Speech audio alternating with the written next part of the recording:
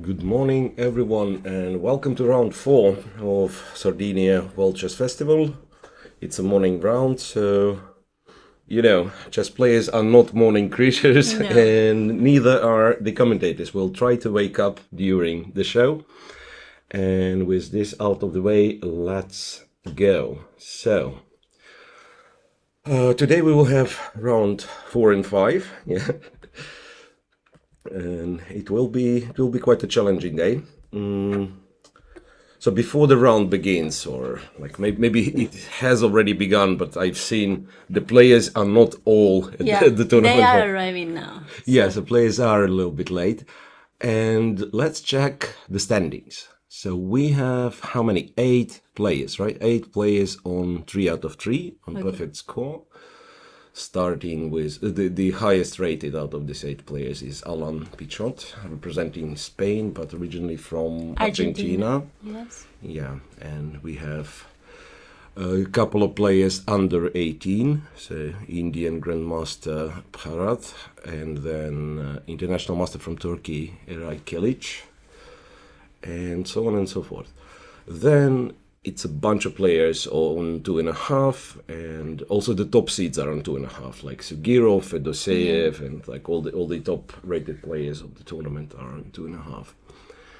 And as usual, we will be concentrating mostly on top 10 boards, and we will check the streamers' games. Today we have two games of the streamers. Yesterday, both the sisters were playing against each other. Today, we will look at 2 games of both sisters. So this is the pairing for today. Already we have a couple of Grandmaster encounters. So Bharat from India playing Pichot on the board 1, then Jules Moussard playing Viktor Michalevsky on board 2, as you can see. Huschenberg, yesterday we didn't check his game that much, and only at the very end. We've seen some rook endgame, and all of a sudden it was winning. So Huschenberg is playing Jair Parhov from Israel. And Francesco Sonis, who had his birthday yesterday, a very nice win, he is facing Eray Kilic. So these are the leaders. And then, as you can see, Fedoseev, Sugirov, Lagarde, Darda, all the usual suspects. Chigayev, Luca Moroni. Luca, by the way, he started with a draw, and then he's back to the leading group, 2.5 out of 3. More pairings. So, and the lowest rated of the players on 2.5, Ritvik Krishnan, FIDE master from India, 2277, and he's on 2.5 out of 3. Very, very impressive. On 2 points, still quite a few very high-rated players. So Kirill Shevchenko, Jordan Van Forest, those 2 players lost 1 game. And then Volodar Murzin has made 2 draws.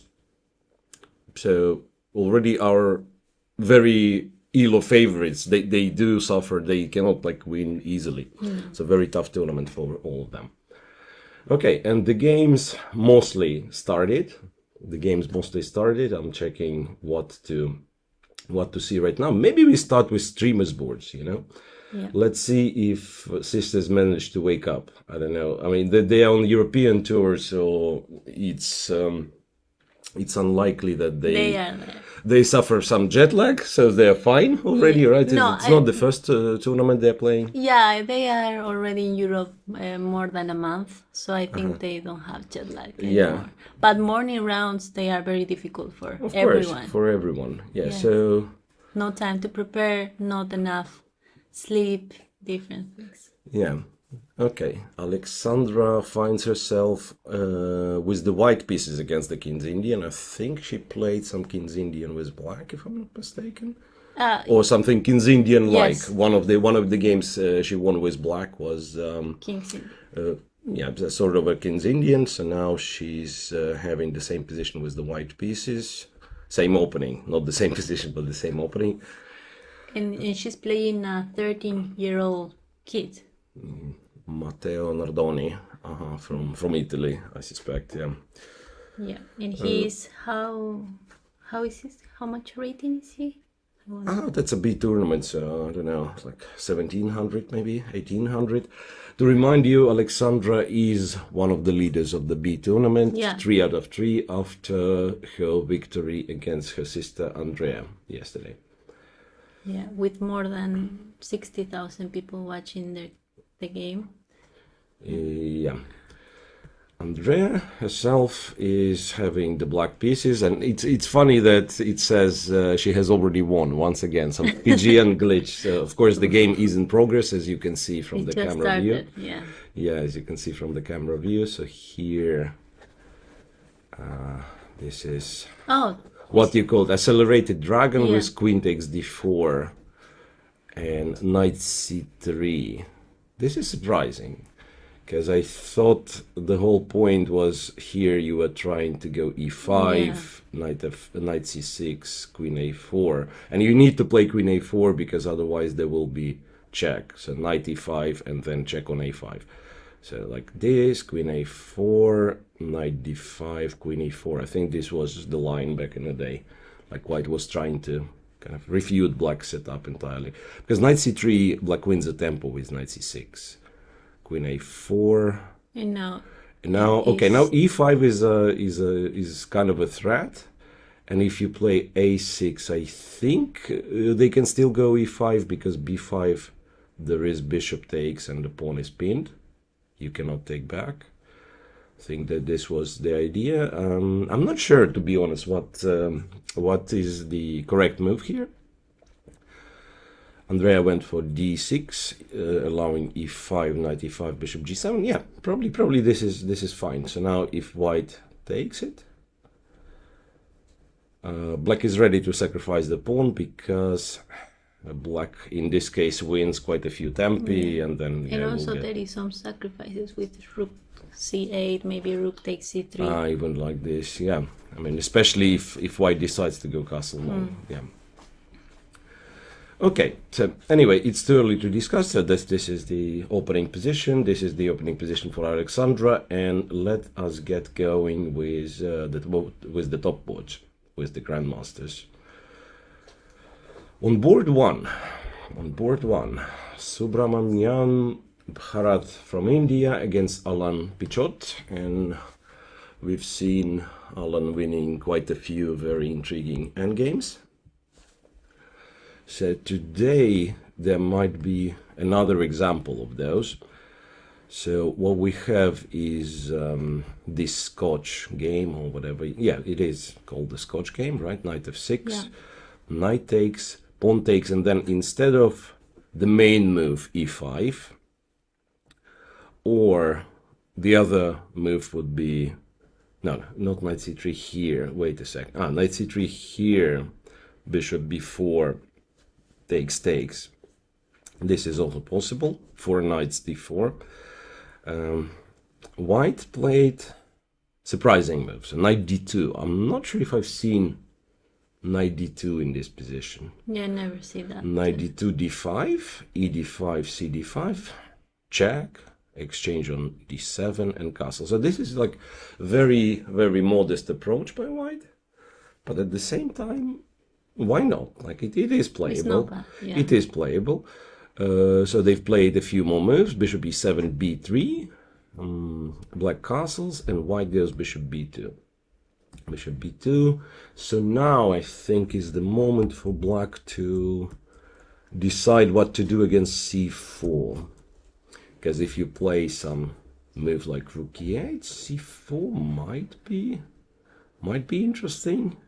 Like c4, the idea is like if c4 d4, then even though this is kind of a strong passed pawn, white might be in time to go here, block it with the knight, and yeah, kind of try to play around this d4 pawn, even though it's quite a strong pawn here. Relatively quiet opening. Probably we can say that white will not have like a huge advantage or something.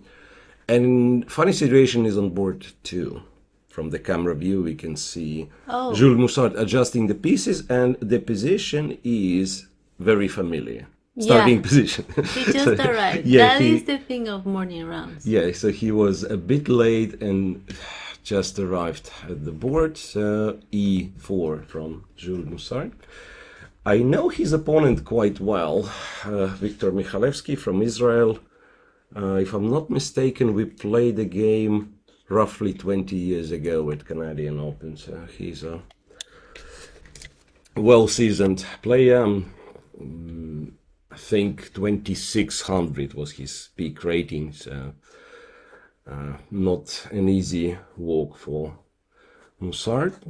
We'll see, and we see the Ruy Lopez, knight f3, knight c6, bishop b5. Mikhalevsky, if I'm not mistaken, he was playing the open Spanish, so it's a6. What we call the open Spanish is a6, knight f6, and if white castles, black captures the pawn on e4.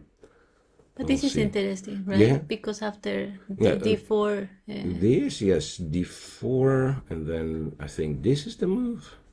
And this is the move, and it's a long theory. Like takes, bishop, now d5 is hanging, bishop e6 has to be played, and then white has like a bunch of moves. Queen e2, c3, knight d2, I think bishop e3, that sometimes they play, and I'm always confusing these lines. It's not easy. I remember this was, back in the day, like a challenging line to go queen e2, rook d1, and then try to play c4 while the d pawn is pinned. Like I say, if black goes bishop e7, you go here, and then after castles you go c4.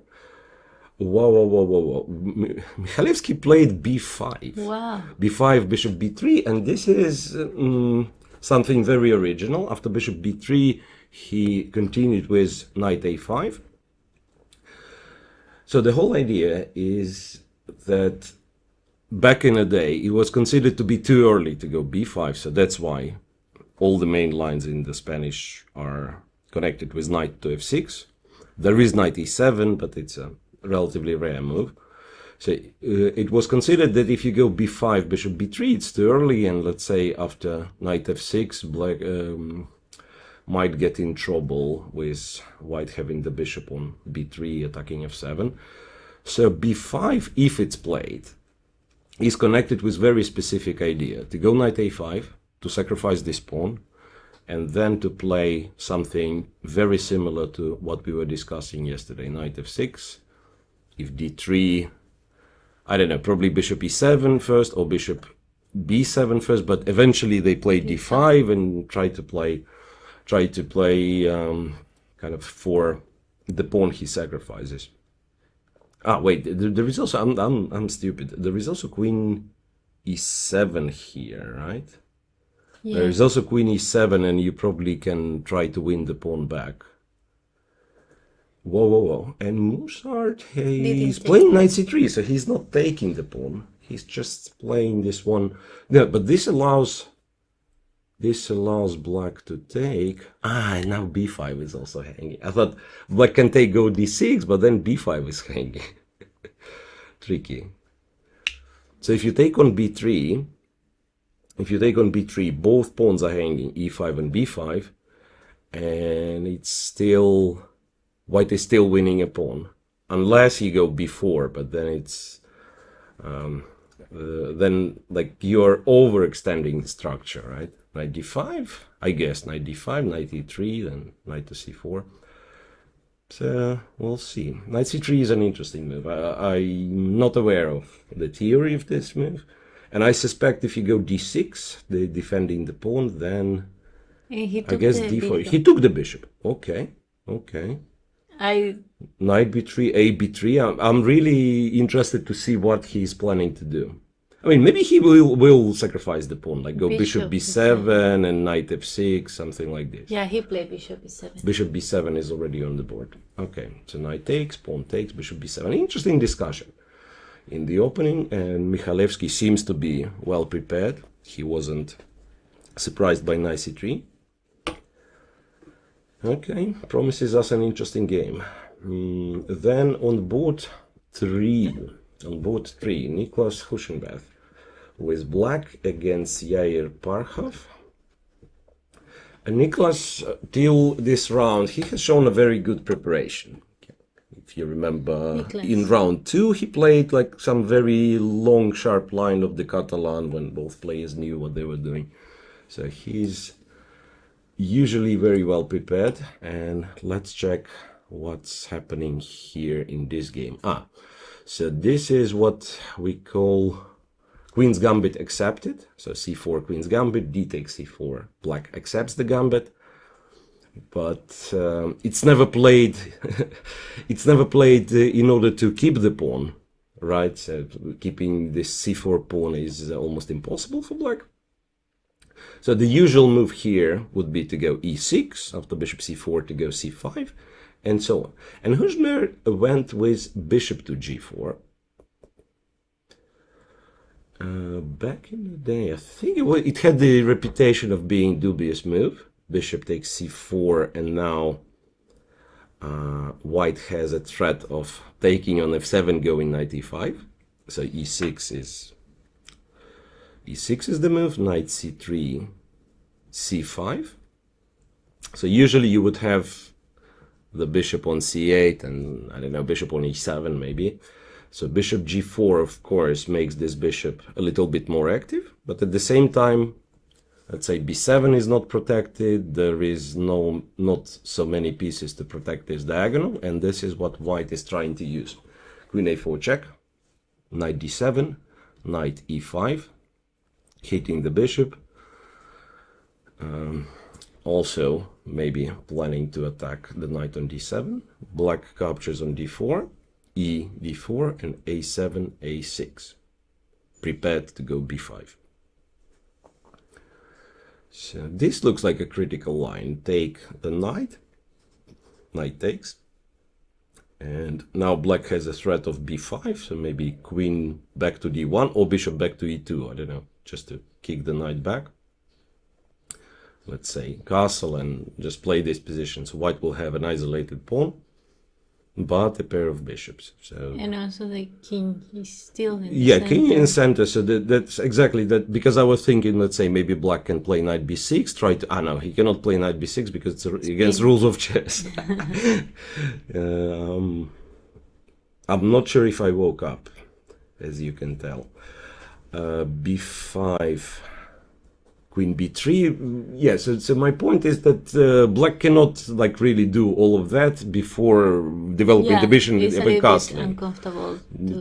It can be very dangerous. So I'm a little bit surprised with the black's opening choice because Nicholas he played it very fast. So it's not like he confused something. It's clearly the preparation, Yeah. but it looks very how to say, very risky. He got 3 minutes. Yeah, Instead- he even got 3 minutes, so Yeah. that means like really blitzing all the moves. So maybe this is a prep. No, for of him. course, Yeah. yeah, it is. It's just that I'm saying like despite we pretty much know he prepared, but still I'm not convinced it's such a good position for black. We'll ask the robot what it's thinking. It actually says d5. Whoa, can be something very sharp. d5, and then the point is if you go b5, white has bishop b5, and now he opened the fourth very rank. So nice. that's why d5. But the position is still very unclear. Pawn takes, queen takes, let's say, knight f6, queen e2, and b4. And the check, and queen d7, and takes on e6 with a check, pawn takes. Computer, even though white is a pawn up, computer is not convinced white is better because black probably has some strong initiative. So that's one of the possible lines. And not necessarily that this will happen, but it can happen. And we have one more game of the leaders on board 4. Francesco Sonis with white against the Rai Kilic. And this is very different. So in the previous couple of games we had like theoretical discussions, something very theory heavy. Here Francesco went knight f3, g3, ready opening, very quiet, trying to, you know, what they call play on understanding. Yeah, so just says, okay, I'm not interested in opening discussions, I just want to develop my pieces and play slowly. Black, however, went with knight c6. So now if you go bishop g2, black would have built a very strong center with e5. So that's why d4 is usually the move. And even funnier, knight b4, it's not because black is hoping to win the pawn. Of course, white will defend it with knight a3. But after a few more moves, yeah, the knight just returns back. Knight b1, knight b4, and then white has to, in order not to repeat the moves. Yeah, this is tricky. So you probably don't want to play b3.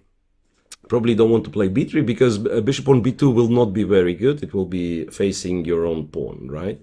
So this is out of the way. If you play, let's say, c3, I suspect black would take, and the pawn structure is somewhat damaged. It's not a disaster. It's not like the end of the world, but the pawn structure is somewhat damaged. So what are other choices? The knight on a3 is getting stuck, and when he goes knight b1, black goes knight b4. Says, okay, do you want to draw? Yeah. Yes. Do you want to draw? No, he doesn't want it. So he has to go knight e1 now. So it's a funny opening. Like this knight went, look, knight f6, c3, and again knight goes back. So that's move 9, and 1, 2, 3, 4, 5 out of 9 moves were made with the knight from b8. Knight d2, h6, knight d3, another funny move, because if black would have taken, we would have, again, some funny pawn structure, but this one would be very good for white, because white would play knight f3, rook e1, and would have a fantastic square on e5, like say something like this happens, castles, and then white goes knight e5, and this knight is very strong, and if you exchange, it's all of a sudden like a lot of space advantage. I'm not sure if it's f4 or d, maybe f4, not even playing d4. So that would be very pleasant for white. Space advantage, some initiative on the king side. So black decided not to take, just played bishop e7, like slow developing game, a4, a5. It gets some space on the queen side, and after a6, white is thinking. I'm not sure. I mean, this is always an idea, of course, to go to play e2, e4. And despite all the simplifications, white might be slightly better because the knight on c6 is not great. You would much rather prefer the knight on d7, so then you can play c5. But the knight on c6 it's a little bit stuck. Yeah, but this line, kind of the evaluation of this line, if white can or cannot play e4, will depend a lot on this move. It attacks the rook and the pawn on a5. And after, say, queen e2, knight a5, can black play knight e5? No, he cannot. Rook here, yes. Rook here, he cannot play knight e5. Then white probably can play this, and next move will be knight f4 or something. You know what, maybe something like this. Yeah, maybe playable. So all I'm saying that in this structure, like if we go back to the position in the game, in this structure, white's kind of main plan is to go e2, e4. But maybe he has to prepare for it a little bit more. And I'm guessing if white was to play f3 in order to go e4, then black might consider taking. Because like f3 is not such a pretty move. You will probably play f4 later, yeah, but still, like too many pawn moves, it feels like. So very interesting, very original position, this one. Promises us quite a spectacle. Okay, then on board 5. On board 5 it's a funny game. So Fedoseev with black against Eitan Rosen, and Fedoseev plays quite a provocative opening with black. So d4, e6, there is nothing provocative yet. c4, b6, e4, bishop b7. This was very popular, I think, in 1980s. Was played by British grandmasters. It was Anthony Miles and Nigel Short. Possibly Michael Adams played a few games. So the main point is that After bishop d3 check, if you go knight c3, I think f5 was a possibility. And if you take bishop g2, would be very dangerous. Even though it looks nice, you win the rook, but after queen h5, it's very dangerous, I think. Yeah, something king f8. I don't remember, knight f3 or knight h3, and white is getting like super strong attack. But I think after ef5, what they were doing, they were playing some... What was the line? Somehow... No, not knight h6. Knight h6 was white's taking. Maybe even knight f6, like takes, castle, something like that, something crazy. So sacrificing the pawns, white king would be stuck in the center. So after this check, white goes king f1. And strangely, this is a theoretical move. And this always play, yes. Yeah, that's always played. Yeah. So after this check, king f1 looks surprising, right? Instead of developing the pieces, you put the king on f1. But white is saying my center is so strong that I'm not really afraid of losing the castle, right? And quite possibly the bishop on b4 will have to go back. So black plays f5, nonetheless, ef5, and knight goes to f6. So now if you take, I think black has quite a reasonable compensation after castle because of king on f1. So here white continued with knight to c3. This is very entertaining position. Very entertaining position. I think black will insist on sacrificing. I mean, he cannot really not sacrifice the pawn. ef5 is not great. Not because white will take, but quite contrary, white will just develop and in some point go d5. So the bishop will be passive. So I'm guessing black will continue trying to sacrifice the pawn by going castle, or maybe taking c3, going castle, something like that. So this game will be very entertaining to watch today. This is probably, this will probably be very, very sharp. And Fedosseev kind of recognized that, it wasn't a bad start, 2.5 out of 3, but you really need to push for a win with both colors. So this is like, of course, he knows there are more solid openings for black. Yeah, and because he's the favorite. Yeah, he's a huge ELO favorite, and he's the top seed of the tournament. So not only he's the favorite in this game, but technically he's like supposed to play for a win every game. Yeah, then I'm checking what else do we have. Yeah, quite a lot of interesting openings. I'm not sure what to check, like board 9 maybe, or what is it, or board 11. So anyway, let me find. Lev Yankevich again, Edis Gurel. Which one is this? Board 11? Board 11, yeah. Board 11, why I want to look at board 11? Because there is Catalan with the pawn sacrifice. dc4 is not yet a pawn sacrifice. You can always win the pawn back by going queen a4 if you like. So bishop g2, knight c6. White goes queen to a4. Black gives a check. Bishop d2, knight d5. And back in the day, it was a very, very popular line and very sharp one. White would take, knight takes b4, and white could play a3. So looks nice and all, because if the knight goes back, you just take the pawn on c4, you are better. But then black would have a crazy looking move b5 here.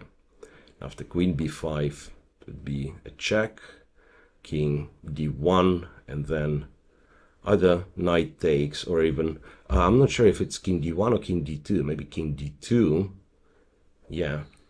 And you can take on a1, where white captures this, and this is super crazy position. White is an exchange down, but he's hoping to trap the knight on a1. So this was one option. The other option was even crazier, because black could play bishop d7, and then you take the knight, and then you take the knight, and then you take the bishop. Oh my So God. it would be queen for 3 pawns, and this was also played. And even more, like if you play rook b8, I think white was supposed to be much better. Like you just develop, I think, this knight to c3, and then rook d1, and white has like very strong initiative. So after knight b5, the move was, if I'm not mistaken, the move was castle and kind of allowing bishop a8, queen a8. Yeah.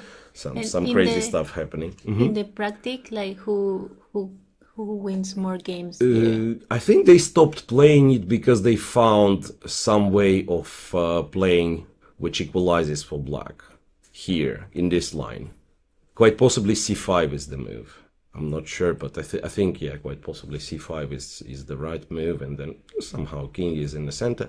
So then they changed it, players with white, and they were playing, taking on b4, going castle.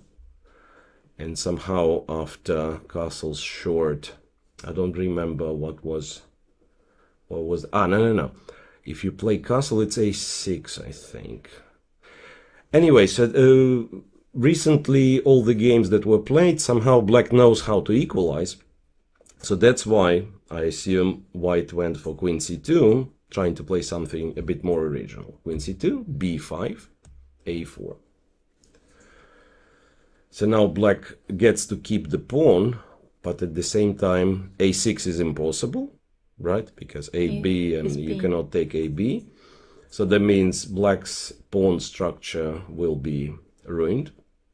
And to put the bishop in a6 is... Yeah, you can do this, but then somehow, sooner or later, white will win this pawn. Maybe not immediately, but like knight a3, you know, or castle first, and then one day just going knight a3.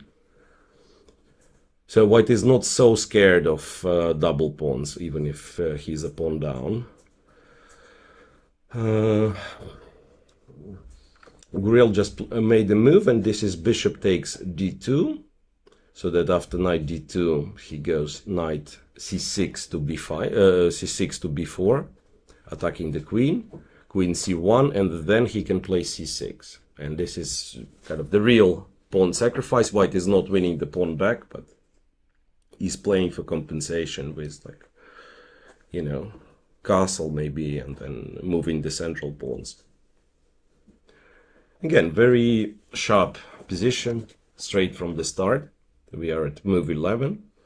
Both players already spent some time, so that means maybe they're prepared, but not like, you know, when you're fully prepared, you're just blitzing, right? So that means both of them already they have kind to of started. remember or consider other options, and also there is not enough time to prepare for the morning rounds. Yeah, right you are. So let's say around yesterday finished maybe at 8, sometime past 8, and then you have to, one has to eat, has to sleep, and that's why it wasn't much of the preparation. And also the parents, they are out not immediately. Not immediately, So today, in both rounds, in fact, there is not much of a preparation. No. So if you worked on your openings like throughout the year, and you know stuff you are playing, you are at the advantage of, you know, not having to prepare. And they continue blitzing. Look, after queen c1, c6, white plays b3. If black goes c3, it looks scary, but just for a little bit, because knight e4, and then the pawn will be lost. So after this move, b3, one of the options would be to take on b3 and say I'm a pawn up and go castle, say. And then white castles, I would guess. And and then they would play something like this. So white's compensation for the pawn he sacrificed is based on the fact that he has a very good square for the knight, and also some pressure on the c6 pawn. It's interesting that computer likes a5 very much, and still considers this position to be roughly equal. And what I suggested for black to castle, then computer claims that white is better to play a5 himself. For white, it's better to play a5 himself. a5 and on knight a6, some strange lines. Because maybe the knight is defend on b4. Yeah. Because after e4, the other knight is not defending anymore. And Yeah. I think it's exactly the reason, because now this one is not so stable, right? So we will play probably castle first, and then e4, and then queen d2, and everything, like kind of send it back, and white will have quite a serious space advantage. Okay. maybe we look Luca Moroni. Yeah. Is board 10. Board 10 next to this one. Yes. Luca Moroni with white pieces. Started as English opening with c4, e6. So black says, I don't care what you're playing, I'm playing the Queen's Gambit. e6, knight f6, and d5. So this move b3, bishop b2 is connected with a very specific setup that Luca Moroni has played. So it's e3, knight c3, a6, by the way, because otherwise knight b5 could happen in some cases. So a6, queen to c2, bishop to b7. Queen c2 is not a must. You can just play d4, bishop d3, and so on.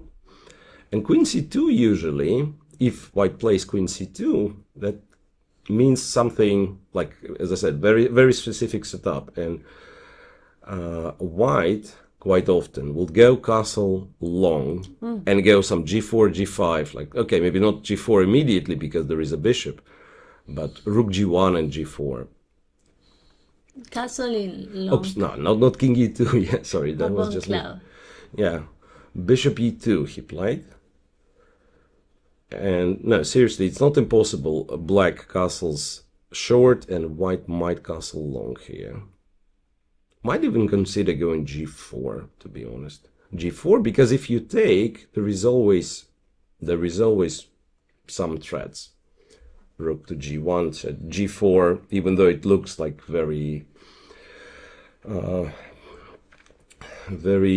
suspicious, let's say, black cannot take the pawn. After rook g1, white's not advantage, but white's initiative is very dangerous. Black does a clever thing. So he goes knight d7, he delays the castle, and if white's gonna castle long, maybe black will try to do the same. Go queen e7, have an option of exchanging the bishop, and also can castle long himself later on. It's a tricky position, and yeah, I think Luca should be happy with what he got out of the opening. It looks like when you start with this set of moves, this is roughly the position you are looking for.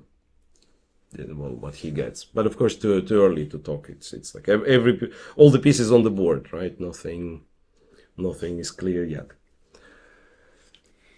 So yeah. Let's move on somewhere. What else can we check? Maybe we check Kirill Shevchenko. Yeah. So here, Kirill Shevchenko is the highest rated of the players on 2 out of 3, right? It's Shevchenko and Van Forest from our top seeds who are on 2 out of 3. Yeah. Shevchenko is black, and he played the Sicilian, got check on b5. And again, already here, it's relatively easy to tell that black wants to play for a win on move 3, because he goes knight c6. So bishop d7 is known to be much more solid, but at the same time, if white exchanges, goes castle, goes c3, d4, it's very, very hard. It's a long theory, and black always kind of has to equalize. There is not much black can do. Something yes. happened to the clock. Yes, maybe it was not running in. the whole time? I don't know. Yeah, I don't know, but it was clear. Maybe So can we check? next to Shevchenko. 13. He's Yeah, I will check the game. Yeah, clearly. There's a Krishnan Ridvik. Yes, yeah, that Krishnan one. Ritwik against Turkish player Kaan Erdogmuz. It's unclear. Yeah, he was just pressing the clock. This is the position. The game is running. Some really weird. sharp position. Yeah, what is he was doing? I don't know. Or maybe he went to call the arbiter. I don't think so.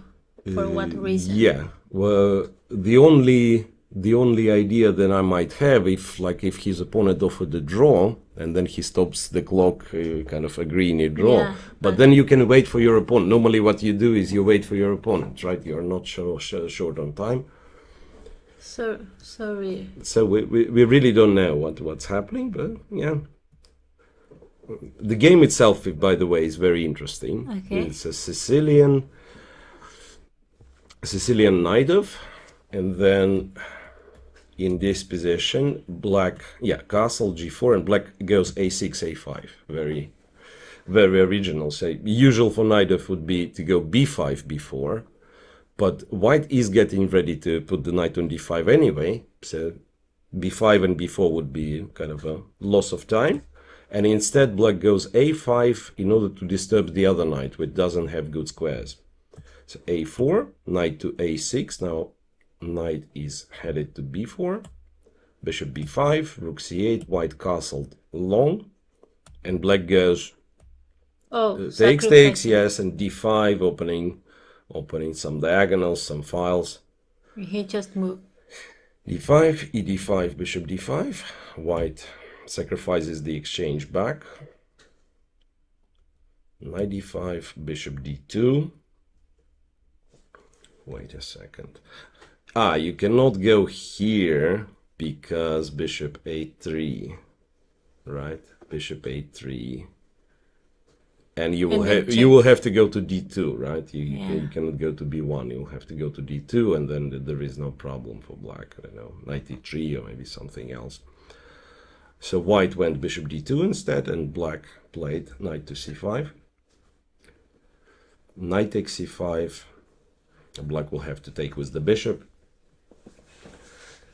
Yeah. And yeah, it looked very exciting for black for a little bit. And now I'm thinking it could be that white is actually better with two bishops. Yeah, the king is not ideal, but at the same time, not so many pieces left. Something like rook d1. Or, no, wait a second. Rook d1, black has a funny tactic. e4, and if you take on e4, your rook is not protected. And so then again, it's check here and check and triple. Yeah, triple fork. So you have to take, and then queen d1 with a check. Yeah, black is winning. So rook d1 is not great. Rook e1. Computer recommends. So rook e1, attacking the pawn, also stopping e4 because you'll be able to take with the rook. And computer prefer black in this position. Prefer white in this position. Just slightly, some 0.40 advantage, not much, but values this position in white's favor. Yeah. And we were trying to check Kirill Shevchenko's game. So he, as I said, he went knight c6. I'll just quickly scroll through the game. And white played a funny move, c4. So again, opting for Marozzi setup with d4, but the difference would be that the bishop is already on b5. Usually in Marozzi you would have it somewhere on e2. And black says, you know what? I will not let you play. So e5, very symmetrical structure in the center. Knight e7, and white goes a3, and white goes b4. Insisting on creating some threats. I think if black captures here, white is ready to sacrifice the pawn. So it takes on b4, and if you take on b4, it's some bishop a3, or even takes, and could be queen b3, could be bishop. Yeah, queen b3 is an interesting option. Then go knight d5. You're threatening knight b6. And similar to Benko Gambit, white is getting pressure on A and B files. Okay, too many arrows. So after b4, Shevchenko just plays bishop to e7, playing to castle. Not a big deal, he says. So if this is exchanged, Black doesn't mind. He'll have a square for his own knight. But White can do this. White can take on c5 and go like knight d5 maybe. Castle. So something very, very complex. Hard to tell who's better and why. So there is that. And yeah, maybe again, let's go all the way back to like board 1, board 2. Board 1, nothing big happens. So the opening is seriously too quiet for some big stuff to happen. Pichot went rook a to d8. Interestingly, Pichot has much more time. So I wanted to say that, yeah, like White was the one to play a surprising move, knight d2, and you'd expect the opponent to kind of spend a lot of time. No, Pichot played relatively fast. And I don't think these moves like rook d8, h6, they're like something very specific. Just some reasonable moves. Knight h7 might seem surprising, but the point is to play bishop f6 to exchange the bishops as well. Knight f1, and now he's thinking. So I still expect something like bishop f6. Strange. Takes, yeah, knight g3, maybe to f5, so something very, very solid.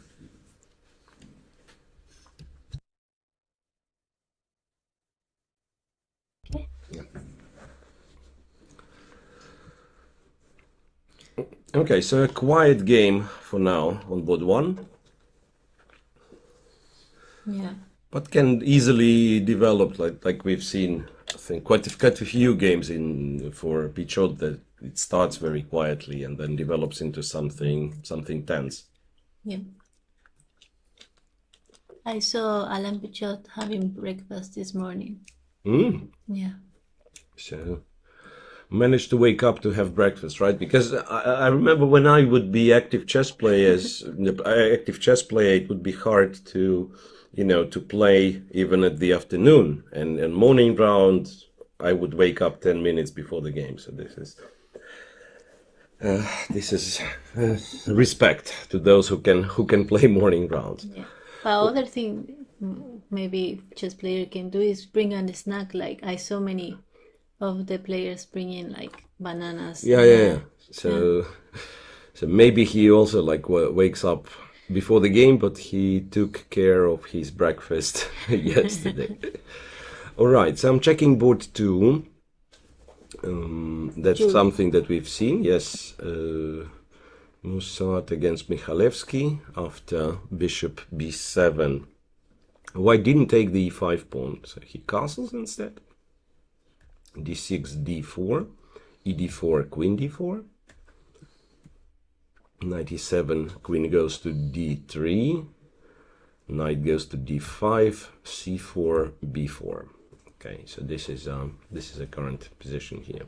So black has 2 bishops, but the bishop on b7 is not very active as of now. I feel like white should be better because of, the kind of the knight on d5 is quite strong. The white has more space, so just develop like go bishop f4 maybe, and put rooks in the center. Yeah, like rook e1, rook d1, and look for e4, e5, or c4, c5 in some case. Yeah, looks very pleasant for white, this one. Ideally, I would prefer to put the bishop on b2. It's a nice diagonal, right? If, let's say, if there is no double pawn. Well, ideally, I would prefer this double pawn, so that the A file is open, and also I can play bishop b2. Yeah, here it's not the case.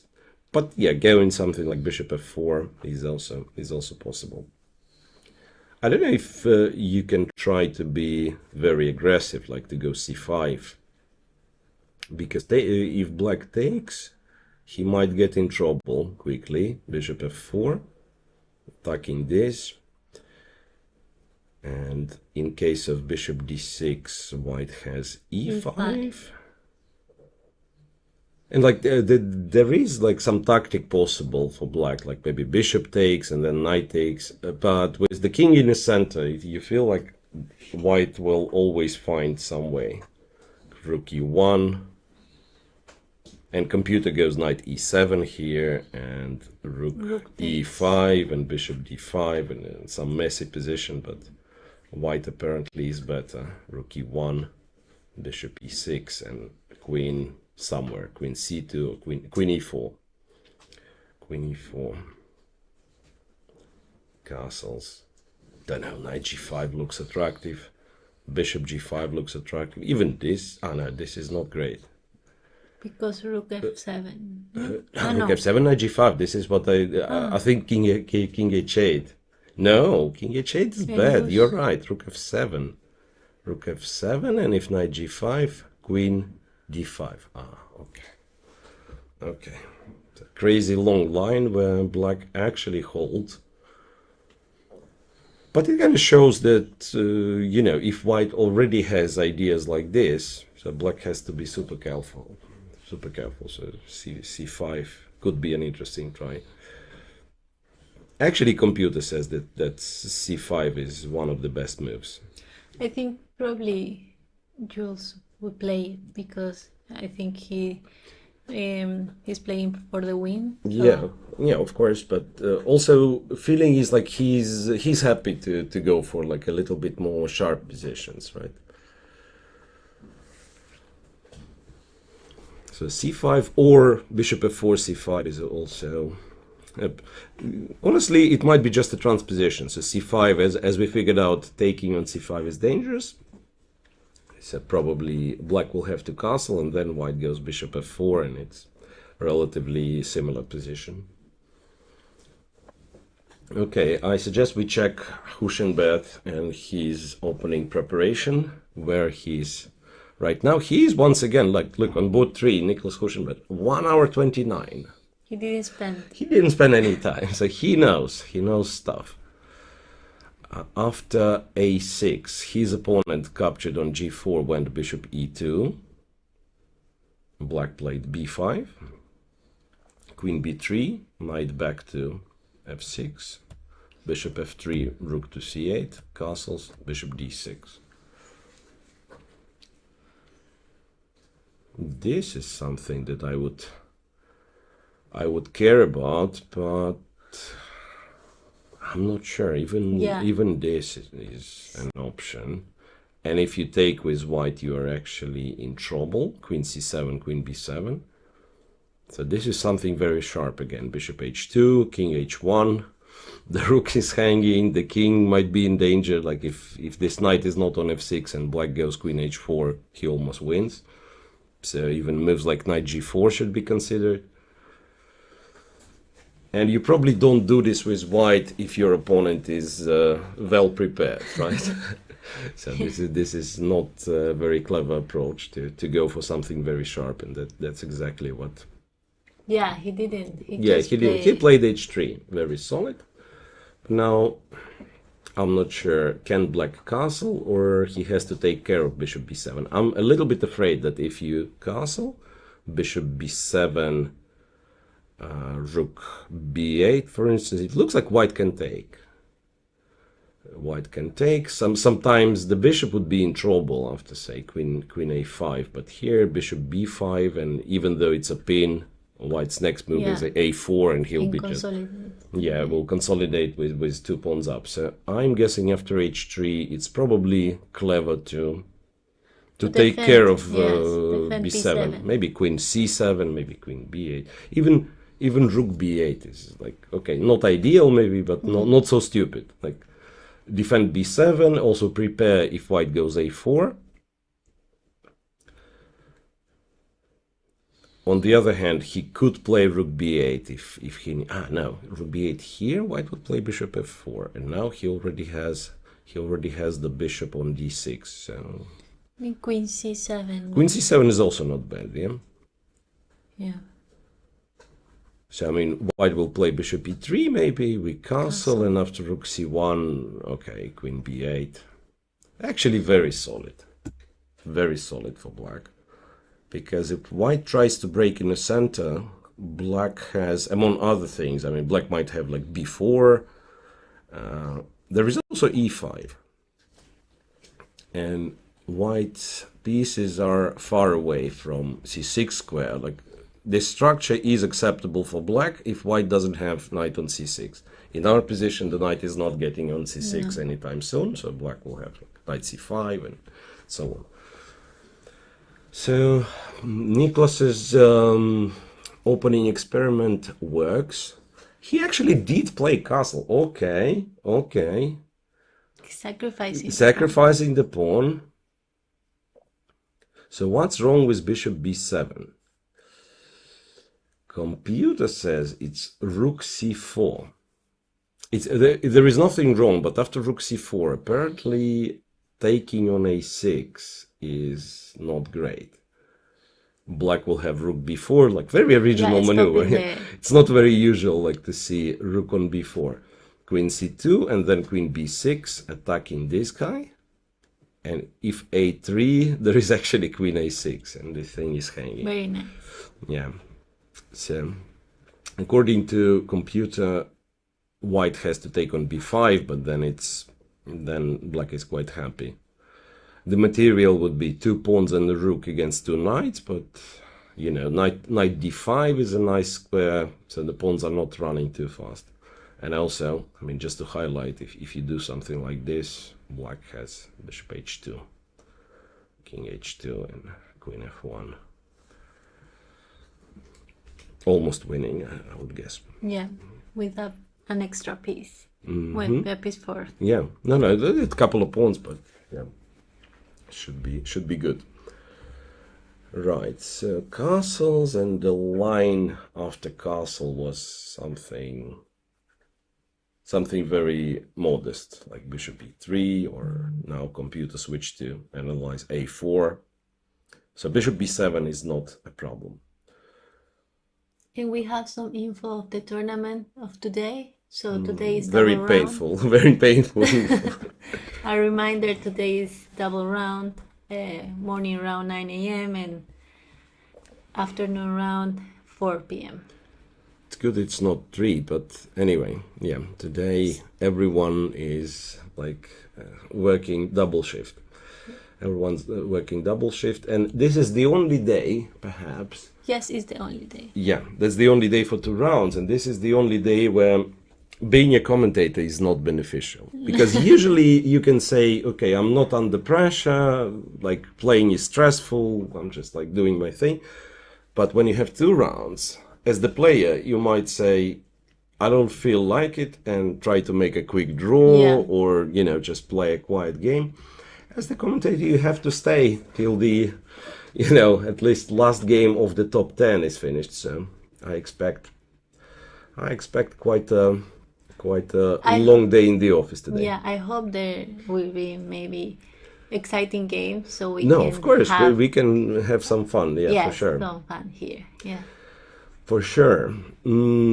Just quick glance at board 2 again on Jules against Michalewski, because he did not play c5, neither did he play bishop f4. He went for knight to d4.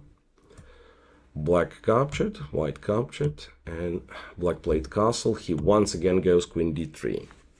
I don't quite get it. And why? Yeah, like too many kind of slow moves, Yeah. it feels like. He moved the queen like 5 times, maybe. Yeah. No, well, okay, now I understand his idea. He cannot take on b4 immediately because of c5, so queen d3 is the move to kind of attack the b4 pawn. But black can play a6, a5. And what is his follow-up? I'm not sure. Rook, bishop e3, maybe. Yeah, rook e1, bishop e3, bishop e3, bishop d4. Maybe that's what he wants. Yeah, bishop e3. Also for black, it's not easy. Yeah, maybe you just go bishop f6 with black. targeting this guy.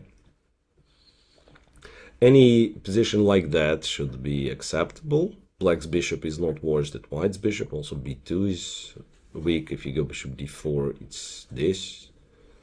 If you go here... Okay, this is an interesting one. So here, black can play d5. Kind of strange tactical operation. You cannot take like this because pawn is pinned. If you take with the c pawn, Bishop takes bishop d5. Bishop d5 might be problematic, but I was thinking bishop a6. Bishop a6.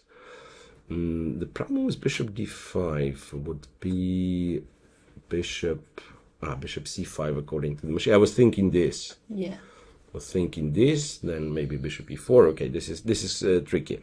Anyway, just to show that I was thinking bishop a6, black wins the exchange, and indeed he does. However, this position, if it happens, is very unclear because white is getting one pawn for an exchange. This is a very strong bishop. There is the pressure on the c file. So in this case, and there is not open files. No open files. Yeah. So the rooks are not that great for the moment. So if anything, white surely has compensation, and maybe even more than this. So for black, I would probably not go for this line, but try to keep it safe. Yeah. So what else do we do? Maybe quickly check board 4. Board 4, Francesco Sonis against Eray Kilic. So here, a5, a6, I think was the last time we've seen it. b4, expanding on the queen side, and black played the funny looking move knight a7 to put the knight on b5, to put the knight on d6, and after f3, remember what we said, that when white goes f3, he clearly wants to go e4 next move. And this is the moment for black to take on d3. Yeah. Bishop d3, e d3. However, still, white's pieces are not ideal for now. Bishop on g2 is bishop on b2 is passive. Bishop on g2 is not great. But long-term plan is clear. You want to go f4, knight f3, and again put the knight on e5. So it looks reasonable for white, to be honest. I mean, I would not be surprised if white is still somewhat better in this position. And this is one of those games where the opening is over and they will start spending more and more time. Now, if you check both on 1 hour 8 minutes, it's not like somebody has an idea what's going on. So they are both kind of out of preparation. Oh, they were here. Yeah.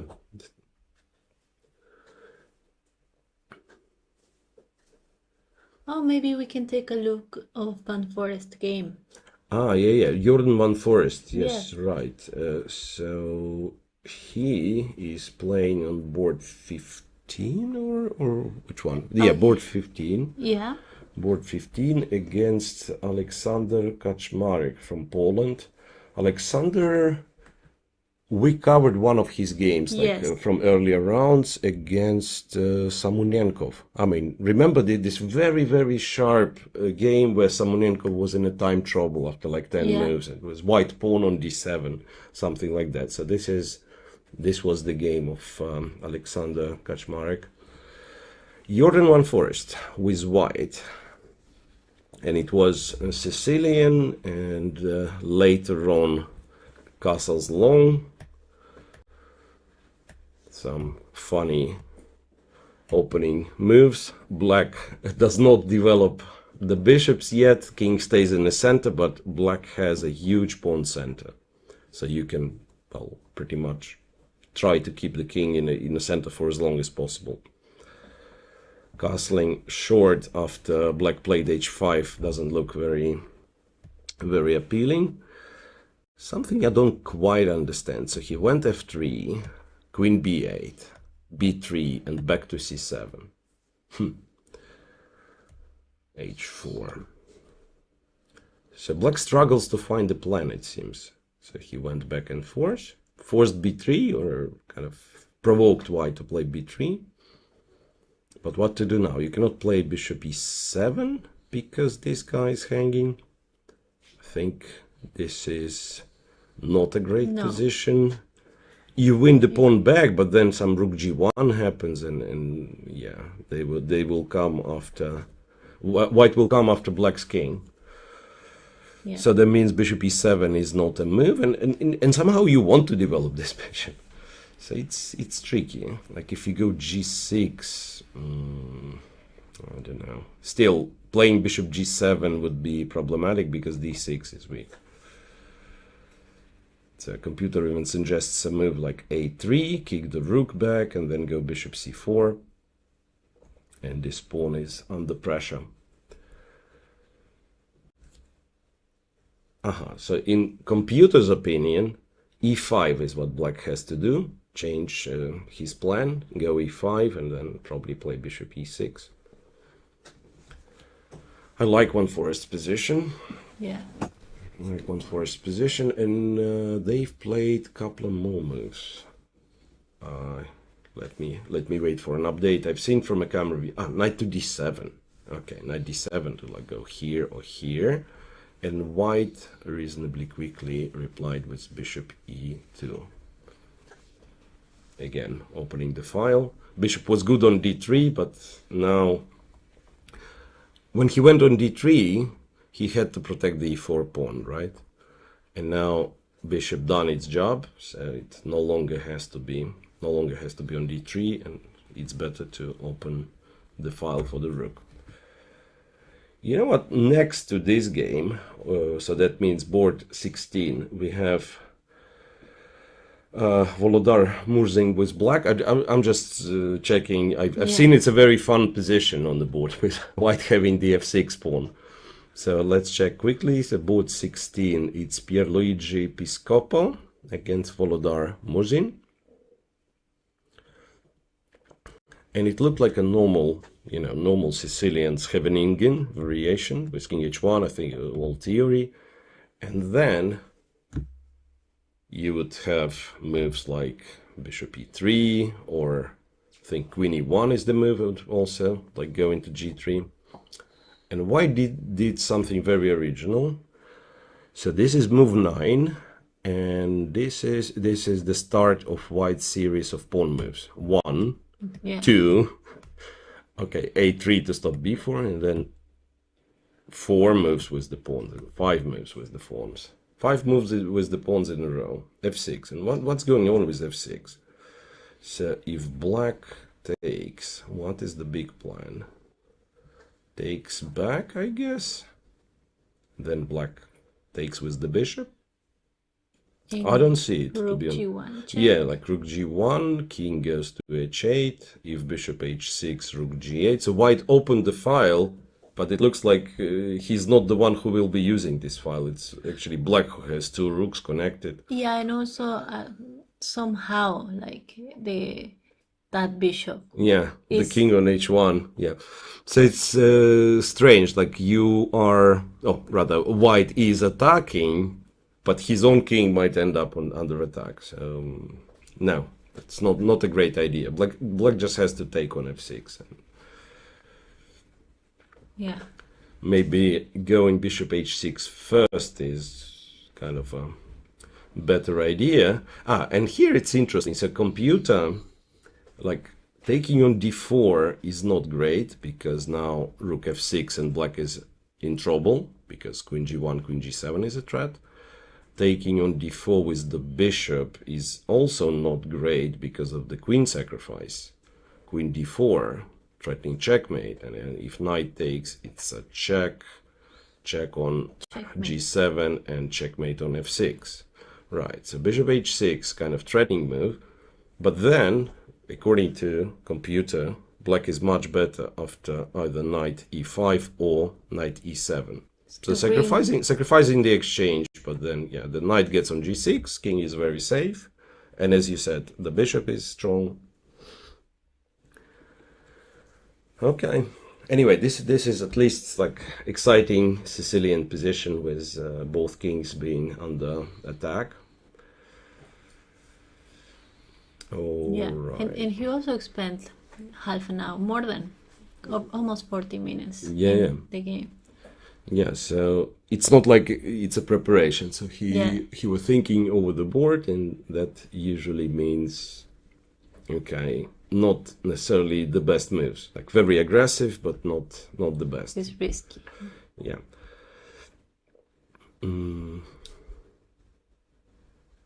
Remember, we were checking this game, Krishnan Ritwik against Erdogmus here. Yeah. And we started checking it because there was some issue with the clock, right? He was Yes. pressing the clock, but the position itself is very interesting. So I suggest we check briefly again. White played c4 and black replied with e4. So now, once again, I'm trying to understand if if white takes, it's a check here. You cannot go to d1. There is a check on c3. And after king b1, I wasn't sure like what happens after king b1. Queen f6 is quite annoying. Queen f6. And if you go c3, it's just knight c3. I wanted to take with the queen. Oh. Which is possible because if bishop takes, black is winning, and also black is threatening a checkmate. But white has queen c2. Black is still better, but black is not winning immediately, and that's why it's easier to just take with the knight. There is. Yeah, he's played a move, right? e4, queen b3. So taking on e4 would be bad. He played queen b3, but once again there is queen f6. So now if white takes, black is winning with queen a1. It's winning the queen. Queen b1 and check, yeah, and take this. And the rook. And the rook and the game. The queen and the rook and the game. Okay. Yeah, so now if black finds queen f6, he's much better. So the idea is queen f6, you have to stop king a1, so queen a1, so you go king b1, and then black gets the chance to take this guy, and the bishop is hanging. If you move the bishop, knight b4, no. So c4 was the bad move, it seems. C4 was the bad move. Yeah, because allows the black squares. They are more weak. Yeah. So it actually does open the diagonal. Yeah, you're absolutely right. So that's one thing. And also I realized, like in let's say in this position, it's clear that if you cannot take, if you say you have to play this and knight b4 happens, the bishop on b5 is not doing anything. Yeah. So black will play rook d8 and it's not stopping the rook. Yeah, black is practically winning. Okay. So what else? Maybe we go to the streamers now. Yeah, let's check both the sisters before our first break. Today we have a lot of breaks because we have 2 rounds. Yeah. So we'll have a lot of breaks, but we will need a lot of breaks, I'm afraid, because of the double round. Once again, I'll quickly check Zach game. Oh yes, Zach. Because I've just seen it, and finally, for a change, Zach has a very good position. So because he was kind of getting a bit unlucky the moment we check his game, he was in trouble. So yeah, yesterday he blundered a tactic. He tried to do a tactic, but it was the other way. Yeah. So yeah, he told me like he was a little bit upset and went to the beach to some puzzles. Right, so maybe today these puzzles will prove helpful. So he's playing with the black pieces, d takes, and a nice looking move b6, preparing to go bishop a6. So that white queen is in a bit of a trouble. b4, bishop a6, c4, knight e6. And it turns out black is getting the squares for his pieces, so white cannot fully control the situation. So white's position would not be bad if he had a little bit more time, like to castle, to probably like move the knight, go a3, but you know, it's not always the way you like. So his opponent decided to go b5, knight f4, queen f1, cb5. So now if you take back, it's, well, computer all of a sudden says it's absolutely winning for black. With What tactic? But it's not easy to find. Okay, maybe it's not hard to find also, but you would be looking at bishop b5, knight g2, or just playing bishop b7, which is probably also good. The winning move is rook to c8, attacking the bishop. So now if you capture, black captures, white probably just cannot develop. So Yeah. next move, queen c7, Or bishop maybe b4, bishop everything, b4, everything, and yes. then knight d3. Knight d3, no, this terrible position. So after rook c8, and if white tries to say play bishop b3, then surprisingly even a simple bishop b7, and again all the moves that you mentioned, bishop b4, knight d3, and so on. Yeah. So white plays g3, and here I would be looking for the way to kind of sacrifice the knight, but like to take on c4 maybe, but computer says just go back. And after this go back, you're already almost winning, because white kind of delayed the development so much. Yeah, and it's still like Yeah, bishop still b4, cannot castle. maybe. This is like vulnerable. After queen e2, queen c7. Oh, there is another motif, like queen c7, bishop b3, queen c3, rook b1, and then queen pins the knight, so we can take on e4. Yeah, Zach is winning. If he doesn't do anything stupid, he's going to win today. Yeah, there is in the camera sack. You can add behind the Yeah. So all streamers tables, 3 streamers tables, they are on together. Yeah, they are in the specially dedicated area. And let's check the sisters. Andrea or Alexandra? Alexandra or Andrea? Oh, Which game we start? We will check both, but yeah, I don't mind. Maybe. Andrea played more moves, so we can, and it's simpler. This position is simpler, yeah.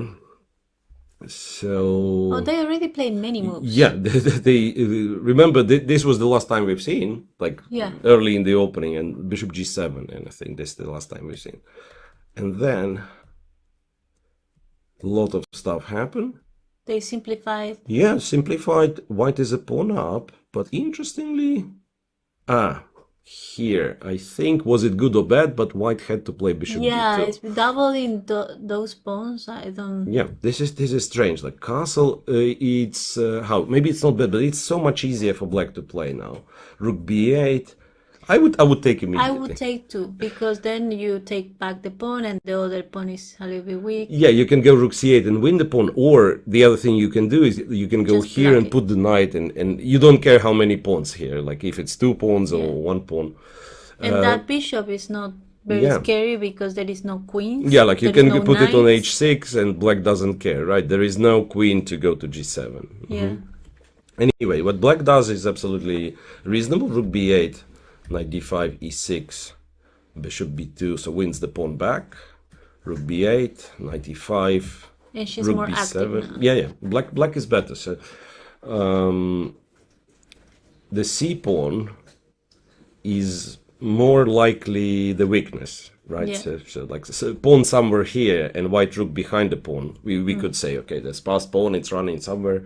Here on c2, it's not going anywhere. And also the rook is in the 7th rank. Yeah, so the rook is quite active. h5, rook d8, king g7. And one of the ideas for black would be, I mean, I don't know, let's do something for white like this. One of the ideas would be to go rook c7 and then knight g4, exchange the knight and win the c pawn. So Andrei is doing well, and Alexandra with white. Whoa, this is something like incredibly sharp. I don't know what's going on. Yeah, I'm I don't know trying what's to going think too. Like, Look, this is last time we've seen it. So she plays knight e2, absolutely normal move. Queen a5, castles long. a6. Wait a second. What's that?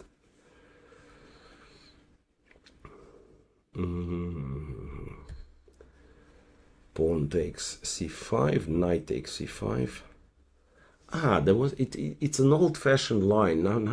It looked familiar. So there is a very interesting position, or rather interesting continuation, which starts with king b1. Black plays b5.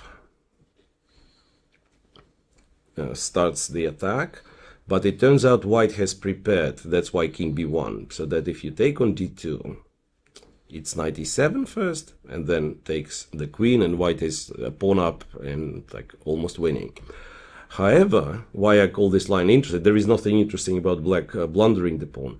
What's interesting that black can play knight takes d5, and there were games like this. Queen takes a5, knight takes e3, so sacrificing the queen for only 2 minor pieces. But if you're greedy with white, if you try to keep all the material, like go rook c1, knight c4, go queen e1, then this is like very interesting position for black. So 2 minor pieces, very strong bishop on g7. And 2 pawns. Yeah, two minor pieces, 2 pawns, and also for white it's still kind of uncomfortable to play.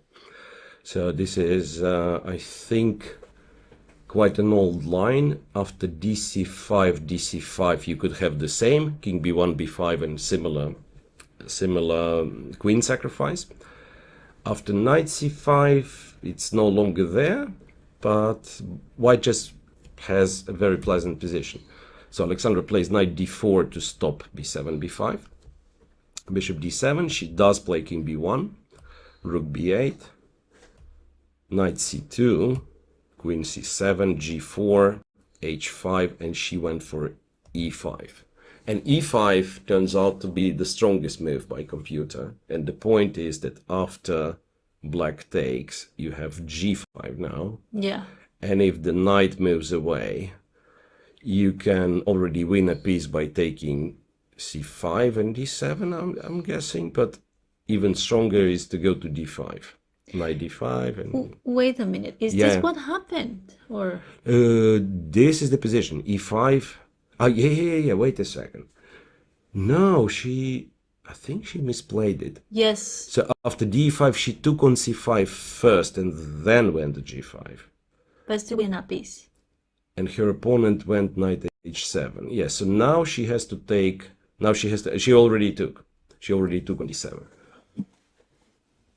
Okay. And white is better still. It's just that the other line was even stronger. Now black can take on g5 and still continue the game. So what is this? 2 pawns? 3 pawns? No, it's 2 pawns for the piece. But still kind of tricky. You know, kings are castled opposite sides. So... They could exchange the queens and it will be an easier job later, I think. Yeah, maybe. Like if you exchange the queens, but who knows? Maybe black kind of runs away and then says, I'll play e6 later. So it's still tricky. It's still tricky, but objectively, yes, Alexandra is better here, and good job finding e4, e5. Good job finding e4, e5.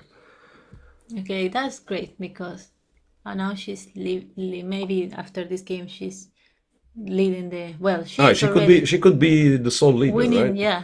She could be the sole leader of the tournament. Can you check the B tournament standing? Yes. Because yeah, we've shown some visuals on the A tournament standing, but if we check the B tournament, she's in the leading place. group, Yes. right? They are 7 players on 3 out of 3. So if she wins this one, she will be probably still tied for the first. But if she wins both games today, she could be in a sole lead. Yeah. All right. And with that, I think we've announced that we will be taking a break, and this is a perfect time. It seems like. Yes. Yeah. So we will be back after some 10 minutes break. Round 4 is on the way, so do not go anywhere too far. See you soon.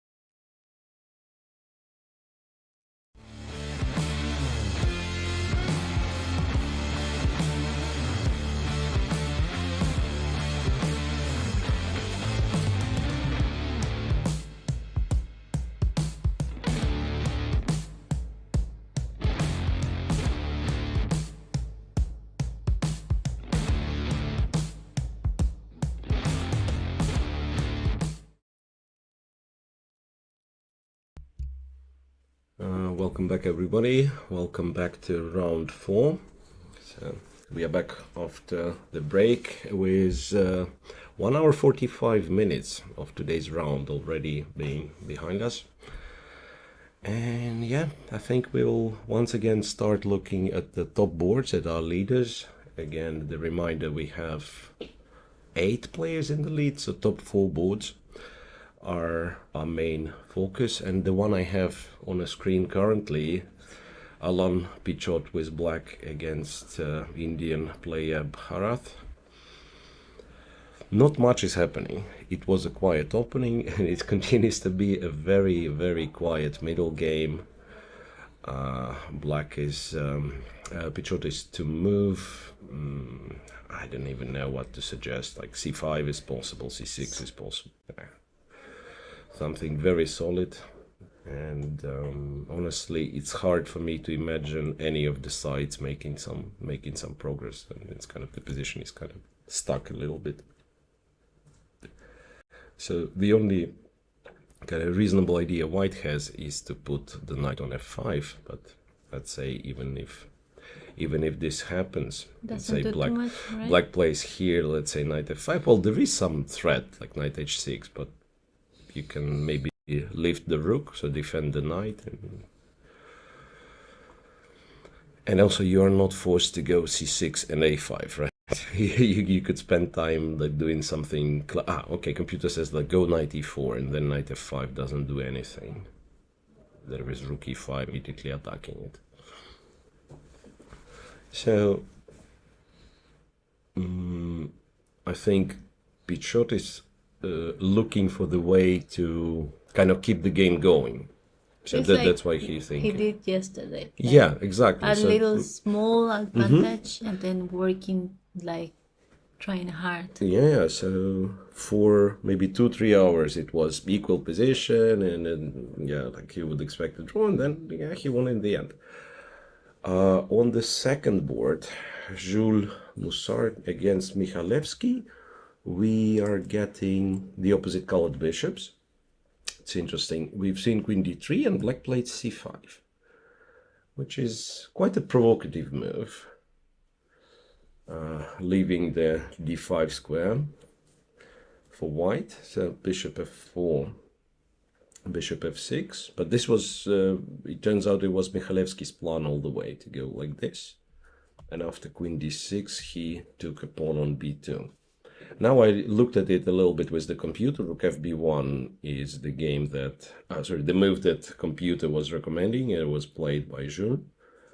Oh. So now the trick is that if black goes queen c3, bishop to e5 is very strong. So putting the bishop on this long diagonal, queen is almost trapped. Queen c2 is the only move, and then white goes f2, f3, defends the pawn, and the threat is rook b2. So the c5 pawn is hanging, and if you play rook c8, it's rook b2 and the queen is trapped. And if you play rook d8, white queen takes c. Well, queen c5, then there is this, and white is winning, but it's tricky. White has to play rook b2. Allow this check and go king f1. Which looks super scary because it's almost a checkmate, but not. But after rook d8, there is an easier move to play for white. Queen e7, and you're threatening queen g5. So like after rook d2, white actually can take, but also queen g5, like defend g2 and attack g7. Yeah.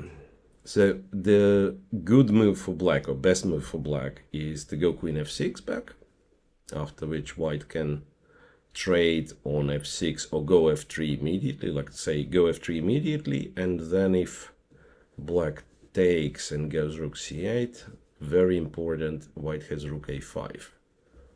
And then this pawn falls, and this pawn very likely to fall. And you know, they say opposite colored bishops very often is a draw, but this is a very bad bishop on b7, right? So it has no targets. The initiative here. Yeah, white will take both pawns and just probably just winning. But also, Jules Mozart already spent half an hour more than his opponent. Yeah, but let's say it depends. Like if something very sharp is going to happen, then he might need more time. But in the end game like this, if black plays queen f6 and trades, it's very easy to play with white. So the time will not be the factor. I'm wondering like what's better, to play f3 or maybe to exchange and then play f3, also an option. But in this case, black can play a5, stopping rook a5. And in case of bishop c7, there is this, and if we take, the bishop is getting stuck, so some rook a6, possibly rook a8 next, and so on. Yeah. So white also needs to be careful. Anyway, so this looks like a serious advantage for white if he finds everything. Michalewski is currently thinking where to move the queen. Board 3, Huschenbeth with his famous preparation. Okay, preparation's over. He was on 1 hour 20 minutes just a few moves ago, maybe a couple of moves ago. Finally started to play by himself after white played bishop e3, queen a5. Wait, so that means, remember castle, he still played 1 hour 29. So he has spent 40 minutes on this move, and then he's thinking again after a4. What's going on here? A4. B4 seems so natural. I don't know, why would you think for such a long time? What's the alternative? What he could be thinking? Maybe queen. No, queen b4 doesn't make. Queen b4, bishop b4, ab, bishop c3. This would be good for black if white had to take and black takes on b5. This is nice because c3 pawn and then knight e5 is here. But the trick is that white is going to sacrifice a piece in this line, and then if you take on b2, it's rook a2, and then it's a7, and this is quite an annoying pawn. Yeah, or maybe even bishop b7 first, and then like if rook goes to b8, there is bishop f4, or rook b1 as computer says, a7. So this line is maybe not good, and that means b4 needs to be played, after which something like that is going to happen. And then knight b6 or e5. Like ideally I want the knight on d5, but after knight b6 there will be some other issues, like rook c1. I'm just surprised why he's thinking for so long. Yeah, it's not so many alternatives. It's both players they spent a lot of time. Yeah. What move is this? It's move 17. So here potentially like a big time trouble for both, because Huschenbeth continues thinking, and yeah, this can lead into a time trouble. Next to this game, Francesco Sonis against Rai Kilic on board 4. We've seen an exchange on d3, and then black in fact did something very, very interesting. He went b6. So the thing is, for now, white pieces are not very well coordinated, right? So the pawns kind of prevent white's pieces from being active. But this will not last for long if white can play f4, knight f3, so he will stabilize. That's why b6, he's looking for the counterplay immediately. Rook a4, b5, queen b6, f4, knight to b7. Computer was happy with immediate a5 and kind of opening the files. After knight b7, it's rook e1. And black still has to play a5, according to the computer, and then take with the knight. Something that I would not do because of the pin. Exchange. Yeah. So I would probably try to take with the knight, but computer says it's okay. So now if you go queen d1, it goes rook a7 and then rook a8, and then moves the knight back. And black is even slightly better. And we got a move from Huschenbeth. He finally went He finally went b4 here. Yeah. Well, he was thinking that checking queen b4, eventually played b4 with the pawn, knight e4, black exchanges, goes knight f6, bishop f3. Yeah, bishop f3.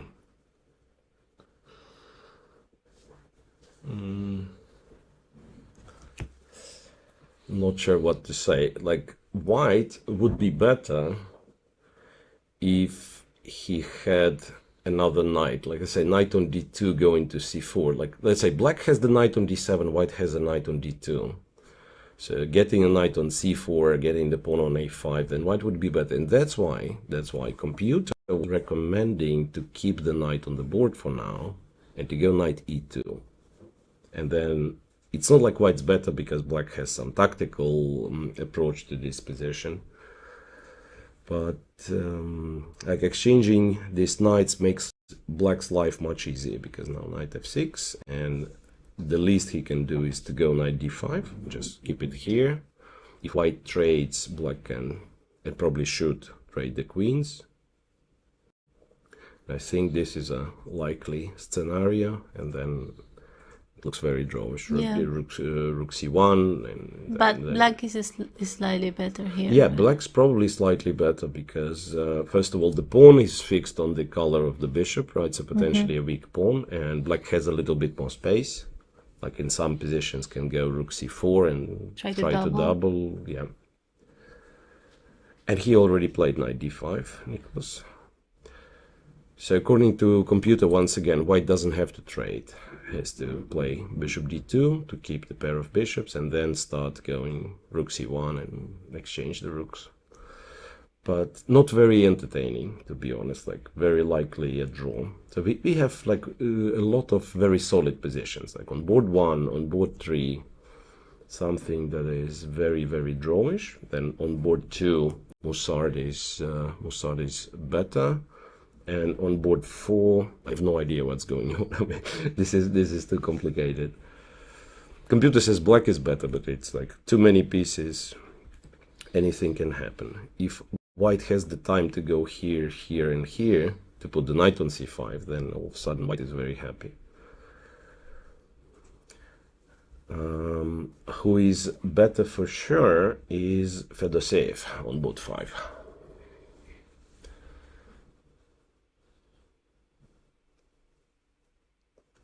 So Fedoseev on board 5.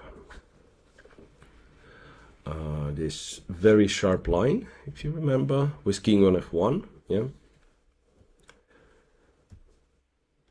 And white king got stuck in the center on f1, and that allowed black to develop some reasonably strong initiative. Like for instance here, rook e8, and if you take on g6, well, actually, according to the machine, it was possible to take on g6. So now the checkmate is threatening, but white takes on h7 first, and then goes knight f3. And it would be like very, very sharp position, of course. Rook c3. White has this pawn on h7. Black cannot win it, but also is not scared too much. The knight. Yeah, rook c3. Yeah, maybe it's something like that later. Computer is uncertain what's the evaluation. It was giving slight advantage to white, then changed to black's advantage. Anyway, white didn't do this, went queen e2, which is again reasonable move. Here. Now black plays h6. Knight a5 starts attacking the pawns. Knight f4, bishop h7, knight g6. I'm not sure why knight g6. Because black is threatening to take. Queen f4, bishop f4, then take on e2, and then eventually take the bishop. To knight g6, computer says just take twice, and it's equal number of pawns, and black will probably win the c pawn. So there is attack on okay, not attack, but some threats against the king. The structure, black structure is better, so overall black seems to have better chances. So Fedoseyev's opening experiment kind of pays off. And he didn't take the pawn on g6 just yet, so maybe looking for alternatives. I don't know. Ah, no, knight c4. I was hoping for this. Knight c4, queen c4, rook e3. Yes, yeah. but then queen c4 happens to be a check. This is something you should not be doing. Yeah. No, he didn't take it. It's one of my lines. Yeah. Okay, it's move 21. Both players on about 40 minutes time left. Can be anything, but for now looks good for Fedoseev. Right next to him, Sanan Sugirov against Paul Walton. That's board 6. And here we have the French defense with 3e5. So what's called the advanced French or blockade French. So some people find it to be kind of a real French defense when you have this pawn center. So you pretty much always know what the plan is. For black, it's to put some pressure on d4, right? For white is okay. We'll see in the game. So white will eventually get. Yeah, I'm not sure about this rook b1 and everything, but yeah, eventually white gets to push f4, yeah. f5, and this is of course what he wants. Bishop back to e7, bishop e3, knight goes, f5, knight goes, bishop c4. And black just captured with the rook. So now something like that looks attractive. So black can take, and probably should take once, but he cannot take twice, because then queen f3. So ef6, yeah, and he will have to move like to d6. And it's a very complex strategic position to play, because black king stuck in the center. If you castle, it's very dangerous, right? Maybe even like lost immediately. So king stuck in the center, white has a lot of space, but at the same time, two bishops for black. And also one more factor, that white knight is kind of far away.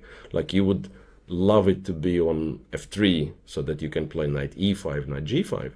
And knight on c3 like doesn't have too many prospects, like not clear where the knight has to go. Sugirov preferred to go queen f3. Oh, sorry. Wrong line. Yeah, queen f3. So didn't play f6. Oh well, actually, this could be even more clever, because he's waiting for black to castle, and then he will play f6. Yeah. And of course, that's exactly what I said. Like it's very dangerous for black to castle, and queen h3, queen h6, and just checkmate. King goes here. This is nice. King goes here, and then if you go queen h6, it's rook g8 and rook g6. So instead, white has, if white kind of takes it seriously, yeah, you can go bishop h6. That's correct, and this is winning. This is winning. Bishop g7, but there is even better move. The thing called prophylactical thinking, right? So you ask yourself what black wants. It's rook g8 and rook g6, and then you play a move which prevents rook g6, and this is rook f3. So if black goes rook g8, it's a very funny combination. You sacrifice the queen, you go rook h3, and checkmate. Rook h6 checkmate. Yes. Very beautiful. So that's a nice line, but also it's a very strong line, because after rook h3, we do have a threat of queen h6, and black cannot do anything. So white is completely winning. Black has to go bishop g3, which is terrible. So after queen f3, black might be in quite a bit of trouble. He cannot castle, but maybe has to play a move like queen to c7, queen to b6. Sometimes in the French, the king walks like king d8, c8, Yeah, b8, like in because a long castle. the Yeah, attack is too strong. And then, yeah. So in fact, like having king on b8, black would be relatively happy. And he did something similar. So it went queen a5. So now f6 is an option, but it's not as scary because the king is not yet castle, and again, once again might be running to b8. Complex game, probably better for white, but now I'm paying attention to the clock, and Sugiro is down to 17 minutes only. Only, like, yeah, 17 minutes, and it's move 18, so he might be in a serious time trouble very soon. yeah, 17 in the Yeah, clock is 17 minutes. crazy. Yeah, 17 minutes. And I noticed something that when you are kind of low on time in this very early stage, somehow you tend to spend even more time. Like, I've never seen a person who would, let's say, have 20 minutes after 18 moves and then will not get into a time trouble. I don't know how to explain it, but it's very often that, let's say, I have 1 hour on the clock, position is simple, and I just play fast and I keep this 1 hour. But if I have 20 minutes, it's almost immediately They after will three, get, four, after 3, 4 moves, I'm with 1 minute. I don't know how it works, but it's just the way it is.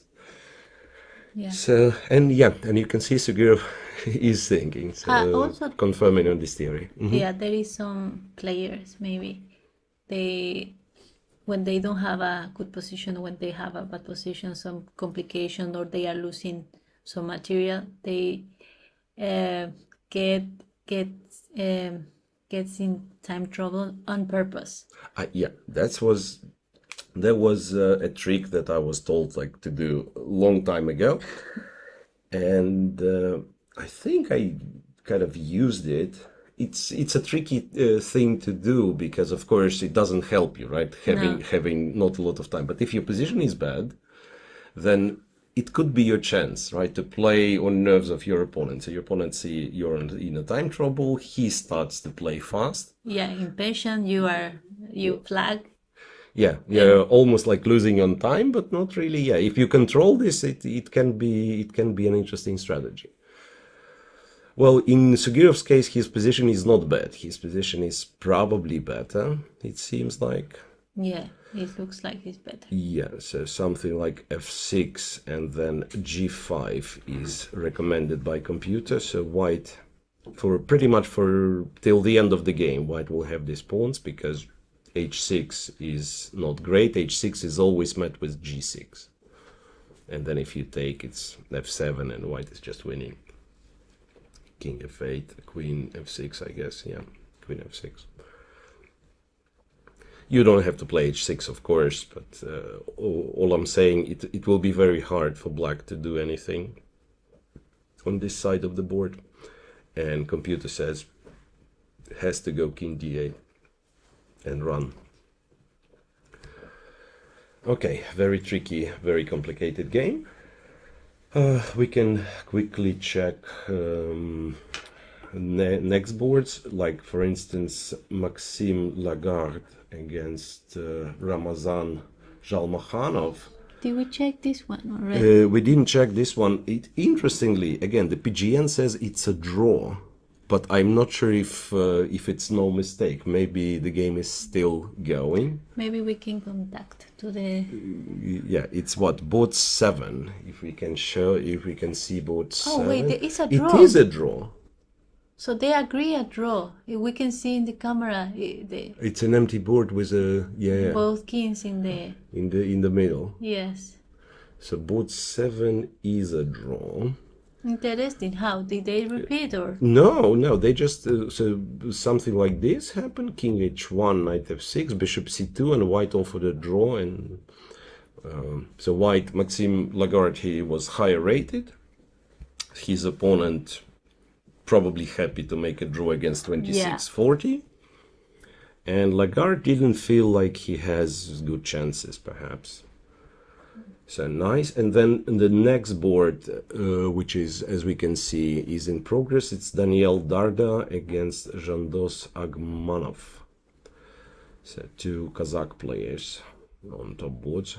Yeah. with black. And They are very strong, the yeah, Kazakhstan. guys from Kazakhstan, I think that's again, like the whole country is a bit underrated. So you see them like having 2450, and they usually play much better than this.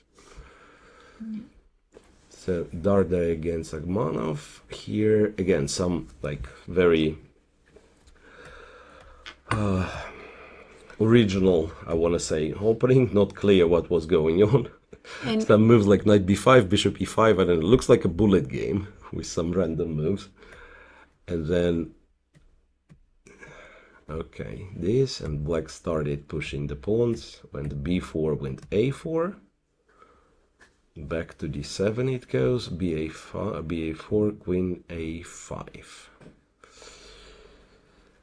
After original opening, now it's time for white to actually start equalizing because he will probably lose this pawn.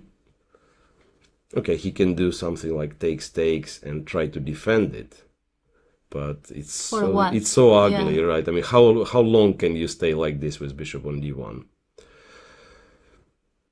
So yes, I'm thinking one of the ways to go about this position is just to try to play a3, and immediately it's not great because, yeah, black takes. So say to go, can I play this? Nah, it's already better for black. Queen a4, takes. I was hoping for a kind of quick a3, but no, it doesn't work.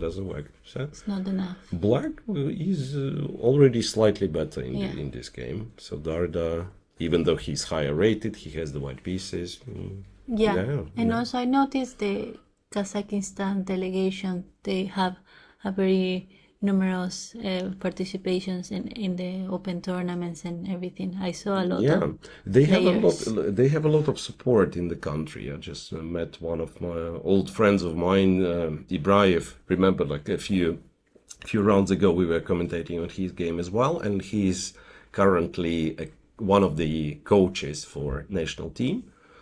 And he said like they're getting a lot of support, and yeah, like players. That's very nice. Players playing here, especially the ladies from the Kazakhstan. There are like a couple of girls playing. They are candidates into the national team. Yes. So yes, Darda did take on d5, and I think he will end up playing bishop d1.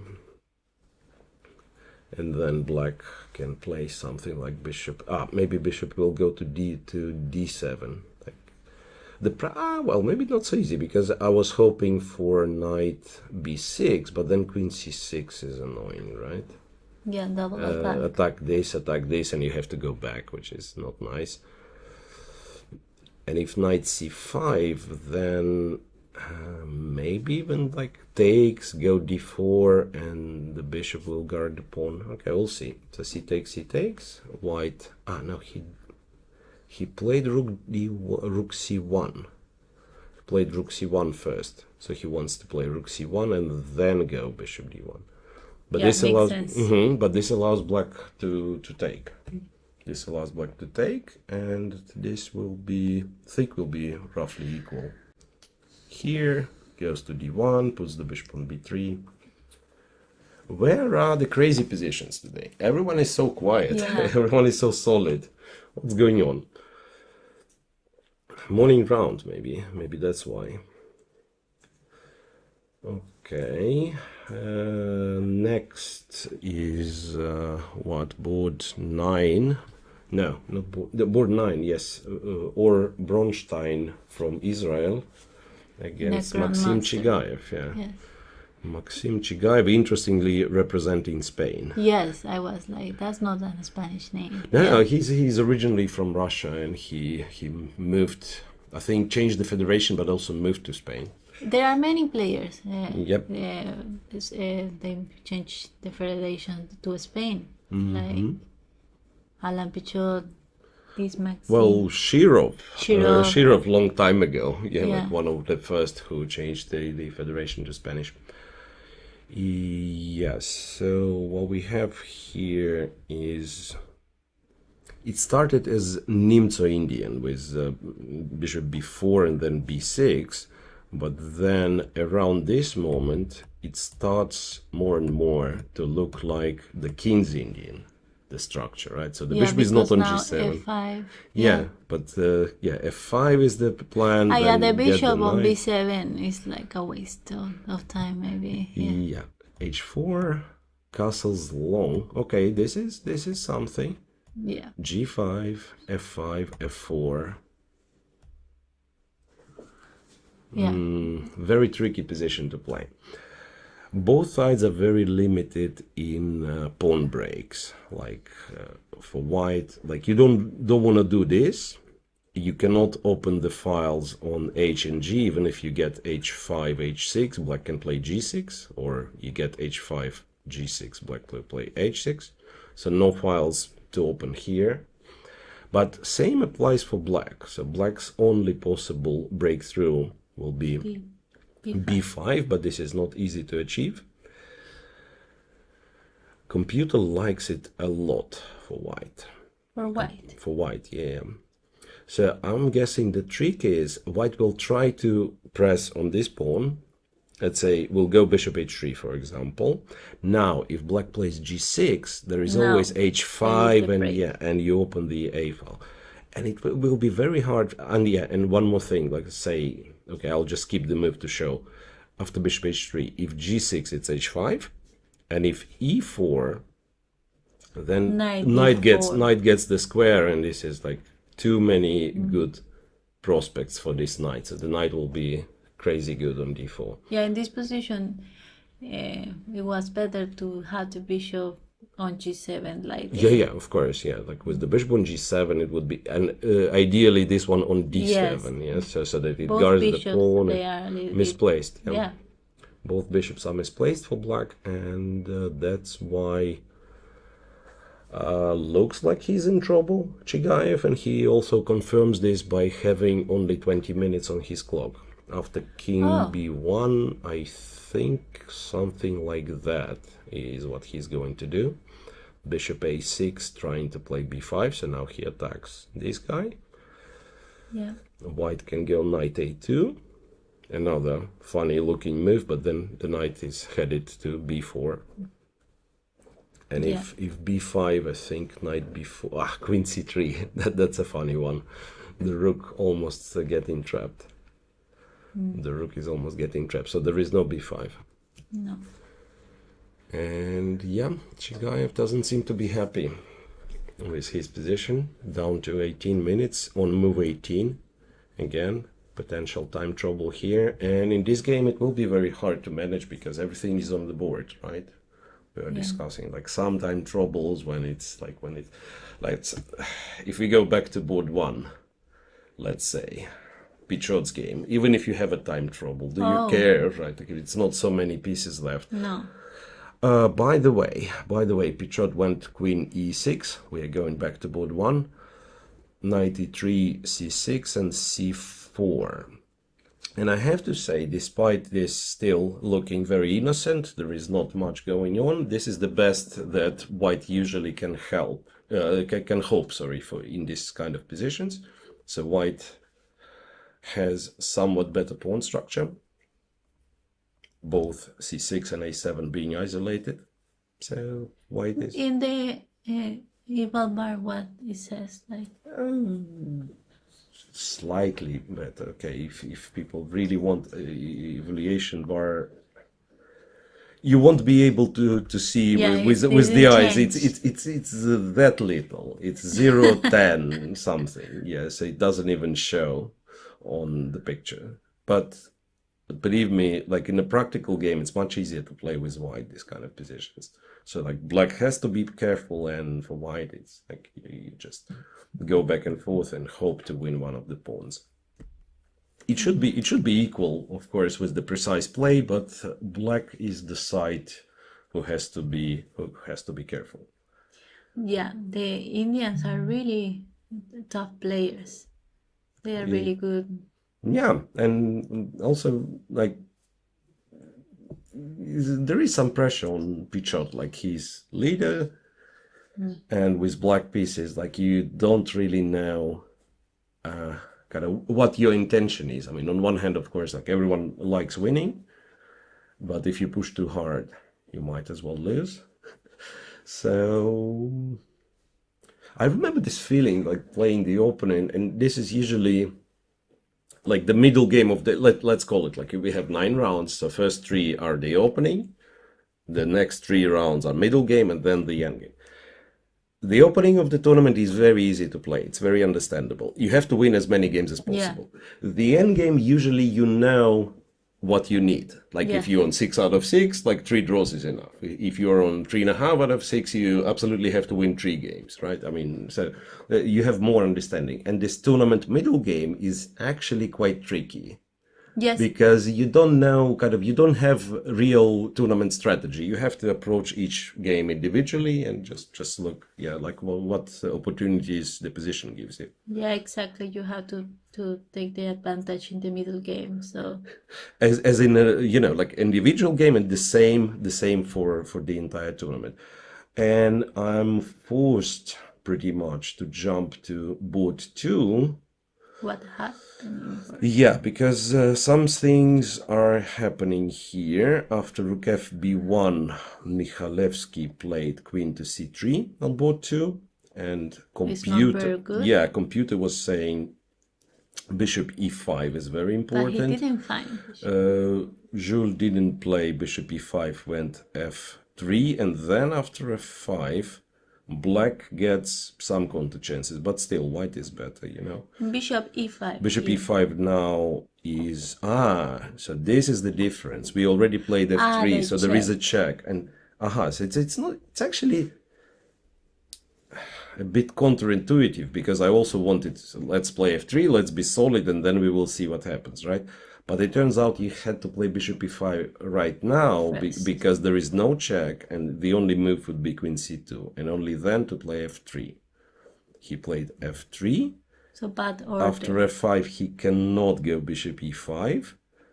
If he takes here, it's somehow rook takes f5. White's still better, but like not as much.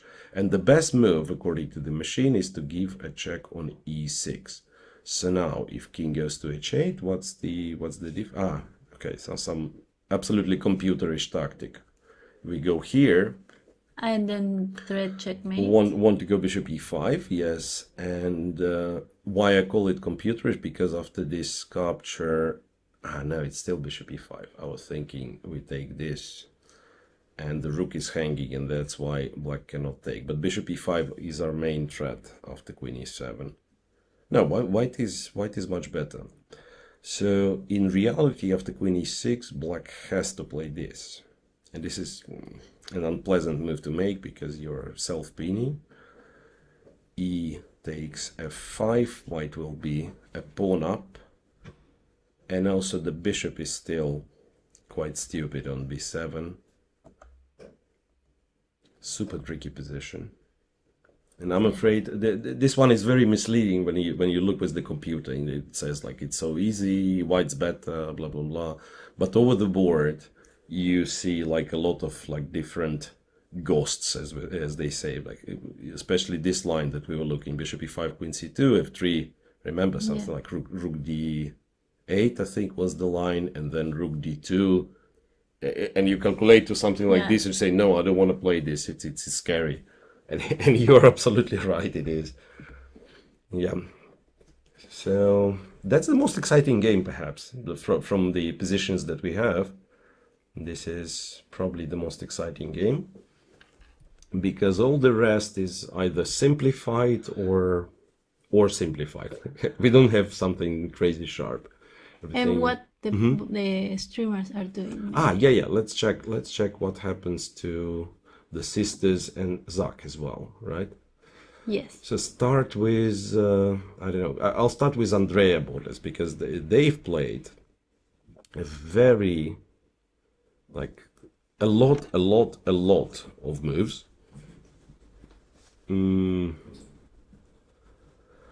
From what I can tell, Andrea is completely winning. She's to move, and the winning sequence is this rook to g2. White has king f3. And rook e1. Oh. What? And Alexandra has finished her game, it seems. Yes. Yes. Oh, Alexandra has won. she completely. Yeah, Alexandra has won. Rook f7, bishop h5, rook d1. And the rook d8 threat is unstoppable. Now she's leading. She is the leader Four of out the of four. big Four out of group. four Yes. could be the sole leader if the other games like produce no result. Or at the very least, she's a co-leader of the tournament. And Andrea went with rook g2 check, while the winning move was this check and rook g1, and then she's threatening rook h3 or this. It's not very easy to find rook g1 because the plan is not very clear. I don't. Yeah, even this check is not a threat. Yeah, you're saying. So here, rook h3, king f2, rook d3, here, and rook d4. So, this is how black wins. Winning. And then wins this pawn, and three connected passed pawns decide. But the thing about this position, so Andrea went to check and king g6. The thing about this position that while black might not be winning immediately, it's almost impossible to play with white. Like it's so hard. The king is weak. The rooks are not doing much. I'm not even sure what you do here. Like, do you play rook a8? Maybe. And the win is always the same. Like you have to go this and go rook g1. But she can find it. And by the way, they almost made it to the time control. Oh. Move 38. So one of the most advanced games here. Move 38 already. Andrea, she was playing very slow. Remember, like last few games, she was in a time trouble. So maybe there is like she does it on purpose today. Like, doesn't matter what happens, I will not be in a time trouble, and it works. It works. She has a very good position. So congrats to Alexandra about this, and Andrea, we'll see. We'll see. Position is very good indeed. Let's check Zak against Hirbod Varsani. Is Zak winning? Yeah, he is. He is winning. So after g3, that's what we've seen. Yeah. Black simply returned to e6. Yeah, good. Bishop b7, rook c8, bishop b1, and simple developing the pieces. Yeah, so he went bishop b4. He could already take on e4 and go bishop b4. So that would win pretty much on the spot. Because now blocking with the knight is bad because bishop e4 and queen d2 checkmate. So after bishop b4 check, white would be forced to go king e2, and then something like f5 should just win.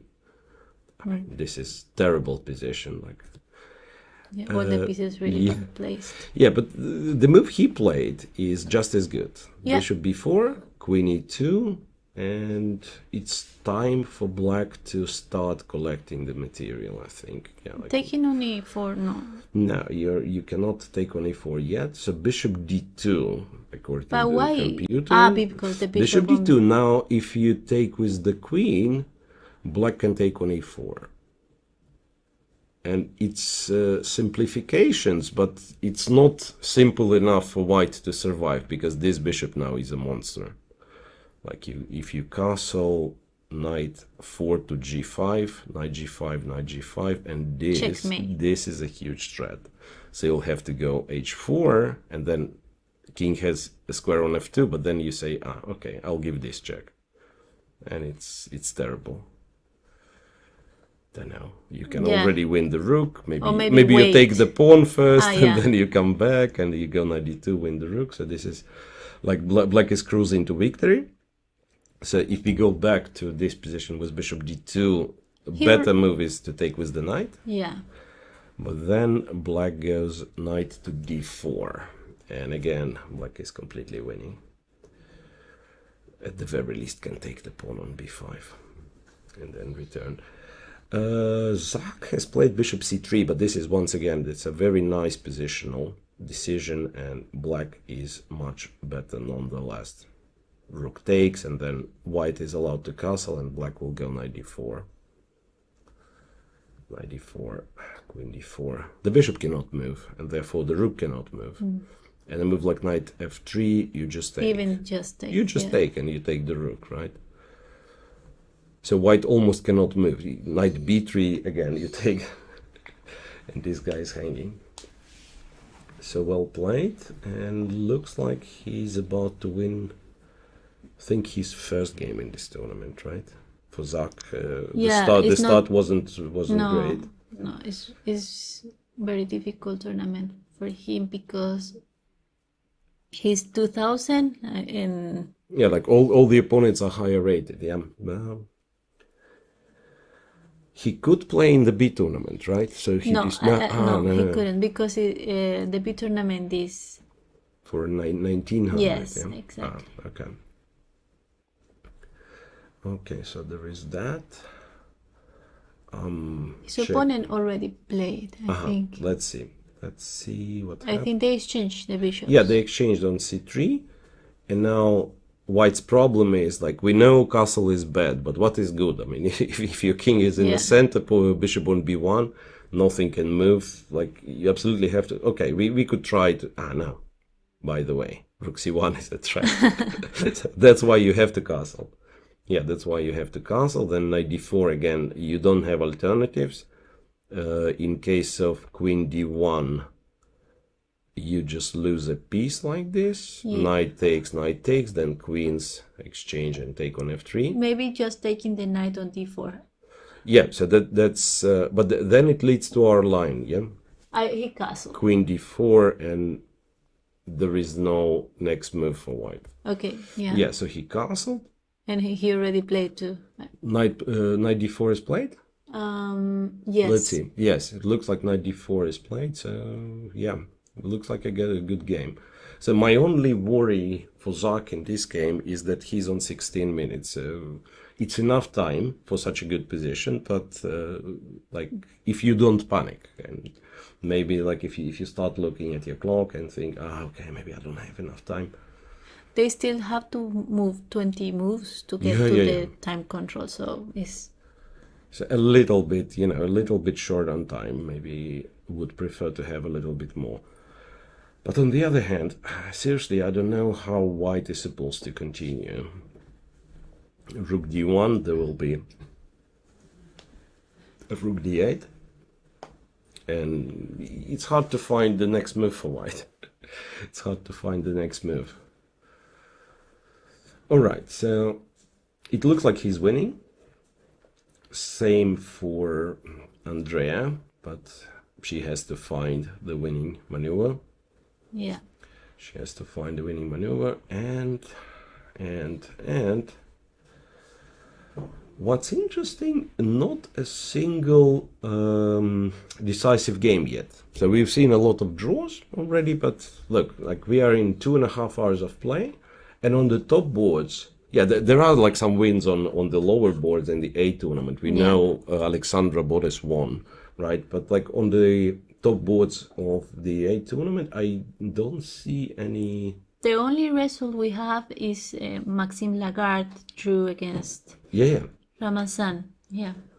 But no wins. That's what I'm saying. Like no one managed to win quickly. And in a lot of games, there are like, fundamental, very long positional plays. Wait, somebody we were checking. One Forest. Remember that this was an interesting one. One Forest with Kaczmarek. One Forest is completely winning. Okay. Wow. And also his opponent is down to 3 minutes. So I was asking for somebody to win the game, and Van Forest says, you know what? I might actually win. Bishop e3, bishop h6. What was going on here? Bishop b5. Nice.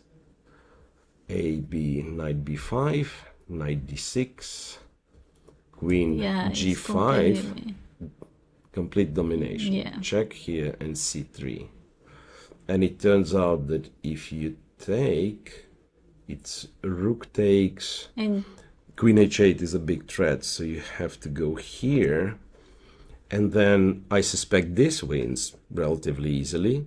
Just take here, and go then rook d6, yes, go rook d7, and so on.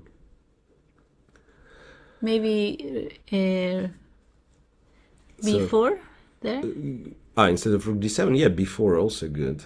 Anything, I mean, you can actually just play, move the a pawn, because the king is getting stuck here. But also, after queen f8, even stronger is to return the queen and then come from the other side.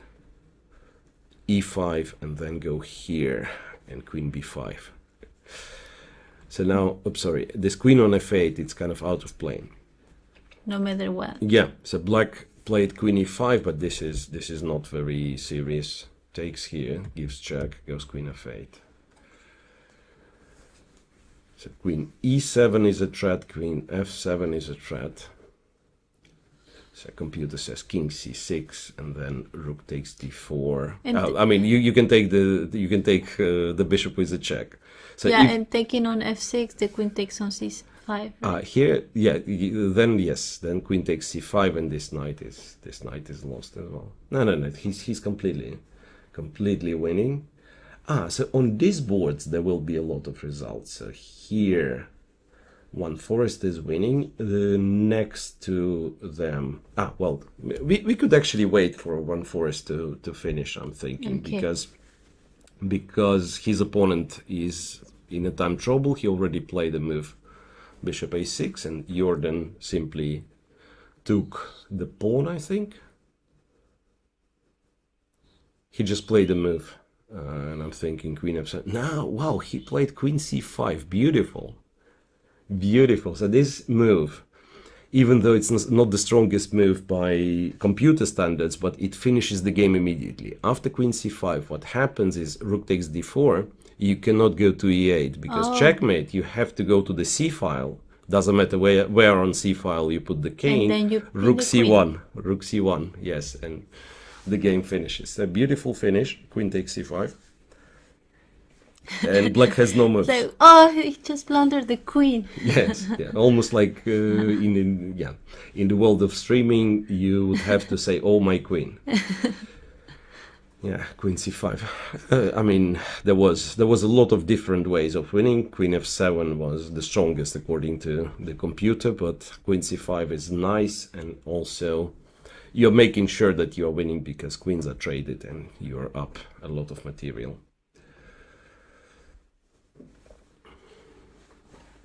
Queen c5, and his opponent, kind of has a little bit more than 1 minute, but he's doesn't. like shaking not shaking the head, like.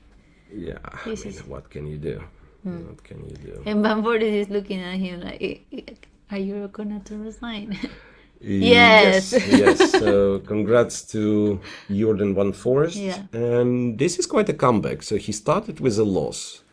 And then won three in a row to return to the leading group. So now in round 5 today afternoon with the black pieces, it will be kind of a critical test for him. Yeah, and it's good he finished a relative early because he has time to rest, to eat for the round in the afternoon. And for sure will be tough for him. Yeah, absolutely. For everyone. And then very next board, Pierluigi Piscopo against Volodar Murzin. I think we were looking at this game, so just quickly we'll show what happened. So f6, remember we had this bishop to h6, king h8 was played by Murzin, which was also fine. Knight b5, and this is something very aggressive. Knight d6, knight to e5, rook to f6, queen g1, wow, rook g8, knight takes b7. So what's this? Black is up an exchange for a couple of pawns. So if black plays something simple, like say takes here, interestingly, white is still in the game. So it is still a relatively tricky position. So in order to win, black needs to find knight g4. attacking the bishop and also threatening knight f2 checkmate. Yeah. So bishop g4, knight g4, and you don't have much of a choice. You have to take, and this is just winning for black.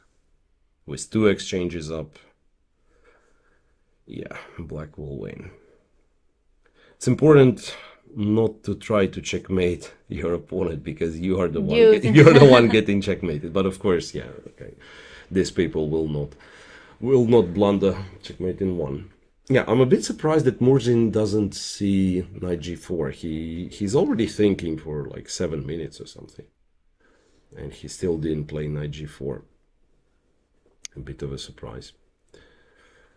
Maybe the opponent thought like to have the bishop, to take the bishop on b7 is very important because that bishop is really annoying. Yeah, the bishop was really annoying, but it's not like white had too many alternatives. So knight b7 was supposed to be played, and then yeah, now I think any knight to g4 is winning the game. Yeah. All right, Kirill Shevchenko's game. Also next to these ones, couple of boards up. What's going on here? Shevchenko is somewhat better. So white played a lot of pawn moves but didn't achieve much. And it almost looks like lost some time moving the pawns on the queen side. And now knight takes, bishop h6. Black just has to be careful to defend against the checkmate, and you can do this by going rook f7 or possibly queen f7. Nah, queen f7 would be a mistake because of this. Spinning. And knight d6 is a threat. So it's exactly rook f7 what you have to do. Attacking the queen. And yeah, the queen is attacked. This is a difference. So white cannot play, probably wouldn't mind playing rook f7, rook a7, but the queen is under attack. And if queen g3, black gets the time to go bishop f5, bishop g6, and be absolutely safe. Okay, so I don't even know. What do? We go back to the top boards maybe to see if there is any update. Maybe we check the game is next to this one too. I saw Vitaly Sivuk. Sivuk. Let me see. It's he's probably a bit lower, right? Yes. Here with white. Sivuk against Roy Wagman. He lost in the last round. Yeah. He lost some like really disastrous game, yeah. Lost very fast. Here though, it seems that he's doing okay. Well, according to the machine, he's just winning. Also, his opponent is down to like it's 3 almost minutes. like what move? 33. 33, so still control. 7 moves, but not only that. Like white is threatening knight e4, and like taking on f3 with this rook loses to rook b6, king. I'm not even sure where the king has to go. King c7, come on, king c7, it's d6, yeah. And taking with the other rook on f3, white I think can take on b6 as well, but knight e4 is even stronger, attacking the rook. There is no checks. Yeah, there is nothing. So rook has to defend b6 and defend the rook. So if you go, say, this rook to f4, I think white just wins by going here, and going here. The knight is joining too. Yeah, everything. So just like you can already take the knight, but computer even does this. Check here and rook 2 to b7. So these rooks cannot do a thing. Taking the knight means you're losing the rook on f3. Yeah, he's winning. Yeah, so 1.5 minutes left. We could wait for his opponent to make a move. And finally we found him with the camera. Yeah, this young gentleman doesn't look very happy about his position. Yeah, could wait and see how the game's going to finish, and I don't think it will last long. Yeah. Needs to play a move. Yeah, 1 minute. There is also such thing as clock, you know. Yeah. Again, it's unclear. Wait a second. How did it happen? So it was this e4.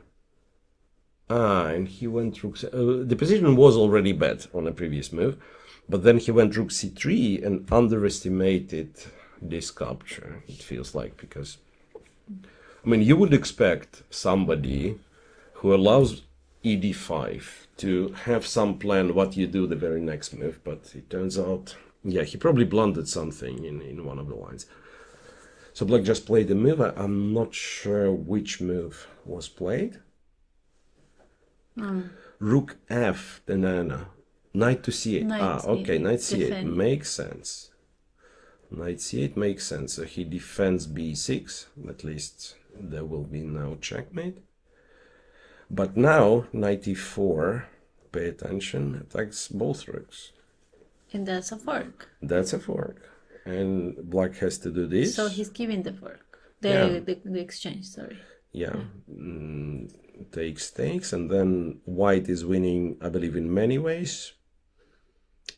Computer as fancy as always, some tricks, rook c5, because why not? I would think rook b3 with the idea to play rook f3 to exchange a pair of rooks should be good as well. Yeah, and also the king gets to the close to the pawns, and yeah. So it looks completely winning, but Sivuk has almost 15 minutes, and we don't know if he's planning to play fast or, you know, will spend more time. So we checked, it's a winning position. I think we can leave him and declare that he has already won. Okay. Yeah, so what else do we have? Do we have something really funny? Remember this Sicilian position. It's Krishnan Ritwik against Khan Erdogmuz, and somewhere here we've seen it, and we were criticizing c4 because e4. Yeah, I remember. So strangely, black did not win immediately. No. So queen f2, bishop a5, knight f4, bishop b4. But maybe he's winning slowly. Okay, queen f3 was not needed. Could just move the pawn forward. Queen f3, rook c1, e3, c5, and black is thinking. Again, they are approaching the time trouble stage. It's move 26, so still 14 more moves, 15 more moves for black. And the e-pawn is dangerous, but at least like some relief for white that this bishop finally playing. Yeah, there was a moment where the pawn was on c4, black bishop was on c5, so this guy was completely out of play. Now the bishop joins the action. Computer still insists on like just move the pawn, but then it's not that obvious. Queen e2, and you will still need to work quite a bit. I mean, it would be nice to go rook e8, but this square is controlled by the bishop. Okay, it's about time we start getting results on the top boards, I'm thinking. And maybe it also makes sense to ask the chat if there are like some early birds following. If you guys have any requests for us to check a specific game, just tell us. Yes, if you have any question or if you want some request, you can just write in the chat and we will see if we can watch the game.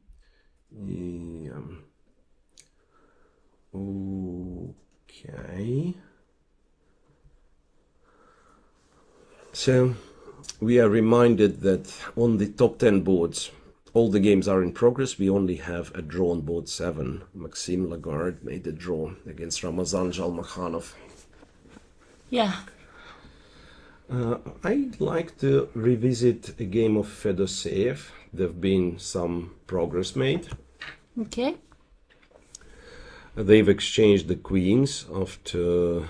Yeah, okay, so I'll wait for the board to appear on your screen, guys. Yeah, so Fedoseev won back the pawn on g6. The camera we have is on this game we just looked at, right? Yes. And Black did play e2, so he does the right thing, but he'll still need to work. And for Fedoseev, I'll just quickly click through the game. I'm surprised he didn't manage to win material. So rook e1, g5. This is an interesting moment. So computer was suggesting that you can actually take on e3 and take on e3 and go rook, not even rook e8, but king f7. But somehow I feel that one of the harder trades to make here is to exchange the knight for the bishop, because knight was, I'm not sure if it's still better, but it was better for most part of the game. The bishop on e3 was not very good. And taking on e3 means playing the rook endgame, which is known for, like, a lot of times, like, you win a pawn and it's still a draw, right? With the knight you have kind of more hopes, even though objectively taking on e3 was better. So after g5, black almost gives away all the advantage. King f2, king g6, a4, g4, rook e8, and Fedoseev played an intermediate g3 check. So after rook e8, black played g3 check, captured the rook, and now I'm not sure. Like, you can do this maybe, and this, but how to break through? Like h3, rook h3 always. Computer says it's completely winning for black. Maybe because white is in some sort of a zugzwang. You need to move. If you leave the h file, it's always h3. If you lift rook to h3, then it's rook e1, or in computer's case, it actually prefer to take the bishop first and then goes rook e1. Yeah, so this could be like some sort of a zugzwang. And if you go king d2, what does computer do? Takes here, goes rook h8, and in case of rook h3, I'm not sure. I mean, computer says +4, black is completely winning. But it's not clear. Yeah. He still has to calculate some stuff. So what I'm thinking, he could go knight h4, and after rook g1, go king f5. And what I'm trying to achieve is to go king f4 and sacrifice the knight for 2 pawns, maybe knight on g2. Knight g2, rook g2, king f4, king f3, h pawn is going. So looks like this should be winning. Fedoseev down to less than 15 minutes, but it's move 36. So here they are getting without problems today. Yeah. He will get to the time control without a problem. And what did he do? He did play a pawn to h4. So apparently he see the way how to break through. Pawn to h4. Yeah, fair enough. Fair enough. Probably found the way to make progress. Then, okay, I mean, we could stay on this game for a little bit, because Fedoseev playing relatively quickly, and so does his what opponent. Did he play? White replied with rook h1, stopping h3, and he immediately played the move, but I don't see which one, and it did not register on the digital board just yet. King. King to g5. Ah, yeah. So far playing like a computer. King d2.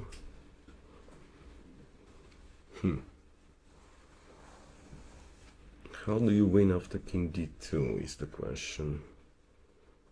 Because what computer is giving some like a6 trade and then b5. This is not easy in my understanding. And king d2 is played. Yeah, so we identified it correctly. It was almost a Zugzwang, so king d2 is the only move to keep the position And alive. rook. Oh, wait a second. He Rook says e7. you know what? It's still a Zugzwang, rook e7. Because now if king goes here, no. I thought there is like some breakthrough. No. I don't think he wants a draw. No. He will not. I mean, he can repeat once. By the way, just to test. no, just to get to closer to 40 moves, right? I mean, so it's move 39, and then like you play a couple of moves because your opponent doesn't have active counterplay, right? So white will have to wait. Go king d3, king d2. So, right. Yeah. So you can go here. Let's say you go back to e8. After king d2, you can, go a6 or even move the king backwards. White is practically parallel. What? And Rook h3. Rook h3. I feel that's a really bad move, maybe. I mean, like he can return.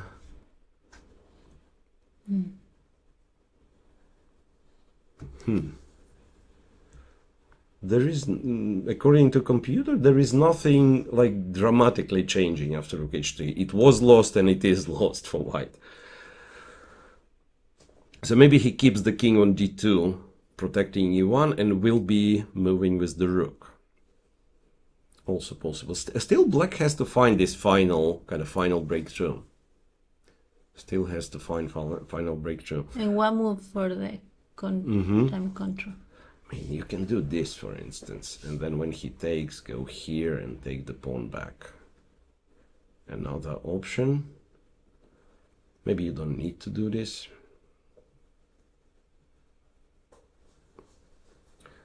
How about we get the knight on f4? But I don't know how. So if the knight is on g6 on f4, black is just winning.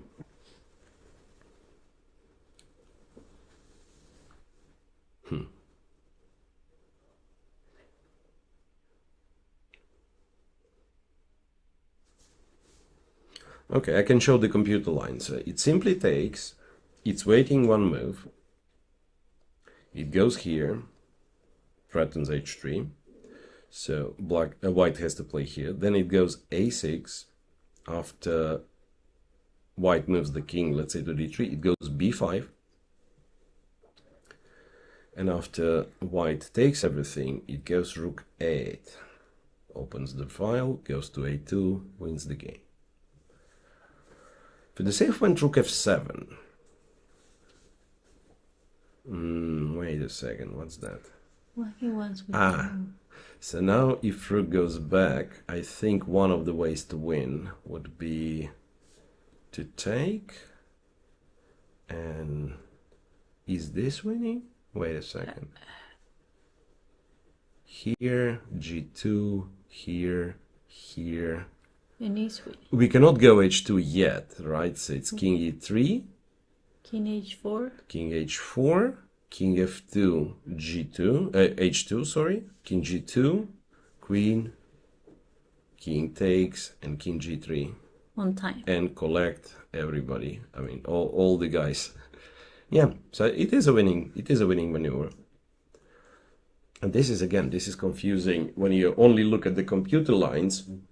Computer shows maybe the best, but you tend to miss more human variations. Like in this one forest game, it's a beautiful queen sacrifice, which finished the game on a spot. Yeah, and also probably they know these ideas. Yeah, of course. So here, like you have two very far advanced passed pawns. So one of the ideas would be to sacrifice the knight, the one that I was showing, but it turns out even the rook can be sacrificed.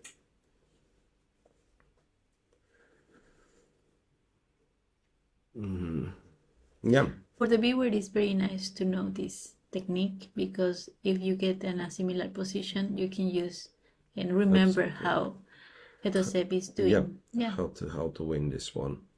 Exactly. And again, there is also this idea of just not sacrificing anything, but get the knight to g6 and then to f4 and, you know, just win. After rook h1. Ah, okay, he's to move, so he can do this. He can do this. He can take d4 and f3 and just win.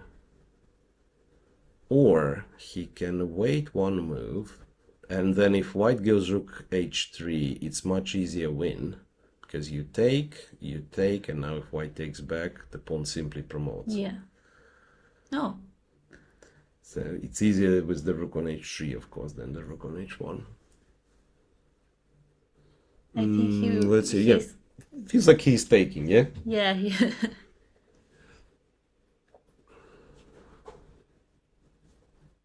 No. Oh, rook h7. That is something absolutely different. Rook h7, okay, rook h3, I guess. And now? And now I'm not sure. Okay, he can try my plan. Knight e7, say check, king f5, and that's why we have the rook on h7 to protect this guy. And then let's say white's waiting, you go here, and you go here or here. And in this case, you can still go. But in e5, it wins the pawn, right? Yeah, knight e5 wins the pawn. And if it wins the pawn, it wins the game. Ah, and we are reminded that we have other games going, and it's a lot of changes on board 2. So maybe it's time to check Jules Moussard and Viktor Michalevsky. What's going on there? Yeah, I've completely forgotten about this game. So after f5, computer was suggesting to give a check on e6. Jules, went e5. And there's a lot of stuff happened. Queen d7, bishop c6, queen f5. Now all of a sudden the position is equal according to machine. Bishop d7, queen f4, queen e5, h4, bishop f5. He lost all the advantage. Now he has to Rook e1. Has to trade the queens according to the computer. Rook e1, yeah, could be, but then okay, first of all, let's show that something like this, 2 rooks against the queen, in this case, the side with the queen will be stronger because the king is weak, right? So the queen and the dark square bishop will attack the king, and it will be problematic for black. But the line of rook e1 is the black changes on f4, exchanges on e1, and then goes after the b3 pawn. And this is actually annoying.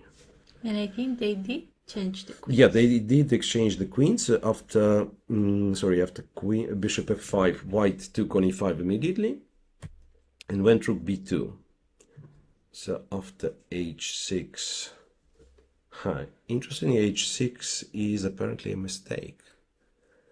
h6, bishop f4, and now we are back to white being better.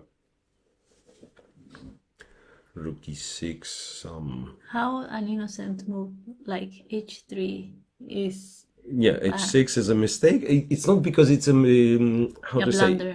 Yeah, it's not because it's a blunder or a bad move, but black had a very limited kind of time to double the rooks, it seems. Rook c2 e8, and now I don't understand anything. Now h6 here and rook e2. So this is the difference. So he had to double the rooks, so that if the bishop goes to f4, there will be rook e2 or rook e1. And now h6, queen here, rook d2. Still can do this, right? Still can do this and rook e2. Yeah, I think it's Like computer shows some numbers, but we shouldn't care much. It should be a draw, I guess. Should be a draw with In precise the play. first board, First board. Barat versus Pichot. First board. The game is still going, and it's still completely equal. Last move, knight d5, and I don't even know like what to add here. Okay, black kind of has two threats, but you move the king and both threats are stopped, like king d2, knight f4, there is knight e3, then the king will start running. So no, Pichot is not worse, but also it's very hard to imagine black having winning chances here. So there is that on board 1. Board 2 is this somewhat complex endgame, which very likely will be a draw anyway. On board 3, I'm quickly switching to board 3. Hushenbeth, is he in a bit of a trouble? I'm asking myself. No, Okay, he they isn't. drew. Aha, board 1, eventually they accepted that nobody's winning this knight's endgame. It's Yeah. a draw. They are disgusting. Yeah, some live, some nice discussion on the board, on the first board, right? So that's nice, and this culture, regrettably, is kind of fading away. So modern, like younger players, I see them like the game has finished and they are running back to their hotel room to check with the computer what computer was saying. But sometimes it's nice, you know, to exchange the kind of human opinions, right? What did you feel like? Was the position good, and so on? And then you get back to your hotel room, you check, and you understand like everything you were thinking was wrong. It's very, very often the case. Okay, so this one's going. Board 3, roughly equal. Again, board 4 is an interesting position. A lot of stuff happened. They also passed the time control. That's Francesco Soni and Erai Kilic. And here it is. Here it is. So 5 pawns each. White has the bishop and the knight against the rook, which normally should be winning. Yeah, but the fact that white has doubled pawns makes it not that easy And to also, make progress. they are just one group of pawns, so the bishop is not. On one side. Yeah, exactly. So the bishop cannot, or rather, white cannot attack like a pawn on one wing, the pawn on the other wing. Yeah. So there is one idea that white has. Otherwise, it would be like a dead draw. But there is, like, say, some move for black, and white has this breakthrough, f5. And then if you take this pawn, it's bishop d5. If you take the other, with the other pawn, it's bishop h5. And in both cases, white actually does make progress. Yeah, it can be that white is still going to win this one. Because for now, out of 4 games of leaders, it's hard to say if we will have a single player on 100%. So we already have one draw. On board 2, very likely a draw. Yeah, so again, so top 4 boards with players on 3 out of 3. And board 1 already drew. Board 2 is... Jules is winning? No, I'm not sure. I mean, he's better, but I still have this feeling that the game will finish in a draw. Board 3 is completely equal. Yeah, maybe Jules... I feel like one of the two, either Jules against Victor or Francesco Sonis against Kilic will win. So very likely we'll have only one player on the floor. Yeah, only one player. Yeah, that's the feeling. Like if we have two, it's the pairing is automatic. It's clear they're playing against each other, but it's not easy to tell. And again, so on board 4, the only idea that white has is to play f5 under 2 pawns. Wow, and black played rook a8. With what? With the idea that after f5, he's going to take, and after bishop h5, Okay. he will have rook h8. Nice. Because otherwise it's actually a problem. Like if you go f6, it's knight g6 check, and then this, and h pawn starts moving. So rook h8 is a nice, important resource, and let's say here it's almost equal, if not completely equal. So he's fighting. And I think white still has to go for f5 because he might not get another chance. And then like your winning chances are pretty much connected to the fact that you can break through. So I think he's gonna go for it. Very likely he's gonna go for it. 5. Really nice. Yeah, so while this is, yeah, like the top boards are quieter. On board 5, Fedoseev still did not win, but he's getting closer and closer, I feel like. He's gotten the knight on g6, so I'm switching once again to Fedoseev's game.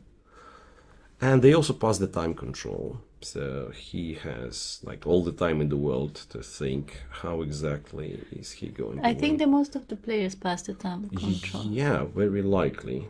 So we started at what? At 9, that means 12 our time is... No, 12:40 they will like guaranteed will finish the time control.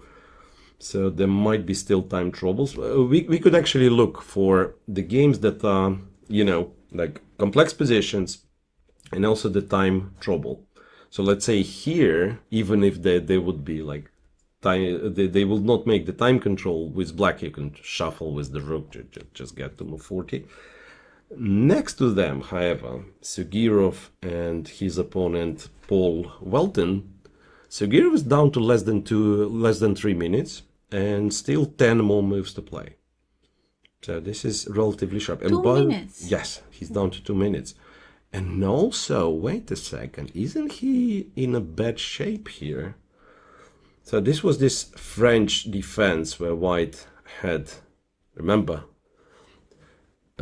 had a huge space advantage on the king side, but somehow he decided not to go f6 but to take on e6, and then it worked well for black. Queen d1, h6. He was very passive, but I think... Yeah, somehow white got over optimistic, sacrificing on f7, and he missed this rook f8 brilliant move. So now if rook takes e7 happens, it's king d8 attacking the rook, and also rook f1 is a threat. Very nice tactic. Yeah, it's a nice tactic, and also it's easy to miss. And apparently a4 was very strong here, but like Sugirov being in time trouble, he went queen f3, and now after king b8, e6, black is almost winning. Black is almost winning. Computer suggests to move king even one more time to a7, so there won't be any check from this diagonal. Let's see if Paul Welton finds this move. Yeah, I think I get the idea. So if you take, white has... No, it's wrong. I thought queen g3. So you're going away from the pin line and then you take the bishop. But in this case, still some crazy stuff happens here. Check with the bishop instead of queen g3. Yeah, yes. This works as... no, this doesn't work. But why? If this... g5. g5 is here. It's like an annoying move. Okay, should ask the computer. Queen b2 is equal if white takes on g7. Okay, this is a little bit too much. This is a little bit too much. Oh, yeah. So there is that very sharp game. Good for black if he finds everything. Then in the same points group, with half a point, kind of loss of a half a point, we also had Lagarde against Zhamakhanov, who made the draw. Then we have Darda, who's playing and all of a sudden completely winning. there was a very boring position, like with a lot of, a lot of pawns in the center, everything was blocked. But now, current position, all the pawns somehow disappeared. White attacks f7, and moreover, the game is finished. Oh, the game is The game finished. is finished. After queen b7, I think he just resigned. Yes, so Darda won. Darda won. We have another result. Yeah, Darda won, and 8, what 8? 3.5, sorry. 3.5. 8.5. 8.5 out of 9 would be too much. Right, and why I was looking at this one, because again, next to them, so this is board 8, and then, I don't know, board 9, I guess. Bronstein against Chigayev. So Chigayev, much higher rated, but in a big trouble. This wrong King's Indian position. With the bad bishops. Yeah.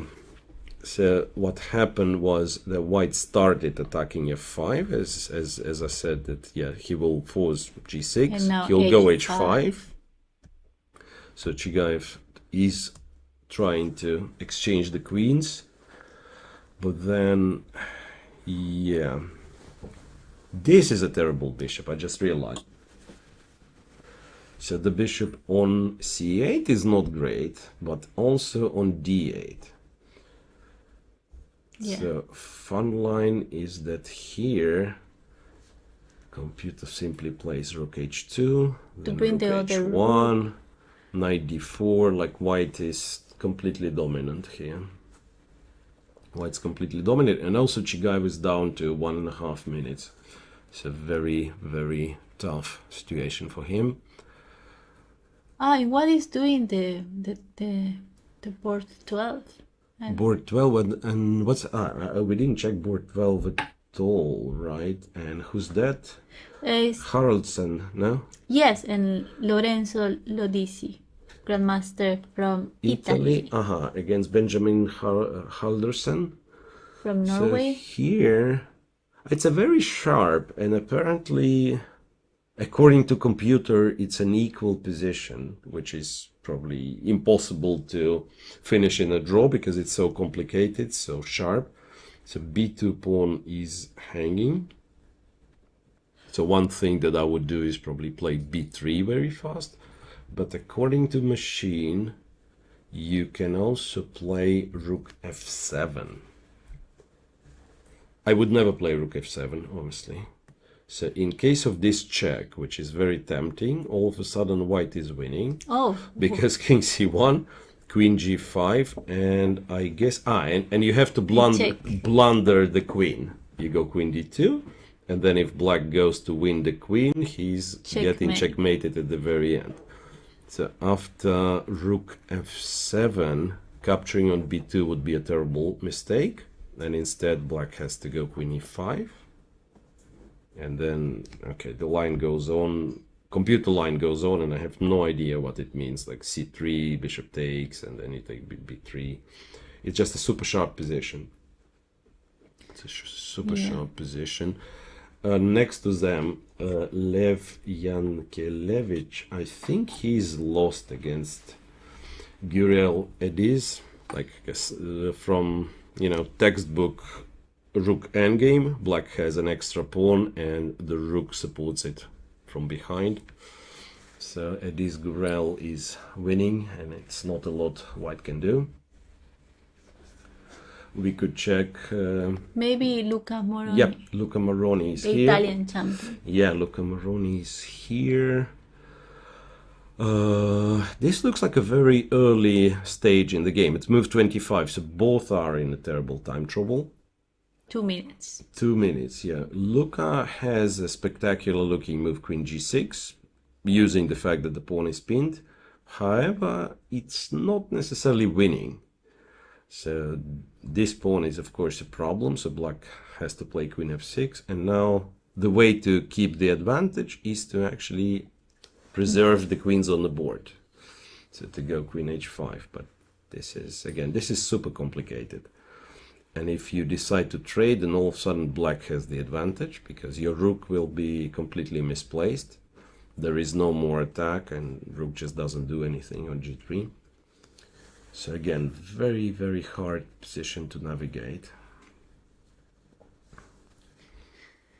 Yeah. Like this bishop on b2 is blocked and not doing much. And Lucas down to, well, 1.5 minutes, less than. Yeah.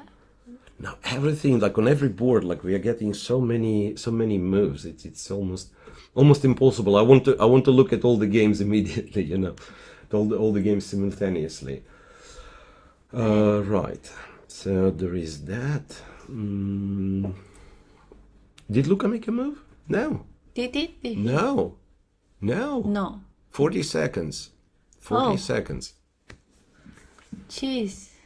40 seconds. Yeah. And this game that we were just checking, the rook is on b2 for Halderson. So something's going on. So rook c7, rook b2, king c1. Oh no, you are right. Now it's what? He cannot win the queen because queen d2, white is winning. We already know that will be a checkmate.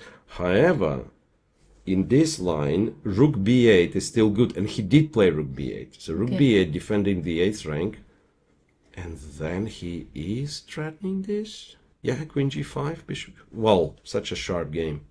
Yeah, and with just 3 minutes. Yeah, and they need 10 moves to get to the time control. Yeah, it's a lot of people who will probably not manage to get to the time control. I mean, it's so crazy. I think these boards are exciting. No, it's like everything is. It's so strange. Like leaders, all of the kind of top 4 boards, they are okay, quiet. Let's call it this, not to call them boring.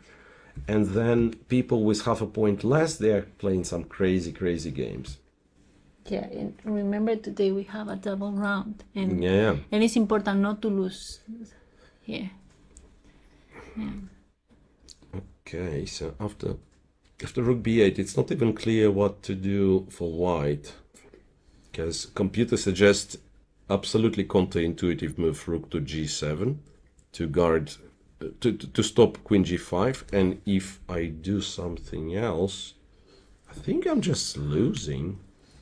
Like what, c3? C3 is maybe a move.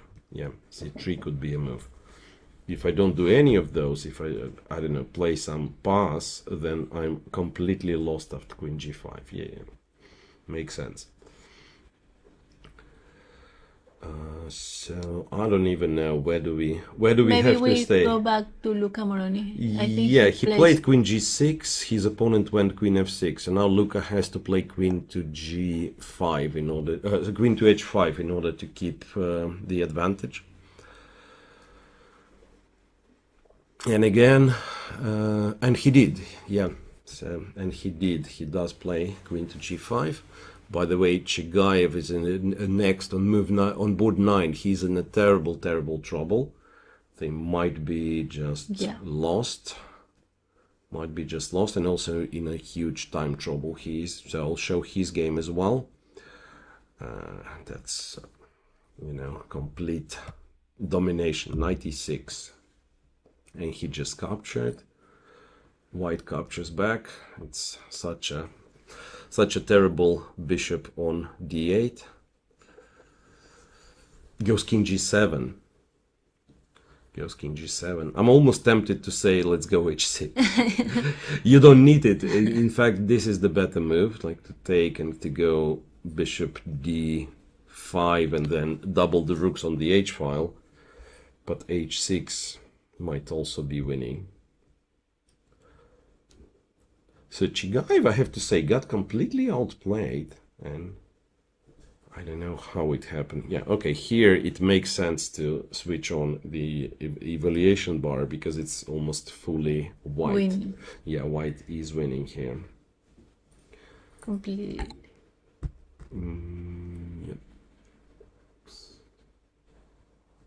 Yep. Okay, now. After king g7, what to... Whoa, and see, Chigaev, look, and he's below 1 minute, and it's still only move 30. So this is the game which will not survive the time control. Yeah. Almost sure. I'm just thinking, like, what would be, if not the easiest, but kind of the nicest way? Can I do this all of a sudden? To go e7, bishop e7, knight c7, or yeah, my plan was to go knight c7 and e6, but then this probably is not good enough. No. Computer somehow manages to keep tension in this position. Just takes g6, goes rook h6. Maybe takes g6 and then bishop c6, trying to completely stop everything. Yeah, also looks nice. Also looks nice. Yeah, so black's problem is like this bishop is not playing at all. And white has so many ideas. Wait, Luca. Yeah, back to Luca. Something's happening.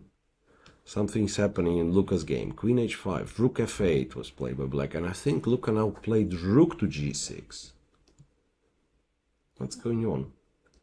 Rook to g6, and all of a sudden white is completely winning. So his opponent... Look, I mean, it's so interesting. Queen g6. And then rook g6. Attacking the bishop. And if you go here, it's queen h6. Everything is pinned. Oh my god. Crazy. No, this is seriously. And he saw all of this with 1 minute in the clock. Yeah. But it's strangely, it's easy to miss the idea that white wants rook g6. So black had to defend against it. There was an interesting option to defend by going b5. And now if you do rook g6, I think black sacrifices the queen. Or does he? Not really. He has queen f8, and it looks ugly, but it actually defends against both threats. Okay. So the real mistake was not even allowing rook g6, but taking away the square, on f8. Either for the queen or for the king. Yes. Yep.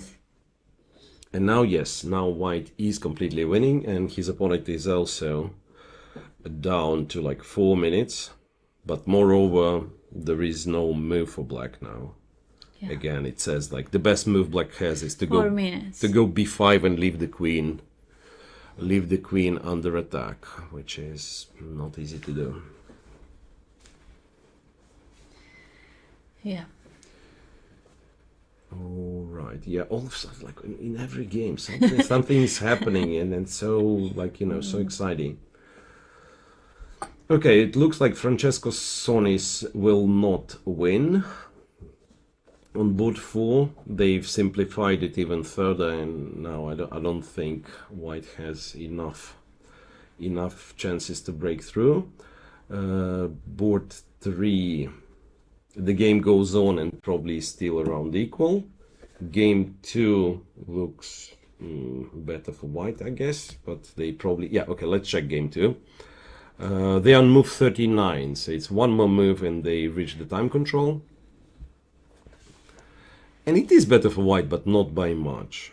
Not by much. Like yesterday, he was better a little bit. Yeah, maybe. But yesterday it was a bit trickier. I'm afraid like here, what will end up happening, so this pawn disappears somehow. Like say black goes rook c3, b3. White will sacrifice c4 and take b4 pawn. And then white will be slightly better, but will not be able to win. But we'll see, of course. Yeah. Maybe we check Andrea. I think she probably is finished. drawing. She probably finished, no? Yeah. Yeah. I don't see her game anymore. I don't know where is they're still playing. What? Yeah, this is a this is draw. Of course, right? No, but where is our extra pawn? What happened? I mean, I don't understand. Yeah. I don't understand at all. So I don't know what she was doing. Wait a second. She was giving these checks, rook h2, rook f7. I don't even know. Something really strange happened. Okay. Now, of course, it's a draw, but I mean, the tendency is like she was completely winning. Yeah, she was completely winning, and now I'm not even sure. It's not that simple to see how the technique. If you maybe. Okay, last time she was winning was to go f5, And then, but this is already like, not the methodical win, but the tactical one. So f5, pawn takes f5, and king h6 was winning. And then g4 is the big threat. So that's not that easy.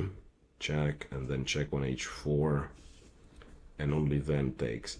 Yeah, but this endgame, I don't think we will be looking at it. This is just a draw. Yeah, let's go back. Let's go back, all the way to, don't know. Murzin won, One Forest won, some updates on, on results. Kirill Shevchenko, something is happening, I don't know. He was much better, but since then, like, a lot of stuff happened. They are both in a terrible time trouble, and I think he tricked his opponent. I think now he is winning if he captures on f7 with the queen. Yeah, looks completely winning for black. 2 extra pawns. Yeah. Yeah. You know what? Let's go to, what was this? Benjamin Halderson. This game was absolutely crazy.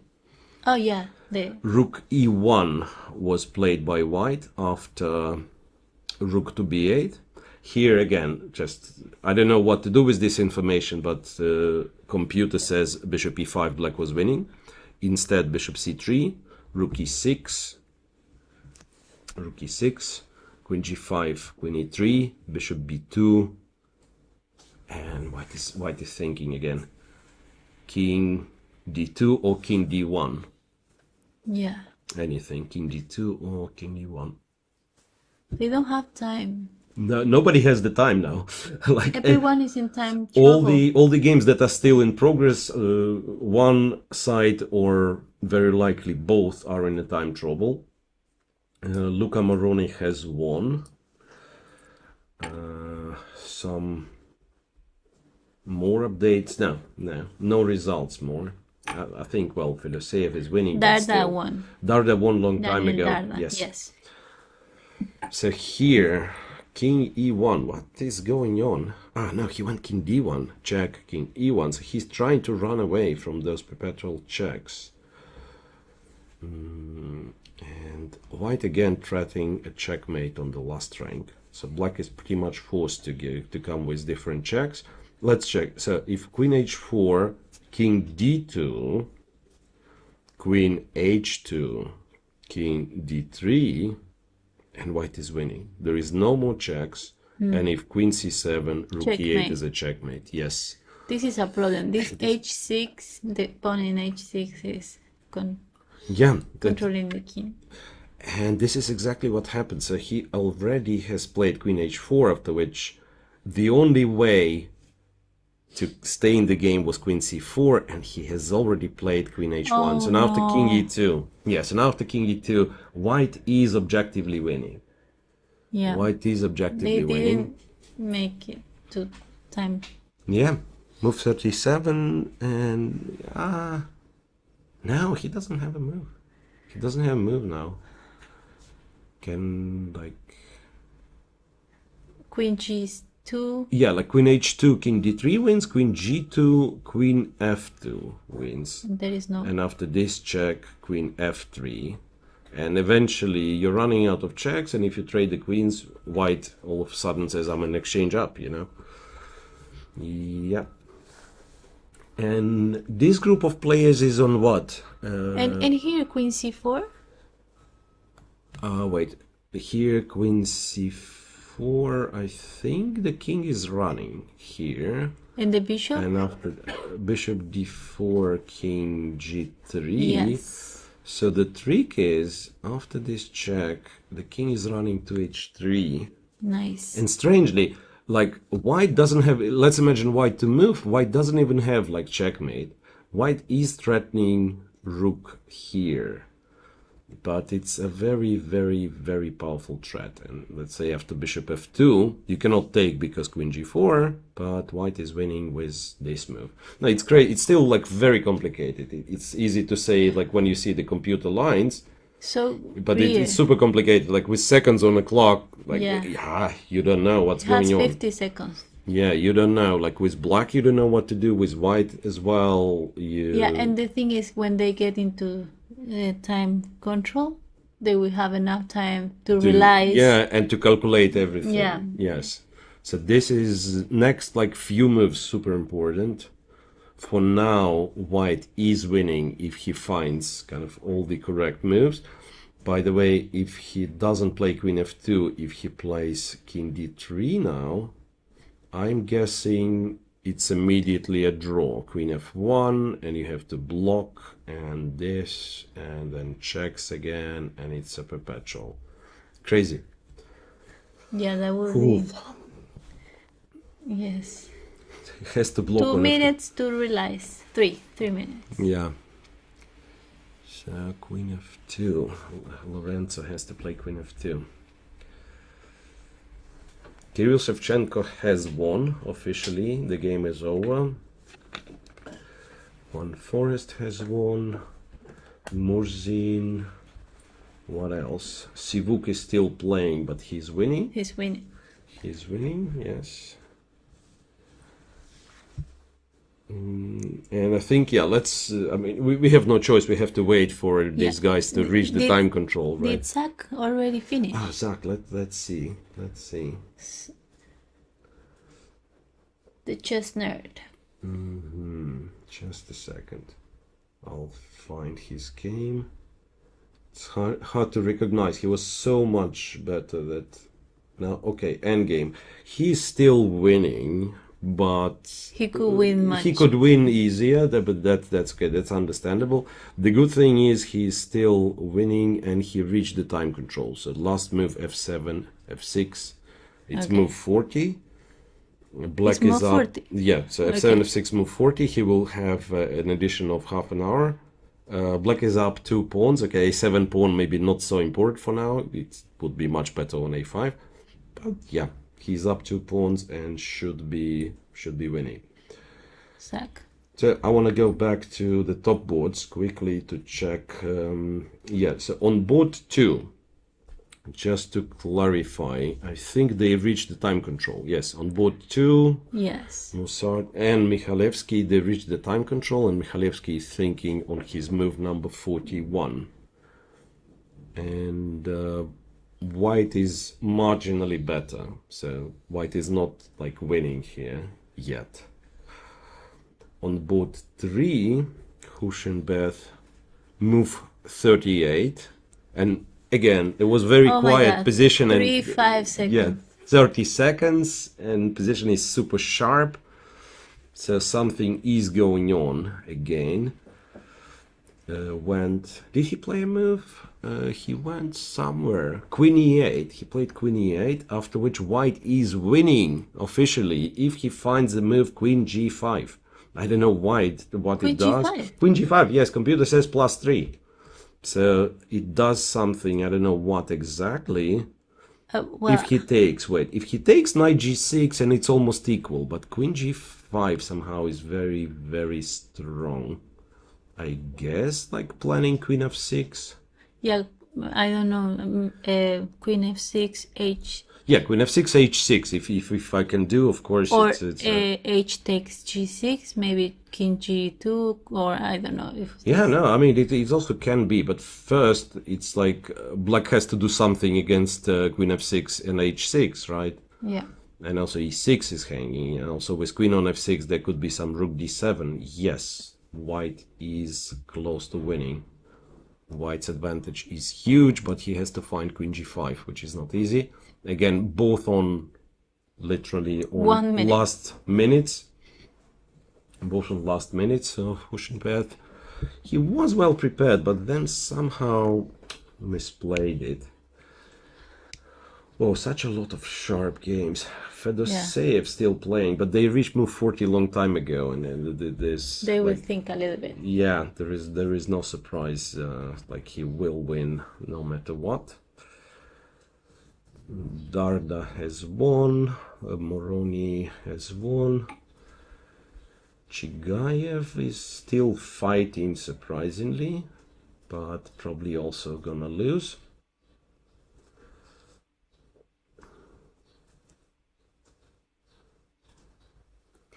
And I think Andrea just drew. They are, So in the chat we have a you know, discussion, or we see the camera. Yeah. yeah. That's a huge miss, of course, by Andrea, having one position for quite some time. It's not easy, but yeah. All right, and in the game that we are looking at, Queen G5 was played, which is the strongest move. Hushenbet replied with Rook to D8, and now Rook D6 is crucial. Did he play? Yeah, he played Queen G5, and well now done. no, but this is kind of classical situation. Move 40, and you have winning Oh, move, no. Rook D6, and you have less than 1 minute. So Rook D6, well, it is a logical move because if yes, and he did it. Rook D6 played.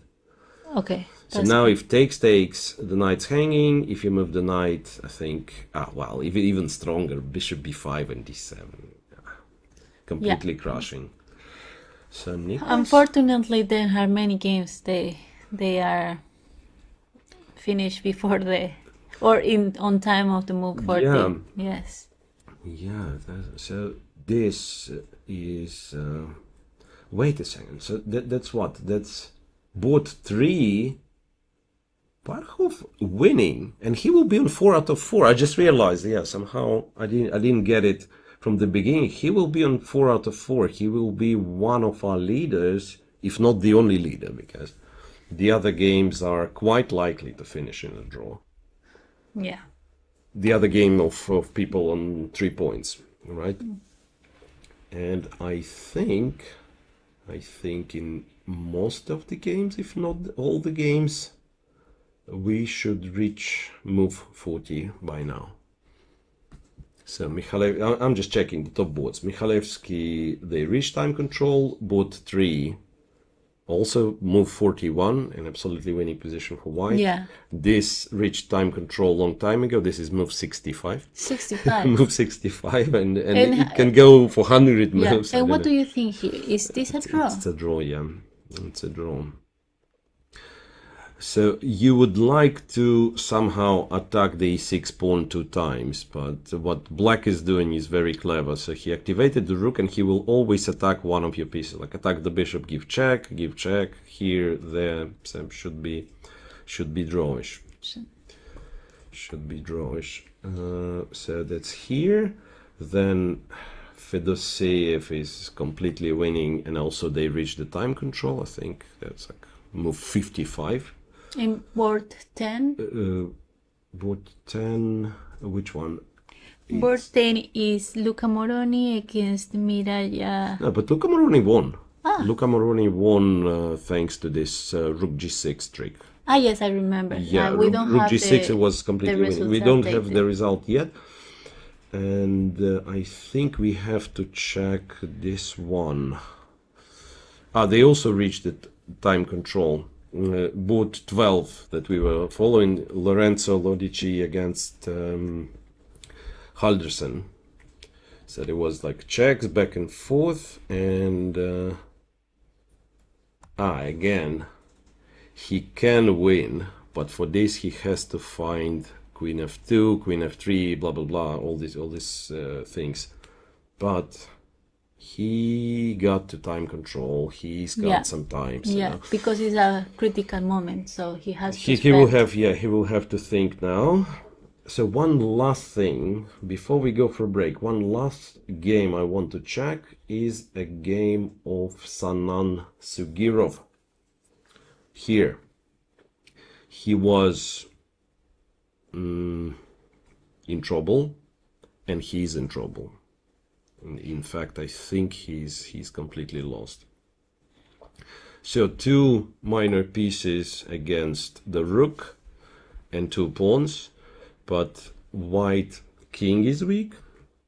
White pieces are not very well coordinated, and one of the reasons this position is bad also, that after knight f5 there is a very annoying move rook c3, attacking h3. So there will be a check, king a7, and yeah, it's very hard to defend. I mean, Queen h5, but the yeah, queen but then the is queen is out of the game, like everything is. Okay, computer says queen e2 and probably just yeah. checkmates, but I'm thinking like with queen being out of the game, bishop being out of the game, you probably win by pushing the pawn a5, a4, a3, a1.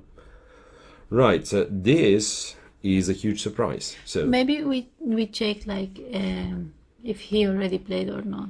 I'm sorry, I don't remember that word. but tell me the name. Yeah. No, it's okay. They were in time trouble, I think. I don't remember. No, they reached move 40, right? Which one? Bakrov Jair and yeah, Niklas. Board 3. Yes. Yes, they've reached the time control. Yeah, and they are also thinking, yes. also white is winning after Yeah. after he found rook d6. Yeah, Yeah. so this is the one that very likely to be over very Yes. soon. Like black will realize he has no way of holding it, and yeah, like this pawn will promote. Okay. Yes. So we survived to the time control. Yeah. They survived to the time control. Fedoseev just won. I've seen like a handshake. So Fedoseev wins and gets on on 3.5. There will be quite a few players on 3.5 because players with 3 points, we already have one draw. We almost guaranteed to have more draws, like Sonis against Kilic is a draw. So we will have one sole leader. Yeah, with 4 points. With 4 points, and if Jules Moussard wins, there will be 2. And then a bunch of people with 3.5, because Fedoseev won, and then Sugirov loses, so his opponent will be on 3.5, and blah blah blah blah blah. There's a lot of people winning, like Darda 3.5.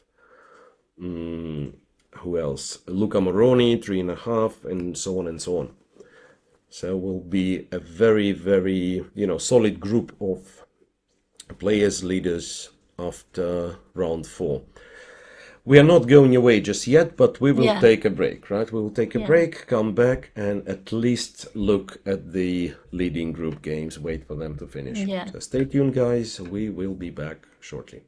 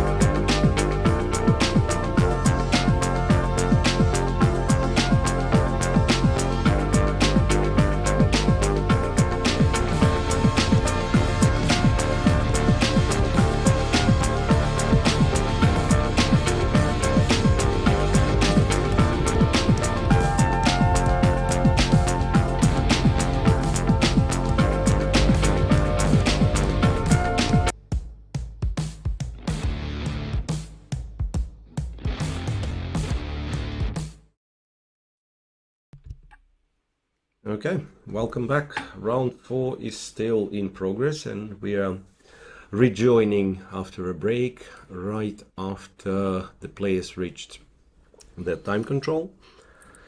We have quite a few games in the leading boards still in progress. We have many results. And thank you so much for the raid, both slides.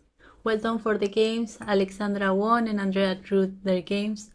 So I think we are waiting for the afternoon round. Yeah. Okay, so here are the results on top 10 boards, and I think one more result is missing. Yeah, on board 3, Nicholas Huschenbeth has lost his game against Yair Parhov, so we have a sole leader for now. Yair Parhov, international master from Israel. All the rest, yeah, and one of the surprising things is in board 9, Maxim Chigaev, whose position looked completely lost. He found his way, or maybe his opponent did not find the way to win. Anyway, the game is still going. Computer says white is winning, but it's far less clear than it was before. Right, and we will start from board number 2. Yes. From Jules Moussard against Viktor Michalewski.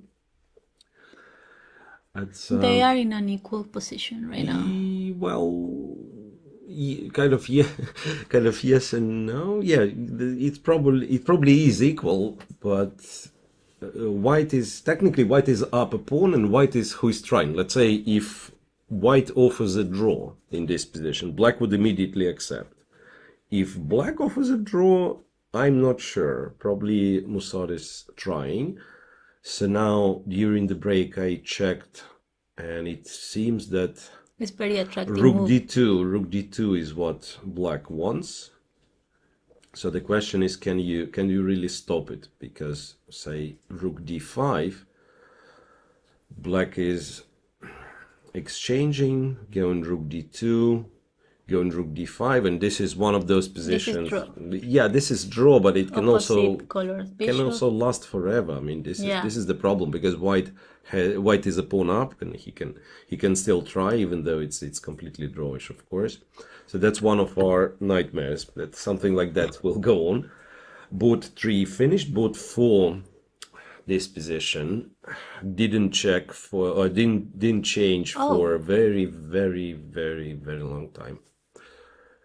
It's almost like black might make a draw by 50 moves rule very soon. No, seriously, on move 51 or move 52, we had this position, move 52. Now it's move 74, so 22 moves, nothing changed, like no pawns moved, no captures. Black has a straightforward way of making a draw, I think. But I don't understand. The clock says he doesn't have time. No, this is the glitch that we had. Remember, like the other day. So first, one of the players' clock has to reach 0, and then half an hour is added. I don't know why we have it, but we have it. Yeah. So it says 00, but that means additional half an hour for each player, because they made like 70 something moves. Anyway, this looks like a draw. Then Fedoseev has won. Sanan Sugirov on board 6 is in a terrible trouble with white. Yeah. Absolutely. Well, computer was saying it was absolutely winning. Check, Rook c1, Bishop e1. And, okay, Rook c2 would win the game on the spot. Yep. Rook c2, and there would be no defense against against Queen Egypt. We should ask him. He played King a7, but still white is paralyzed and cannot do much. So, yeah. And port 3. Port 3 has finished. Finished. There is no result, but Huschenberg has lost. Yeah, so he found a way on move 41 immediately. So Rook d6, Rook takes d6, e6. He thought for some time, and he just resigned. Yeah. So yeah, we could wait for Sugirov's game, like look for a few more moves in this game. So king a7, knight f1, black captures the pawn on h3, queen e2. Strangely, black did something like not the most convincing thing. He's still winning, but the game could have been over by now. Now the queen kind of got stuck a little bit. Even potential to go knight e3 maybe. It looks like a white. I mean, It's he still resistant, lost. yeah. Yeah, he still lost, but somehow he did not lose immediately. And again, on move 46, rook c2 would finish the game in one move. Can we see board 12? Board 12, If yes, they we can. already found. Lorenzo Lodici, right? Yeah. Yes, he went Yeah. for the winning line, so there was a lot of checks here and there. So the king was running, and eventually he found king f2. So now from like the engine evaluation, I know white is winning. And wait, and black did play something. Queen takes c2 is on the board. Queen takes c2 is on the board, so now king g3. It's still so tricky to play. King g3, rook g8, king h3. Wow. I wonder if he's going to find it. King It's not easy. g7? Rook g7? Instead of no, but there is the bishop, right? Yes, the bishop. So the bishop's gonna take king h3, and this is how he wins. But he's still thinking. I don't know. Alternatives, no. Queen e2 would be bad. Rook e2 maybe. Again, rook e2, logical move it seems. After queen c5, computer says it's equal. So again, it shows, like if you only follow with computer evaluation, you think, okay, the position is done, white is completely winning. One wrong move and everything changes. And he played. He played king g3. Okay, he played the right move. King g3. So the king is hiding here, after which white wants to double on the 7th rank and win the game. And now again, if we follow the computer line, computer does something really strange. So goes queen d2, maybe to g5 or something. And again, let me play a human move. King h3. Immediately it's a draw. Why is that draw? It's a draw because black has a funny trick. Bishop to e5. He threatens queen h2 check.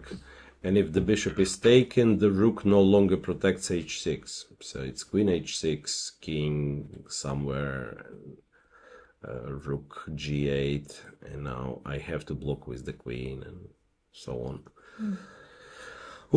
So the problem for white, that he has to find like a lot of only moves. And now, for example, the win is rook c7 takes c6. Something very contrary to what I was promising. I promised that white will double on the 7th rank. Instead, he captures the pawn on c6. And if this happens, then we go king h3. Okay, makes sense. And then both rooks defending h6. And if it doubles the rook instead of... If he doesn't take, I suspect again that it's a draw. No, even worse. He's Rook losing. g8, yes, now he's losing if he doubles, because after rook g7 there is something with bishop e5 and so on. No, seriously, I'm confused. King g4. And he takes this rook because this rook is pinned. Wow, this is funny. So after this check, even if you go to h3, then it's check. Queen h6, yes. Or queen h2.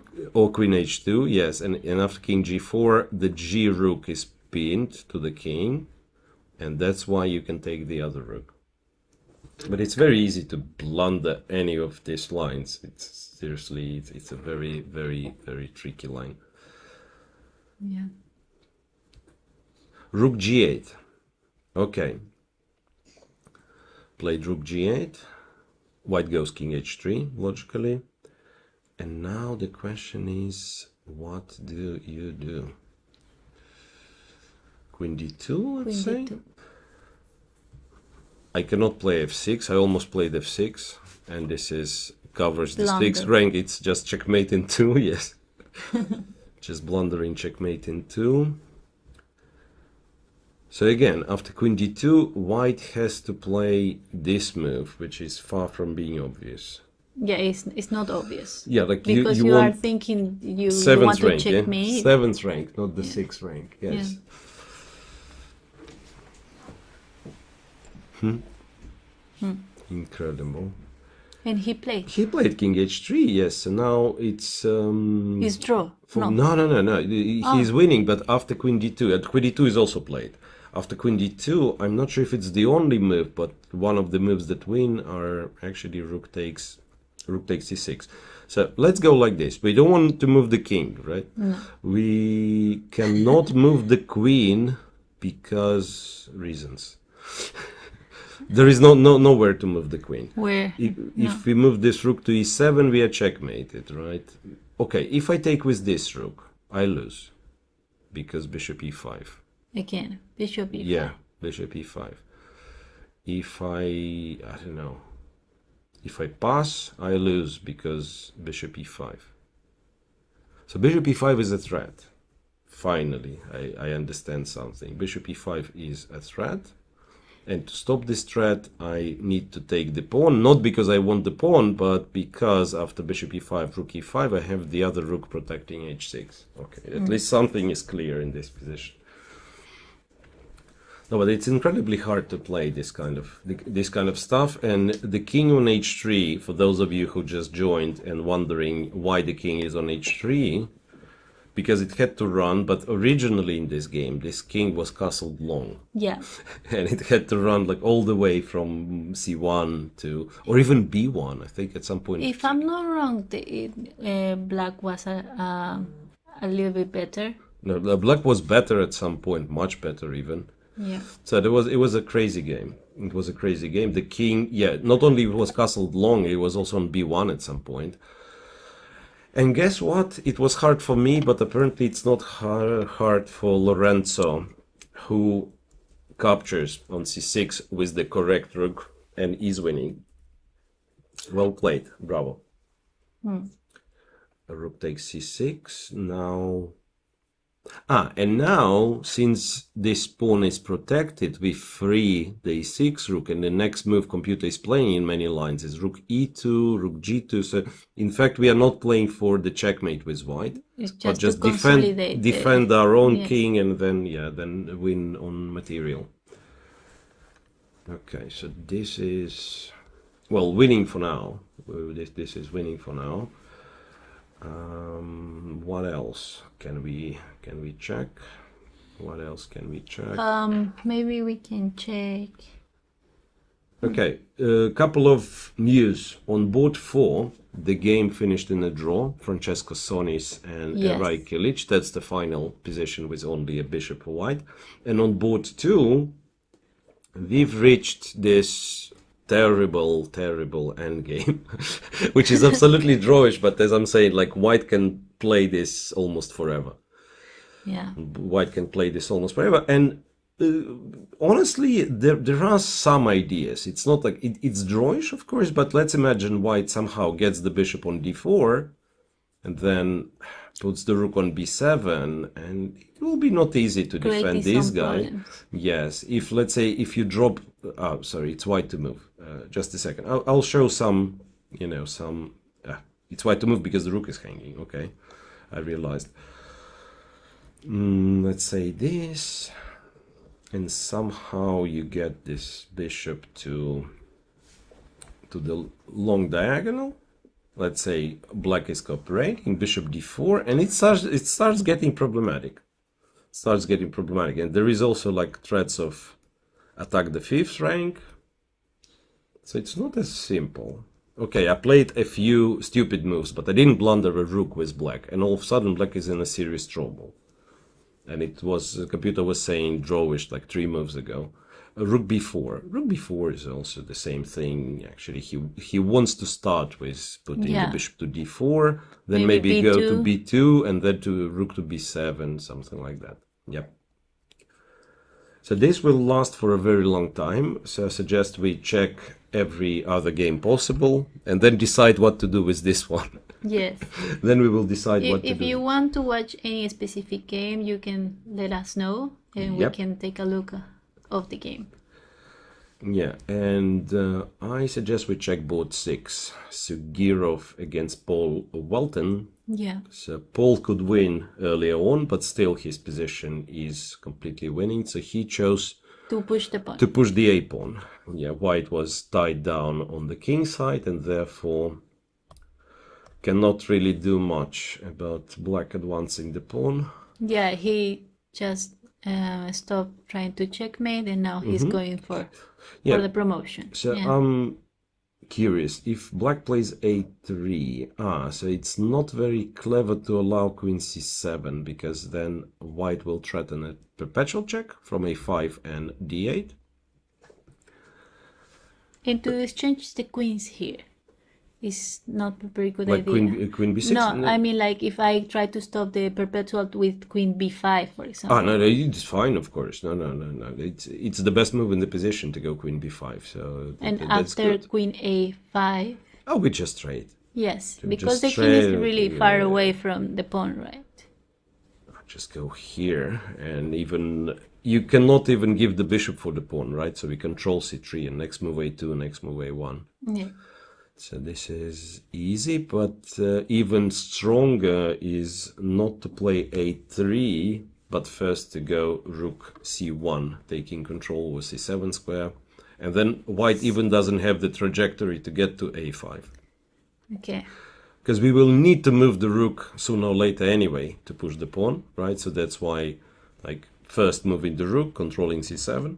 And c3, maybe? And c3, yeah, if needed, maybe rook c1, he played. Well, I have to say that maybe, yes, maybe Sugirov misplayed something, but his opponent, Paul Welton, plays it really, really strong. He plays really strong. It's a high-quality game from black.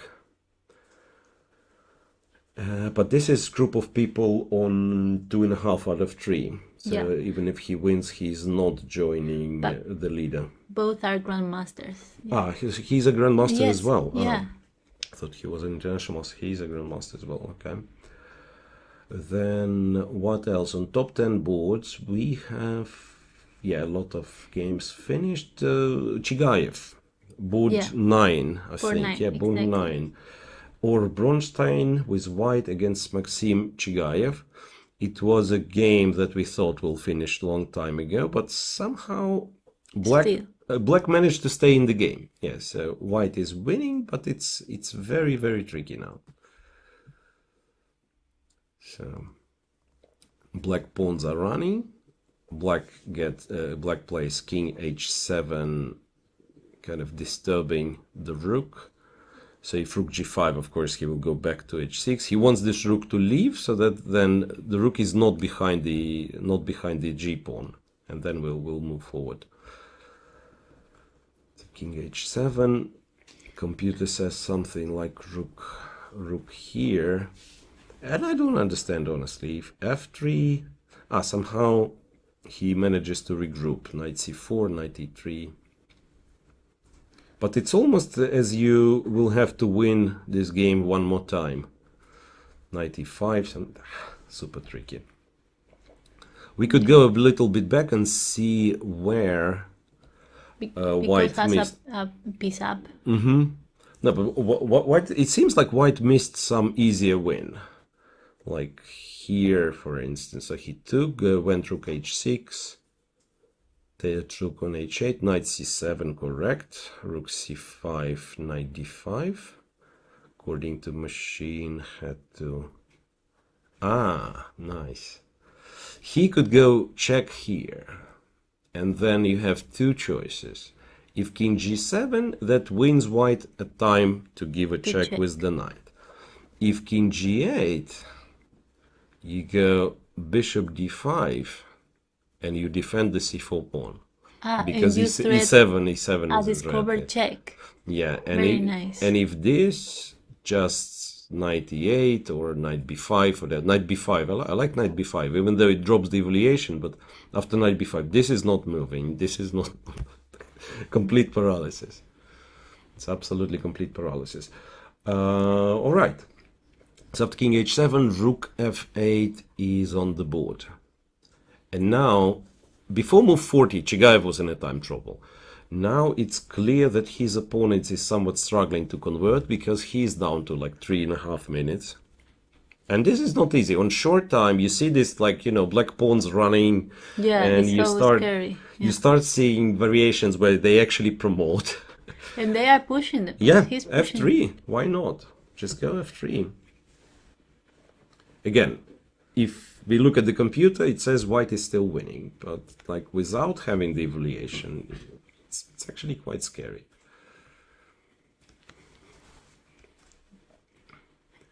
So we have He needs to think fast because just Absolutely. 3 minutes and stop the pawns, even if he's winning there. Yeah. No, I mean, he needs to bring the knight, right? Yeah. So bishop can stop the pawns anytime, more or less, but knight is far, far away. And also what's unpleasant in the situation like this, that normally you have the passed pawns, opponent has the passed pawns. So normally you would be pushing your pawns, and then when these guys, the black pawns You keep the arriving, pieces. yeah, maybe sacrifice a piece. Yeah, but these pawns are so far away that there is no point of pushing them right now. Yeah, No. you might as well lose. So what you have to do is to consolidate. Control. Okay, so this is what computer likes. I'm thinking what black can do. Like go here maybe. If here, all of a sudden, almost a draw. I don't know why, but almost a draw. Knight d4, king here, knight here. No, it's just, pretty random. Attacks the rook, attacks knight c5, knight a4. It's almost impossible to play. I don't know how people play these positions. I would blunder on every move. Yeah. The knights are so tricky in the end games. Yeah, and look, he's down to 2 minutes, less than 2 minutes. Move, play something.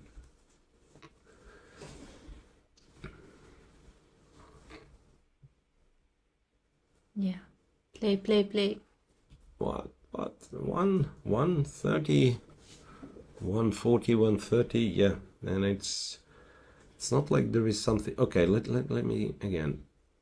This is a human move that I understand. Bishop b5 to kind of stop the pawn and cut off the knight, but it does not cut off the knight. The knight still can go to e2.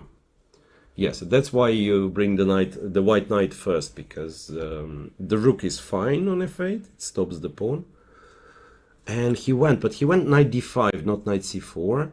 This is still winning, according to the computer. Knight c4 was somewhat better, but knight d5 is also good. Bring in the knight. Yeah, so he's opting for e3, anyway. He's opting for e3 square. Now white have to decide what to do after king g7. And computer's voting for rook f5. And after king g6, there is knight e3. Also not trivial, like your pieces are hanging in the air. Right, so now Chigai was thinking, and he's got the time. 22 minutes. Yeah, so he's got the time, so What we do we can we can move, right? We can move somewhere. Let's check board 12 if they already Right. finished. Whoa. Rook c6. This one, right? So found all the good moves. Black plays queen g5. And now rook e2 was the good move. And did he play? And he played rook c3. Giving the exchange. Yeah, he's hoping for black to take the exchange, because then it's right. Yeah. Then it's a checkmate. The best move according to the machine. The best move is bishop a1. I'm sorry, but this is really funny. Like the best move is bishop h. It's not What creating what a does he threat. what does he want? I don't even understand what he wants after rook c3. Maybe Not clear. is it Suxban? I don't think so. Queen. Let's try. If queen g1. No. It goes back to c7 or something. No, it's almost impossible to navigate this one. So again, the win was rook to e2, and after, say, bishop d4, rook g2. Relatively straightforward, by the way. So just get the rook on the g file, and you'd win.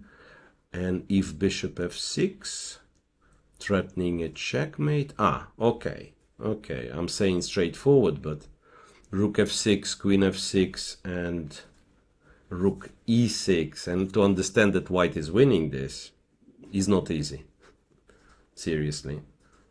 And let's say queen a1, and you pretend you're not afraid. I would be afraid, but the computer says no, you shouldn't be.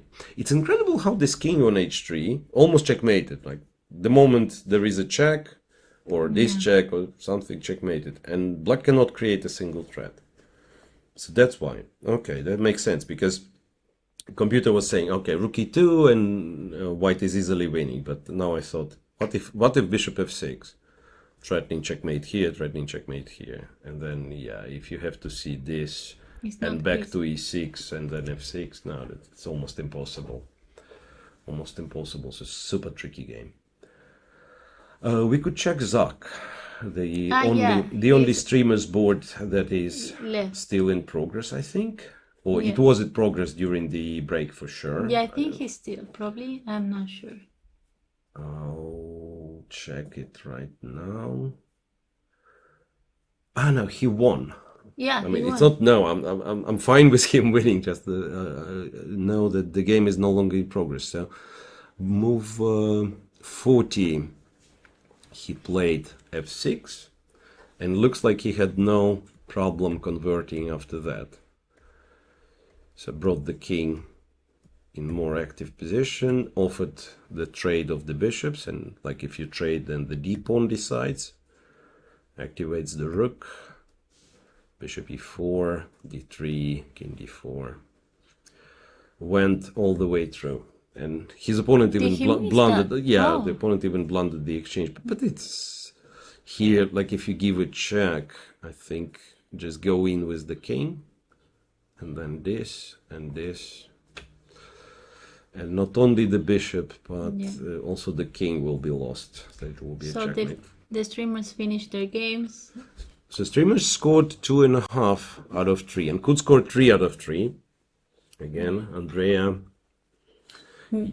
had to try a little bit harder to convert the endgame. She was winning at some point. Yeah, unfortunately, it's very difficult to know that technique. Even myself is. Yeah, maybe she just. I think her problem was that she kind of got obsessed with this idea that 2 rooks on the second rank, there will be checkmate, and there was nothing. Yeah, so she had to kind of look for alternatives. But anyway, overall reasonable result. And Alexandra played a very, very good game, I think. There was like some slight imperfection when the position was already winning. Yeah. So she did play a very good game. Checking what else do we have. There are still some positions with queens on the board. I mean, I don't even know. Yeah. No. This one has finished. That's a draw. Why is it a draw? Black is a queen up. I don't know. This is a funny game. It has already finished. So Bo Philip Olsen won against his Indian opponent Nathinha. And there was a moment when, wait a second, here, yeah, where black had 3 pawns against white's knight and bishop. I'm actually not sure. Did they finish or the game is still going? What board is this? I'm going to This see. is like somewhere closer to, I don't even know. I can't tell. I will tell you. Olsen, if you can find Olsen. With the white pieces, right? Yep. Yeah. Yeah, I found it. It's board 25. Maybe we can Board see in the 25, camera. yeah, like if we have camera on board 25, it would be interesting to see. And why I'm asking for this, because people are known not to be able to checkmate with knight and Yeah. bishop, right? So if I'm playing black, I would at least kind of try to Okay, play. let's see. I mean, Olsen is an international master, and the black pieces are a woman grandmaster. So practically, she had to know how to. Yeah, but it's him who has to checkmate, right? The white. So Yes. Olsen has to show the technique, or had to show the technique if she Yeah. resigned. Yeah. Exactly. Yeah, I mean there've been examples when like even grandmasters couldn't figure it out. Like I mean, especially like if you're tired, you know. I wouldn't have a problem winning because the only tournament game I had like to demonstrate the technique of winning with knight and bishop wasn't a problem. But still, all I'm saying, like I would not be surprised if white checkmated. But all I'm saying, I'm a little bit surprised to see black resigned here. Yeah.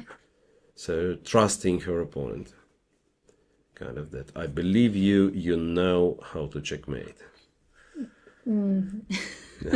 Look, what's going on? So if king g, well, actually, no.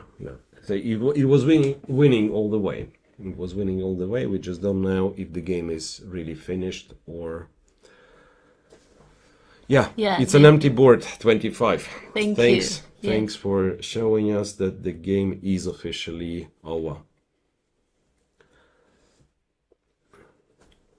So, looks like we are having fun checking boards What that. this t-shirt says? I don't want to what? I don't know. That's a t-shirt on the poster, so we will Yes. check. We will check and inform everybody. I don't We want to have- blunder. I don't want to blunder. No one wants to blunder, no. No one wants to blunder. Any updates? Okay, let me see. Not more. Oh. Board 12. They still. Oh, he found A5, the A3, move. and then no. Well, it's not like he found the move, but What else I can yeah, do? like what else exactly? What else can you do? Like you move the rook, you're no longer threatening. White is free to make progress. Interestingly, moving the pawn forward is bad because now you close the bishop, and it cannot return on the same diagonal. So black decided to wait. Yes, he will be playing bishop A1, bishop. Crazy. Yeah. Strong Bishop players. A1, bishop A1, bishop A2.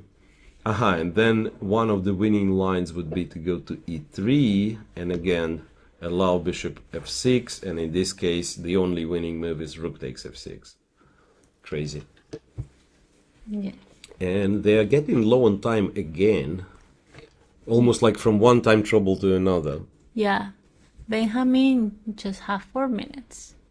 And Lorenzo 9. Yes.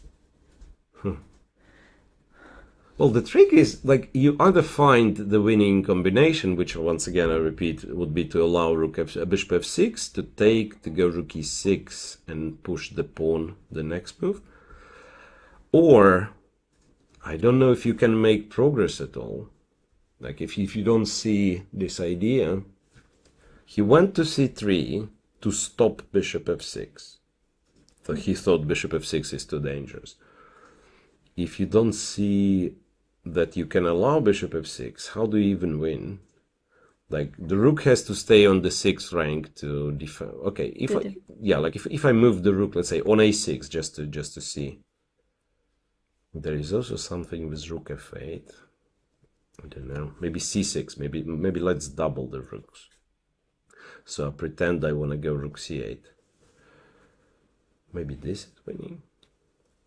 No, a4. I cannot go here ever because h6 is hanging. Crazy. Yeah, black can stay. In fact, bishop b2, bishop b2, bishop a1, bishop b2. And I will not be surprised if white actually doesn't find it and agree a draw. Oh, No, seriously. I mean, it's not easy at all, especially since he had these rooks on the 6th rank and he went himself to c3. yeah. It's so dangerous because he has to.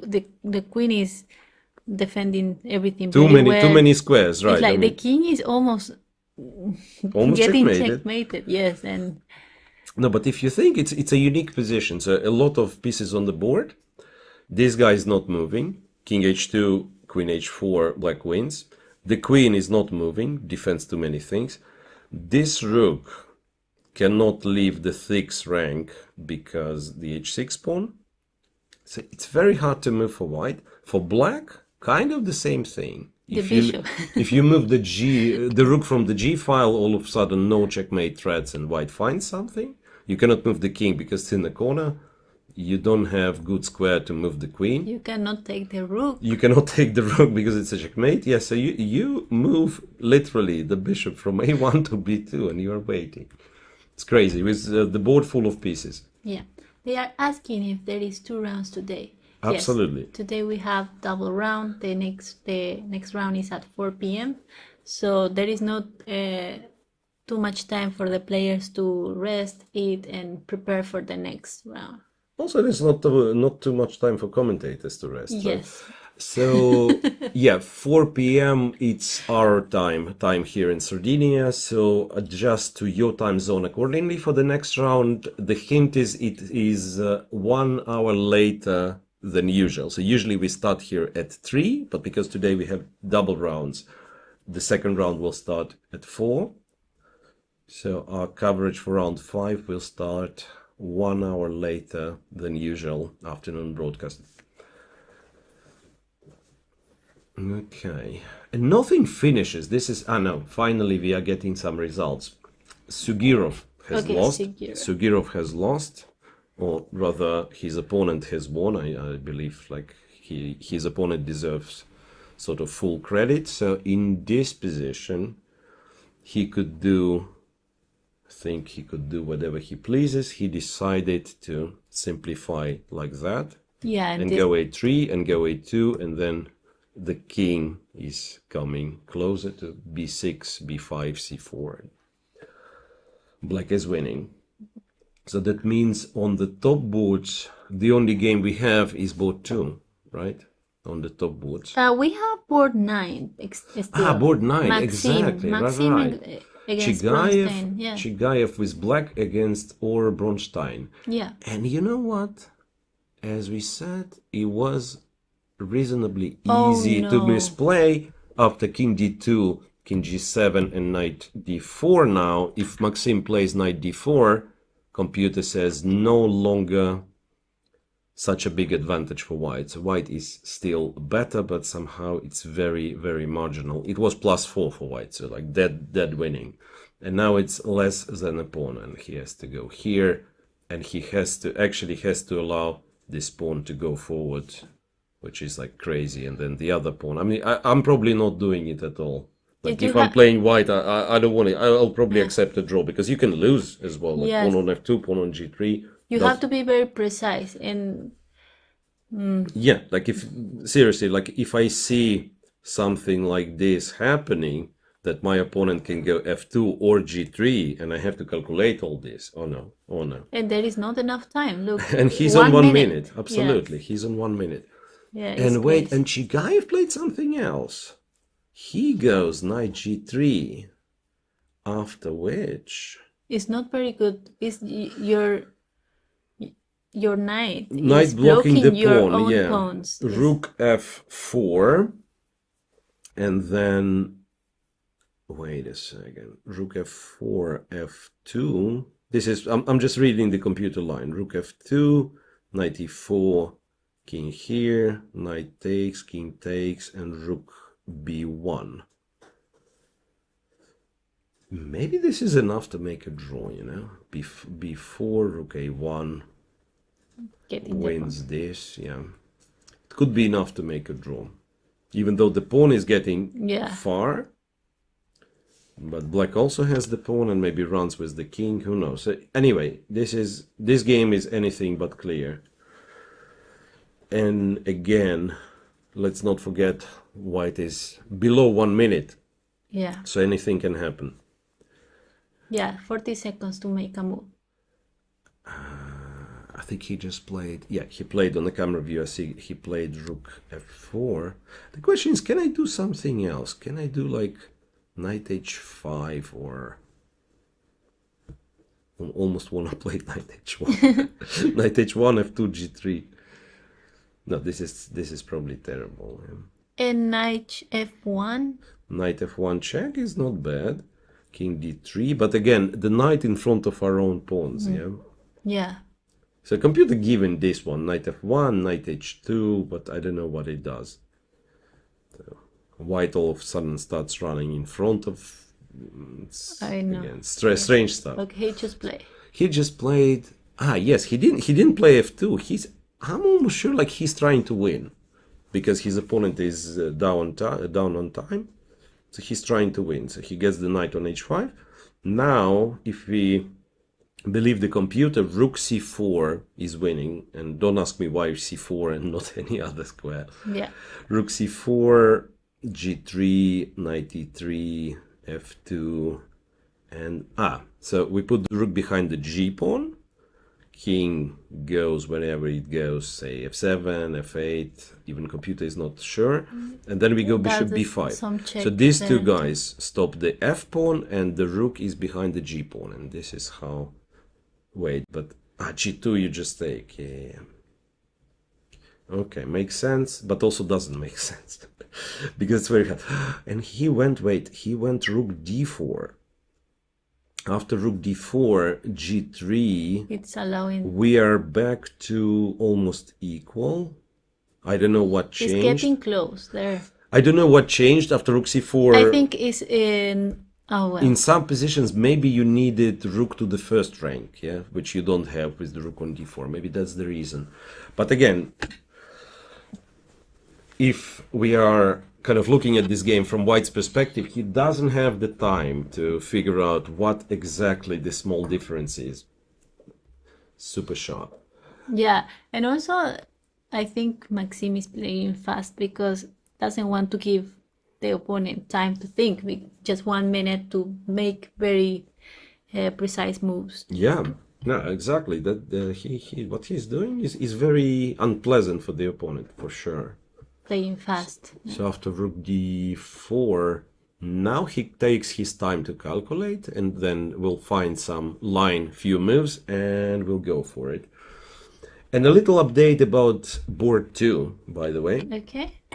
Because now, even though computer still says it's a draw, but now it looks a bit more realistic, I want to say, for Mursad. The g-pawn is hanging, though.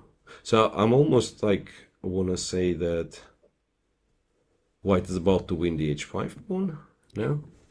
What but this one is says? Zeros. But it's not the computer who's defending with black, you know, it's still a human game. It's like, for instance, rook c1, and then computer suggests that you take on g2.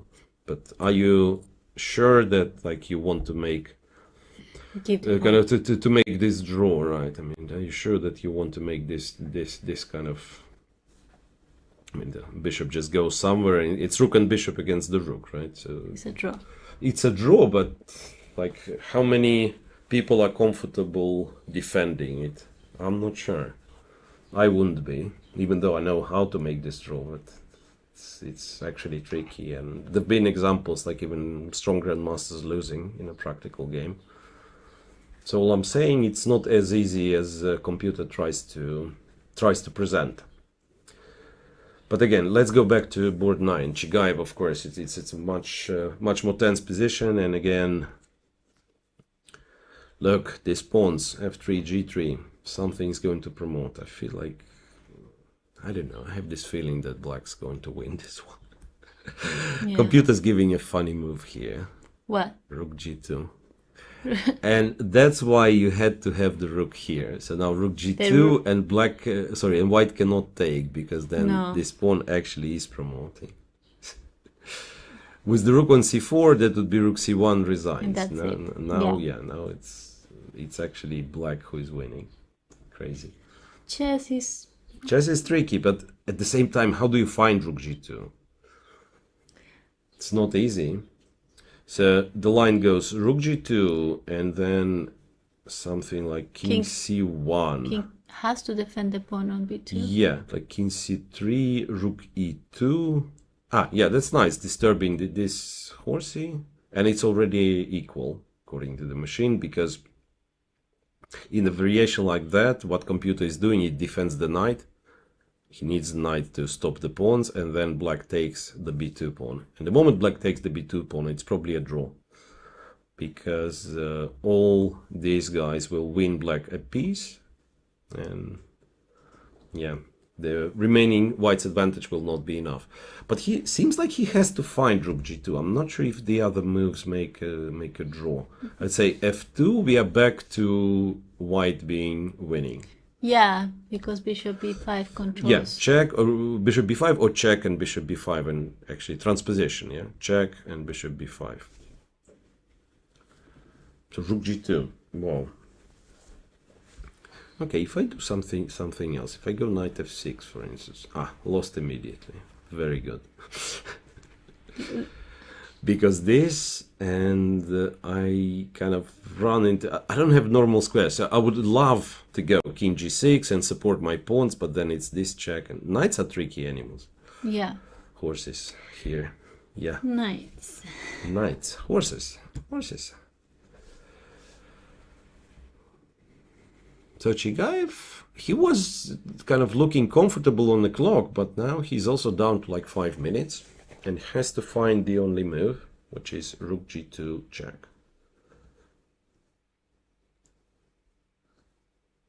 Would you think in the move rook g2 in a position like this? Not sure. You can find it by, kind of by accident. And no, he did play g2 with the pawn, which loses to rook g4. Now we'll see. He played rook. Yeah. Rook g4, of course, is logical. You want to put the rook behind the passed pawn. Rook g4, now king has to go somewhere. He goes to what? H6? What? I think he went to h6. There is no check on f5? There is. Wait, and even better, you start with bishop c2 so that you will have checks on f5 and so on. And now if f2. Maybe I'm look, sorry. Check. Yeah. Tell me. Bishop. No. No, bishop c2 was cool. Yes. And the reason for this is that there is a check and checkmate on the next move. If king h8, it's rook g8. If king h6, it's knight g8. Funny enough. And this is a funny looking checkmate pattern.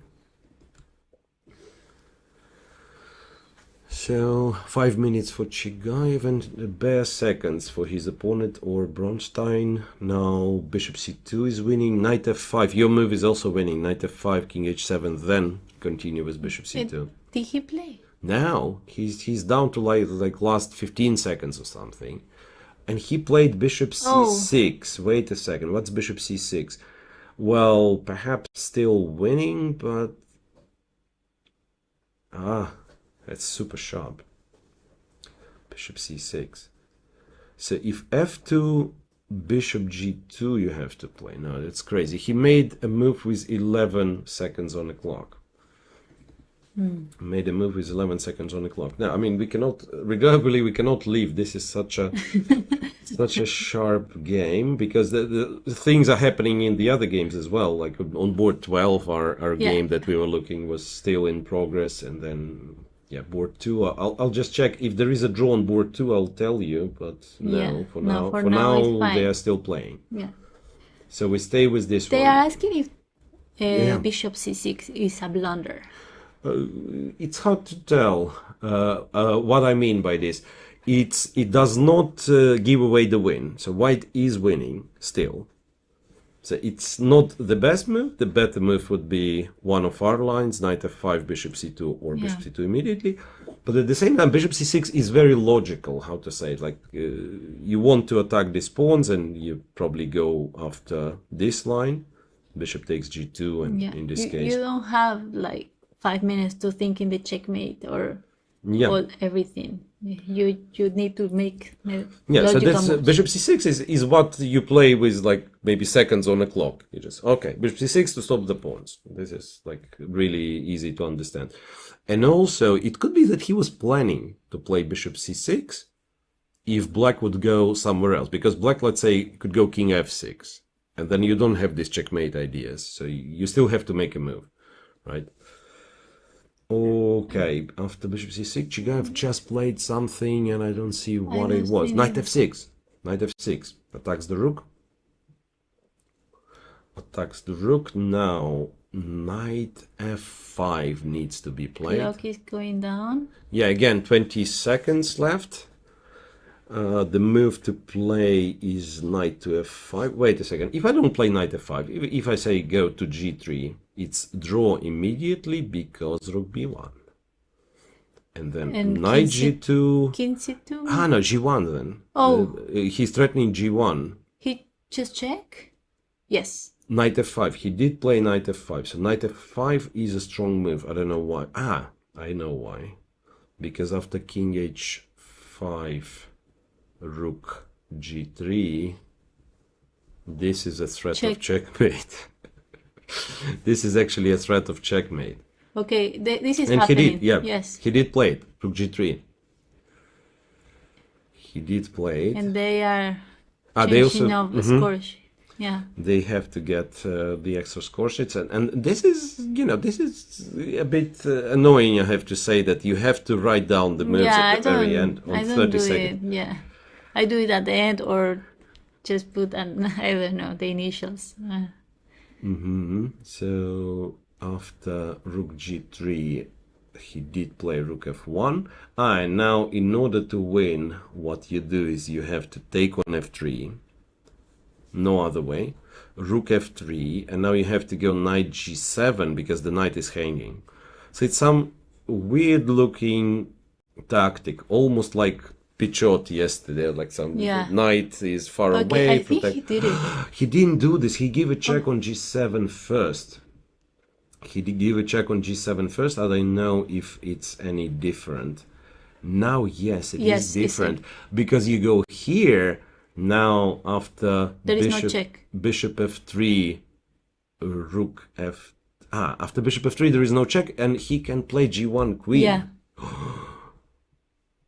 So he made a huge mistake. G1 okay, queen. He just moved what? He did what? He didn't take the pawn. I'm telling you, he's gonna lose, no? No, wait, it's Chigaev who played king h6. Never mind. Yeah. King h6. So now white, already not winning, has to go knight f5, and black has to go king to h7, so that in this line that we were looking at, he can go g1 queen. Also can go rook f3, I think, now. Rook f3 is also possible. They play. I really don't know what's going on. No, he didn't take. He didn't take. He didn't do anything. And someone, oh my god, what happened? Someone is making noises or something like that? Yeah, probably. Knight f5, king h7 played. King h7 played. So I wonder if it's not. If it's not the he's end. Not very happy. He didn't like no, that. Of course. No. Of course, he's very nervous. He knows he was completely winning for, not accidentally for one move, but he was winning for most part of the game, and now he lets it slip. And maybe they were talking very loud, and he just is very distracting. And if you are like very nervous with seconds in the clock. Yeah, but you know what I noticed during my career? That you are distracted with Okay. noise if you're already not happy with the position. He just made a move with With like few seconds, yeah. yes. With 11 seconds. Can we see, can we have the looking of the clock maybe? The that view. Now Thank you. he is in trouble after rook h3 check. He's in trouble. Black has a fantastically strong move, knight to h5, preventing rook g3. I'm not sure if it's possible to play this move because you have to see this line, king g6, stopping rook g5, and after bishop e8 you actually go king f6. No, that's And after that, no, this is crazy. Like knight no. g3, It looks g1 like queen. But this is how you win. If you find knight h5, you might actually win. Because otherwise, he, king. okay. He made a move with 5 seconds. I can see in the clock 35 seconds. Yeah. If you go here, you still don't lose, of course, already, because pawns are too dangerous, but also you don't win. And going knight h5 might actually win you the game. But it doesn't make sense to go knight h5 too much, right? Like no, you're stopping rook g3, so your knight h5 makes sense because you want to promote into queen, right? Yes. Okay. You want to promote into queen, so that actually, I believe Chigaev at least considers this method. The other thing is like it's not clear if you can or cannot do it, but it's definitely worth consideration. He's thinking. And on board 12, the game that we kept looking at, finally White found the way to win, it seems. And now the rooks have been exchanged and the queens are getting exchanged and White is an exchange Okay. up. Yeah. Okay, I understand. So Lorenzo Lodici is winning. Here on this board 9, we have no idea what's going to happen. Yeah.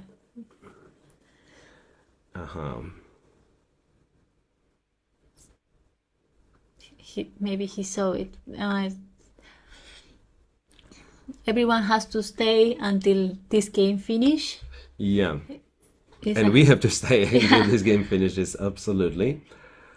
Whoa. The chat thinks he saw it.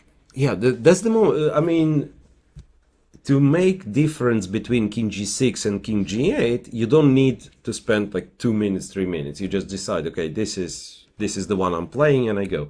And since he's sitting and waiting here, oh my God, knight he h5, played it. yes. Oh my God, yes. 2 minutes in the clock. Oh no, Yes. and he's really angry. He reacted. Yes. Yeah, but that's, I mean, you know, almost like not looking at the position, I could be able to tell that, like, Chigaev, that's kind of, you know, the turning point in this game. Because the first time, Chigaev has realistic winning chance.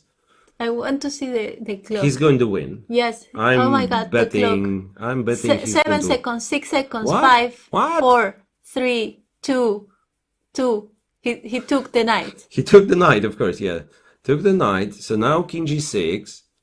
And then, well, I don't even know what the best move is. Okay, bishop e8 according to the machine. Yes. King f6, and no, you just win. Like with White, it's impossible. On 30 seconds to play this position, it's simply impossible. What a turn! Oh my God! I mean, there was +5 at some point. Like Black could not move. I mean, could you imagine these pawns would ever like get to g2 and f3? That's incredible. Yeah. Okay, he just played. I don't know. Yeah, he didn't give a check. He did what? Rook h3. And he gave the knight. He played rook h3, hoping for g1, rook g3, and then after king f5, Black is completely winning. The g-pawn promote. No, wait a second. It wasn't even this. Knight h4, king takes h5, takes the rook. That is not promoting? It is. He takes on f3. Now, if you take by accident, it's a check, but you can go king h6.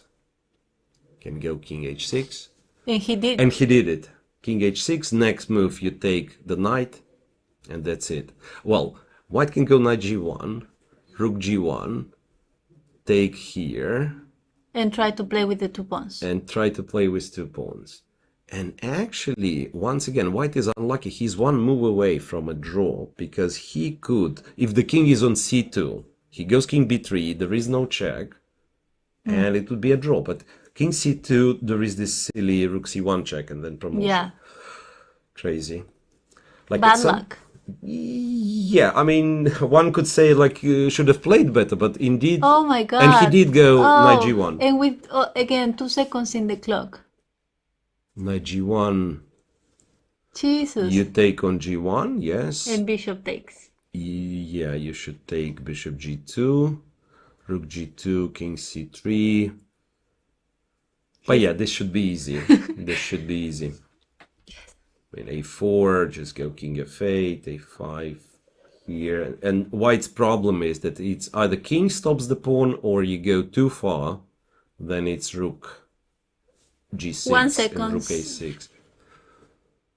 3, 2, 1. Yeah. 1 second in the clock. Yeah, played a move on 1 second, but this is already King gone. c3. This is He's already not gone. happy. It's understandable. The feelings. You are playing a game there and you are winning all the game, and suddenly the pawns are promoting of your opponent. You are up a piece. It's so hard. Yes, and I really understand him. So after king c3, yeah, just move the king. Yes. Just move the king. I'm even surprised, like, why Chigavi is thinking, because you have two pieces to move, king or the rook. Like, moving the rook, you're helping your opponent, so the rook will always find a way, but you will never win this game with the king on h6. So king g7 is, like, if king g7, king g6, it's not so important. Yeah. You want to be with the king there on b7 or b8 in front of the pawns. That's it. He actually plays rook g4. Why would you do this? I mean, it is winning. I agree, it is winning. So after this, what does he do? Just bring so the king. That's what he wants. And the same pattern, yes, to cut off the king. And then after b6 to go here. b4 played. Yes. b4 played. So now, I mean, technically, one could give a check and then all of a sudden it's a draw, right? Yeah. No, it's not. Anyway. No. King g6. A few moves left. Yeah, he's... a4. Yes. King. Yeah. I'm not sure. f6. The last moves. But now you can tell that he knows himself that he Yes. lost Bronstein. a5. King e6. King here. a7 and then rook g8. Just in time. Yeah.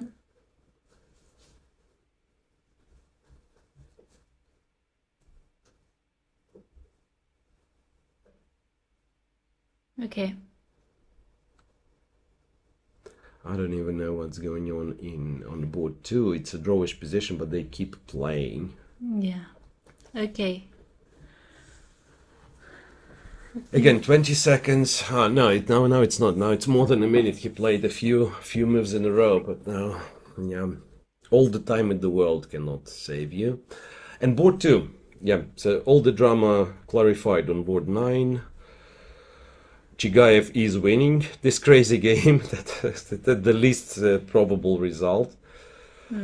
Yeah, and on board 2 we have this position. So white has 2 connected passed pawns in the opposite colored bishop's endgame, but pawns are not far enough advanced. And then, yeah, like, first of all, to start moving these pawns, you will have to come back with the king.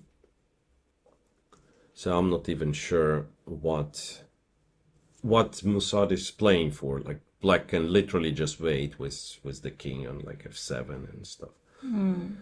I guess. Oh, no, wait a second. I'm saying something really stupid now because king f7, king g5, white's winning because it guarantees that he's gonna get the pawns on f5 and g4. Ah, nice.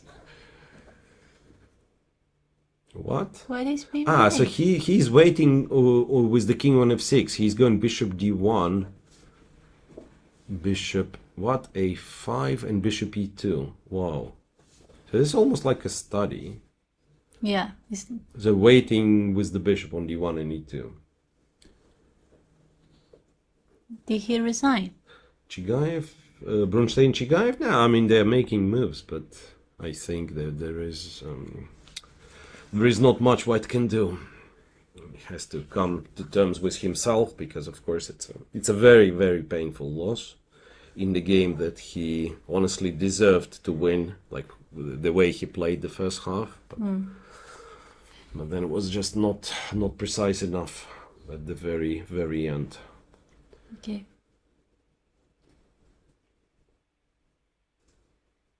I don't know what's going on here. The bishop is doing a tour. Yeah, like there's some dancing with the bishop, exactly. Yeah. King e6. Okay, they finished the game. They already resigned. Yes. So, or Bronstein resigns and Chigayev, yeah, exactly. He's shocked himself that he managed to win this one. I mean, I believe, like, not in the wildest dreams he could imagine winning this game. So this is done. Board 12, the one that we were watching a lot. I mean, it got stuck, but yeah, White's completely winning, it seems. Maybe the game is finished already, by the way. So yeah, the queens got exchanged. Okay, I think this game is a draw. Maybe we can finish here. Yeah, let's just quickly. I'll show how. Yeah, White won here. And on board 2, how many moves they've played? I'm just wondering. So rooks exchanged, bishop d1. And he's just sitting and waiting like this.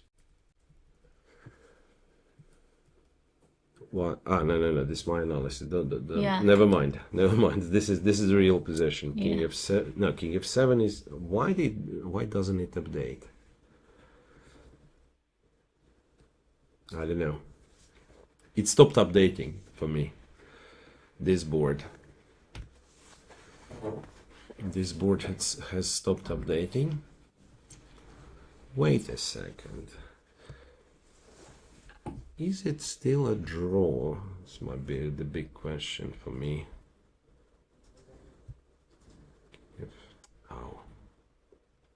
I don't know what's going on, but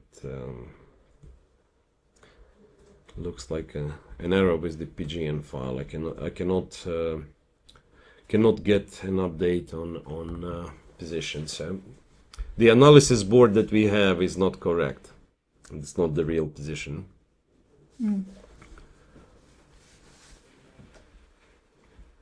So what do we do? Do we declare this one to be a draw or? Yes. But how do you know? Are you sure you would make a draw if you would have to play? Yeah. I'm not sure. So this is it. This is the problem. I know what to. What do you think, guys? Do you think this is a draw? It should be a draw with them. Yeah. Okay. Let's see. King g6. Now he will. Now, so the way to make a draw is to go bishop b5 or bishop a6 and put the bishop on c8. And Mikhailevsky should know it normally. No, Mikhailevsky should know it. Ah, yes. So you put the bishop on c8. I don't know how do I. Yeah. I would like very much to be able to show what's going on, but okay, maybe I'll just get this position on my board manually. There is a glitch with the clock, so this is not the real. Yeah. Wait a second. Here. I'll get it now. I'll get it now. So it's this, and I can show it. Yeah. So if we can get it, okay. The clock. Never mind the clock. I mean, my analysis board will be saying that someone lost on time. They do have the time because they played a lot of moves. So basically, what you have to do, or rather, yeah, and he does it. Bishop to a6. And the reason is that you want to, yeah, you wait for white to play a4, and then you go here. And then you give the bishop? Yeah, whenever white is trying f5, you just sacrifice the bishop. And it's important to do it from this side, because if you keep the bishop on this diagonal, white can try to go here, here, here, and get to e5, and then support the pawn. Ah, yeah, I think I saw this. Yeah, and with the bishop on, sorry, with the bishop on c8, you also target the g4 pawn, and therefore the king cannot leave. Yeah. Okay, and then this is so f5 takes king f5, and it is a draw, and this is also will Yes, be the end of our coverage, and Yeah. we cannot be happier than this. Yes, this is the end, and it's very instructive to know this. How to draw this. Okay, so what do we have? We have Yair Parhov, who won against Nicholas Huschenbeth as a sole leader after 4 rounds, the only person in the tournament on 4 out of 4. And then, of course, a lot of people on 3.5. Yeah. Including Maxim Chigayev, who really came back from dead, right? When winning this game, it's absolutely incredible. I still cannot believe he won. Yeah. So there are possibly some games still in progress on lower boards, but These are the results. yeah, these are the results. We know that on board 2 it's a draw, so you can see like anyone who won in this leading group is on 3.5 tied for the second place, and there is more on boards from 11 to 20, so it's a huge tie for the second place, and the only leader is once again Yair Parhov, yeah, Yair Parhov from Israel. Yep. International master. International master. So he has a perfect scenario for getting the grandmaster norm. Like very good start. Already played couple of grandmasters, so really well done. Just needs to keep scoring points. He might have enough of a plus, by the way. Maybe like even if he scores 50% in the remaining rounds, it could be good enough for a GM norm, but he also can, of course, try to win the tournament being a leader. Okay. I think 2 hours for the next round. Even less. So yeah, we probably should say that we are going for a very long break, and we will be back with round 5. Yeah, guys, thanks, and see you less than in 2 hours. Okay.